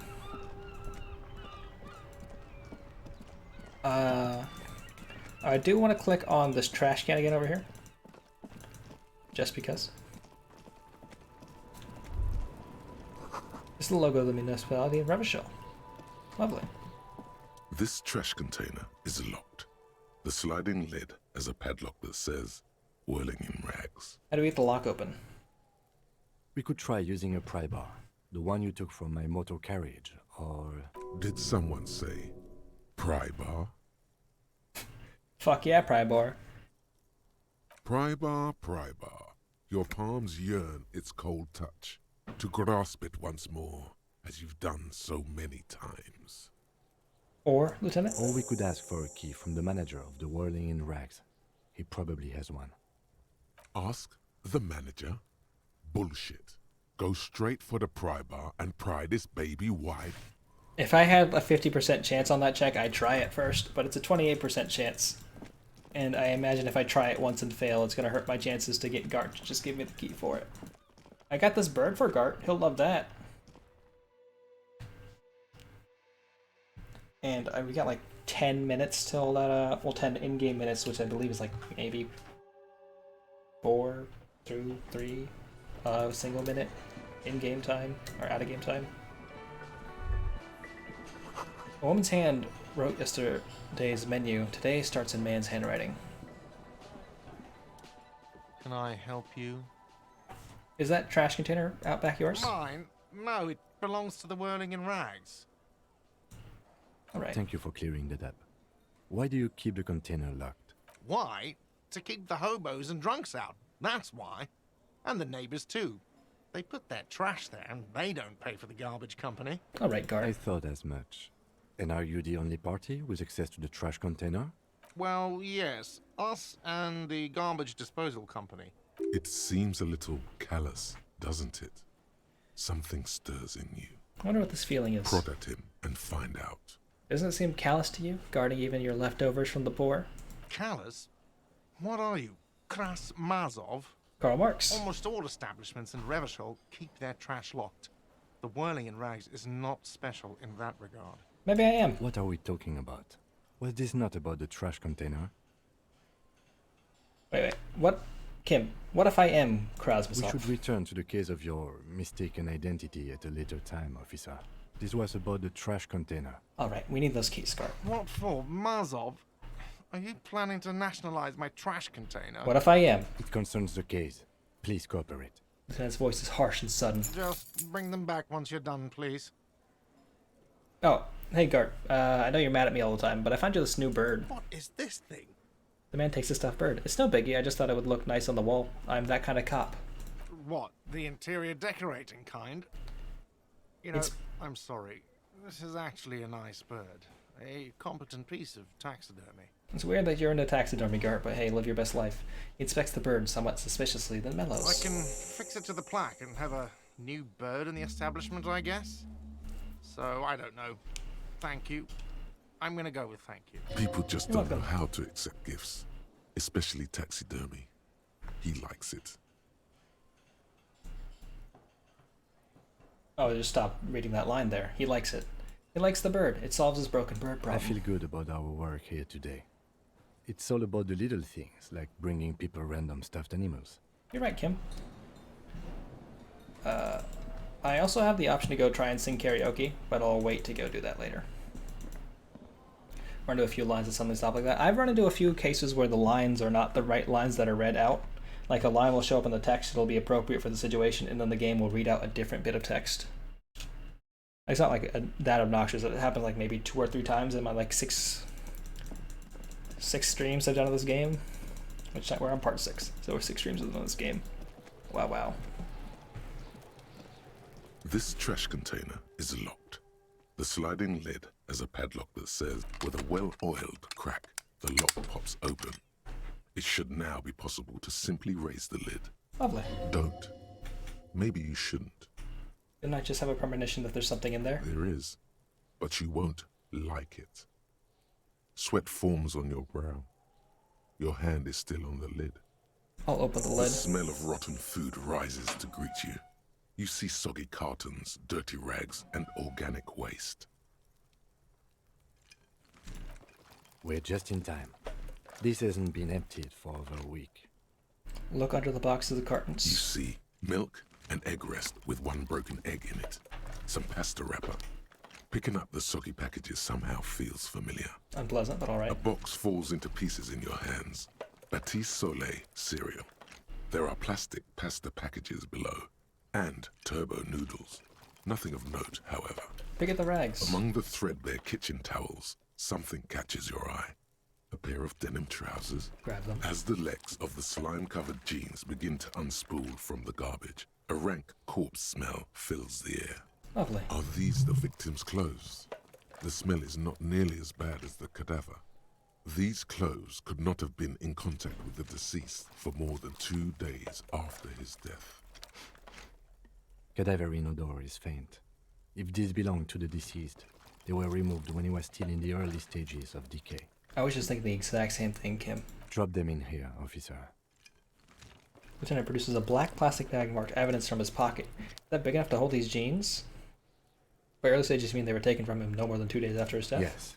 If we're still assuming the clothes were taken off to get to the armor, they must have stripped him of it fast, the scavengers. In a matter of days. Bag the trousers. Guitar marked blue jeans. Pockets empty or emptied. He wore them with a belt, too. A white belt. The loops appear stretched, but... Looks into the container. The belt is missing. That's it. Do you see anything else in there? I have another bag here. Oh, lovely. Something slimy catches your eye. Reach for it. A drab, long-sleeved shirt, olive-colored, appears from the food waste, dripping with pus. Bag the shirt. This is a military-type overgarment. No label or serial number. This is the kind of rib-knit shirt that's worn over light armor to conceal it in an urban scenario. Anything more? He nods to himself. The rest of the rags are just kitchen variety waste. A yellow old mug that catches your eye. But other than that... A thrown-out towel, a mug, that's all. All right. We should go to Gart again and ask if he knows who put the clothes in the trash. It could be as simple as someone from the hostel cleaning the yard. Or that one. I'd advise against confronting that force. Okay, we need to ask the kids who put them in there. The fuck's he on about, kids? You hear that, Kuno? He thinks you're an infant or something. I'm just trying to get Kuno to talk to me again, because Kuno refuses to talk to me anymore. See? Alright, you're right, Kim, I'm sorry. You think someone from the whirling might have been involved? Not really. All we know is the victim's clothes are in the trash, the lid was locked, and his establishment had the key. It's just a small loose thread. Okay, proceed. The lieutenant nods, then looks back into the trash container. Search the food waste. It's just organic waste, cold and slimy on your hands. Apple and potato peels, mostly. Unidentified sludge, and the occasional chicken bone thrown in for good measure. But hey, nothing. It's nothing. Nothing more to see here. What's this? What? A blue piece of plastic sticks out from the apple peels. It's shiny. Looks like the corner of something. It's gonna be our files. They look badly damaged, but you can still make out forms and notes, written in a man's handwriting. Officer, is that your paperwork? Can't be. Yes, it is. Look. This plastic has the RCM street grid on it. You've even got an autopsy form. A miserable-looking slip of paper sticks to the board. If you don't mind my asking, how could you have let your paperwork end up in the trash? I think I didn't want to be a cop anymore. That's why I tried to flush my cop life down the toilet. Kim? Well... He doesn't know what to say. His eyes express a rare condolence. Then he picks it up. Lucky we found it. You should take stock of what remains, just to be sure some has not made it into the hands of the RCM's adversaries. Organized crime and the like. There might have been police secrets in your notes. Okay, I'll do that. It would also not hurt to start taking notes on the case. Now, tell me what your eagle eyes see. Or are we finished? The mug. I'm gonna get that mug You too. pick out a broken mug with an oddly racist depiction of the Yellow Man. I don't want that mug. Only in its social I don't want the mug! Don't make me take the racist mug! Interesting. Reminds me of the mug collection we saw in our weasel's apartment. Maybe he or she has been dumping their garbage here. Fine. Or it may just be a coincidence. Either way, something to keep in mind. Nothing else. The container sounds a muffled gong. That's one thing off the list. I think we got it all. I think so too, Kim. Alright, y'all. I'll have to go check to see about that thing I want to check tomorrow when I continue with Disco Elysium at 8 p.m. Eastern Time. This Sunday, I think we'll be doing a Co-op Duty stream. I don't know for sure. It's Mother's Day. So, I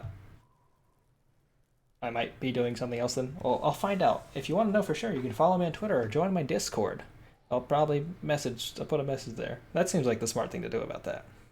Absolutely. This is not the end of the stream, though. I still have to complete the personality BuzzFeed quiz that AmericaOnline at AOL.com has redeemed. So if you want to compete along at home, here's the quiz for you.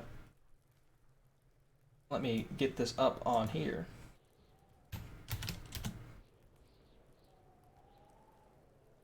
Display capture. There we go. Which NYC neighborhood do you belong to based on the apartment you decorate? Good stuff. Love it. I don't know the different neighborhoods of New York City. New York City is one of those constructs that people always talk about. It has so much like cultural power, and I know literally nothing about it. Well, I don't know nothing about it. All my knowledge comes from like TV shows and like sitcoms. So I assume it's all like vaguely incorrect and like kind of like perceived from the wrong way. But I'm sure that's exactly the same thing we're gonna get from this BuzzFeed quiz. So let's find out. I have to decorate an apartment. I assume I'm also gonna be living in this apartment. And if I know who I am as a person, I'm gonna love this modern chic down here. That's just cool. That's good stuff. Like I don't want to live on a ground floor apartment. I just don't. It's weird to me. Like this is fine, and this is eh. I'd say probably this one's the top, this one's 2, this one's 3, this one's 4. But we're going fancy. We're going cool. We're gonna choose a living room. I want to say we'll probably end up going with. I like this one. It has like the sectional couch on the side. That kind of lets you like hang out with your buddies, hang out with people you have over. It's a good like movie watching couch. This one's cool. I like the aesthetic here. And this one I also like, but this one seems a little bit too like what's the name of that store? Home and Garden? No. It feels like the aesthetic you get from a specific store. Home Living. I can't tell exactly what it is. But we're not going to go for that one. We're going to go for this one. We like it. Select a kitchen.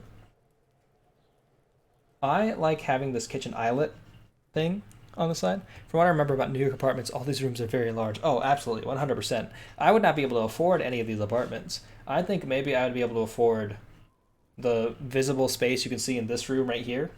Like maybe the 30 square feet of space for my own. But we can dream. And also, the apartment doesn't necessarily have to just a chair. Hey, it's a nice looking chair. You can sleep on it. You can sit on it. That's about it. But yeah, I think we're going to go for this big ol' nice kitchen right here. I like that the oven's in the eyelet. This one doesn't have the oven in the eyelet. The oven's off to the side. I want a cool oven eyelet chair kitchen. Pick a bathroom. I've expressed myself about this before. I prefer a shower to a bathtub. These other bathrooms seem to be more like guest bathrooms that you walk into. When someone's like, hey, the bathroom's over there. They don't tell you to go to the one that has a shower in it. Doesn't make any sense. Choose a main bedroom. I love the eerie whispering of wind that's just going on in the background from Disco Elysium. I'm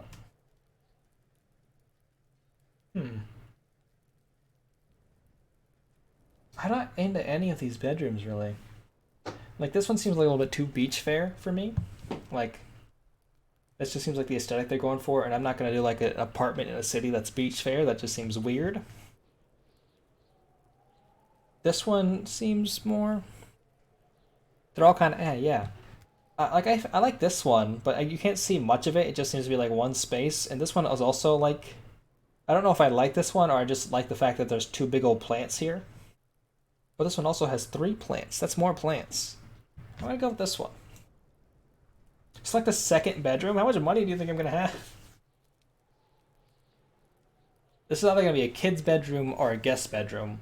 And that's why I'm very into the fact that this bedroom has lights on the bottom of it, like it's a fancy car. I don't know who this is for. I'm into the idea of it. Like, can I zoom in on this? I can zoom in on this. This makes it so much easier. Look at that. This is not... I mean, more power to you if you're going to go for a bedroom like this, but it doesn't seem like an adult's bedroom. Huh. But it's a guest bedroom, so I think it'd be funny if someone had to go sleep in a bedroom that had lights coming out from underneath the bed. Finally, pick an extra. A private balcony, a gym in the building, a cute entrance, or a home office. I have never used an apartment complex's gym, and I've lived in an apartment complex a few times. And I don't like it. There's never enough there for it to actually be like worth it. You always end up having to go to a different gym. Like, it's either you're gonna have one rack that's missing a bunch of weights, and then you just like have to share it with like 15 other people who are there, or you get like 3 treadmills. A home office seems like more stuff as well. It just seems like I wouldn't be able to afford it. And I think I just appreciate the private balcony. Like, I just like being underneath the stars sometimes, or just getting fresh air. Especially if it's high enough up, like the building we were looking at, which is like super tall up. I'm into it. I'm gonna get like a really bougie neighborhood though. I'm gonna get like I guess the asshole neighborhood. Most of my workouts is running out in bodyweight stuff, so there's no reason for a gym for me. Hey, that's also fair, 100%. I mean, if the options were like a pool as well, that might be something more. But I guess I also don't use. I can't swim, but I wouldn't use like an apartment pool either. Private balcony. Which NYC neighborhood do you belong in based on the apartment you decorate? The Upper East Side, y'all. It seems bougie. We got Central Park over here, so we assume it's where all the rich people live. I don't know for sure. I'm gonna guess it is, based on what I know about this location in New York. You got Astoria. Is Astoria like an artist enclave, I think? Like a Soho Light? I could be wrong about that. That's almost entirely wild speculation.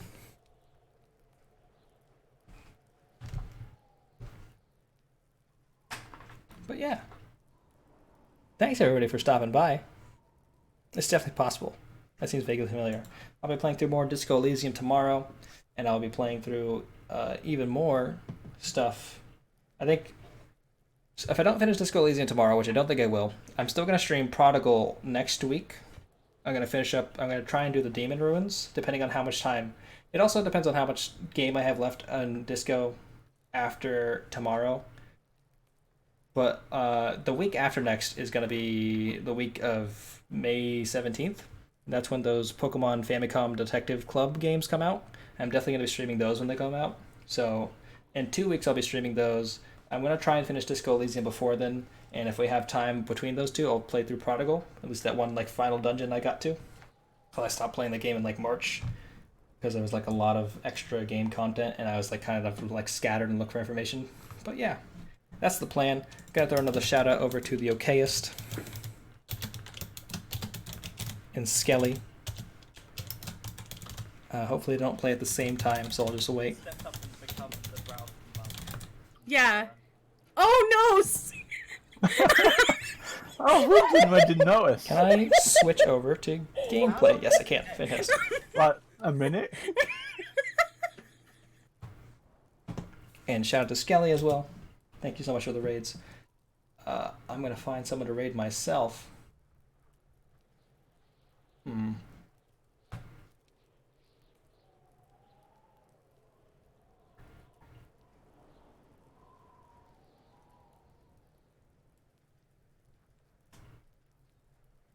I guess I'll raid Fetchbug.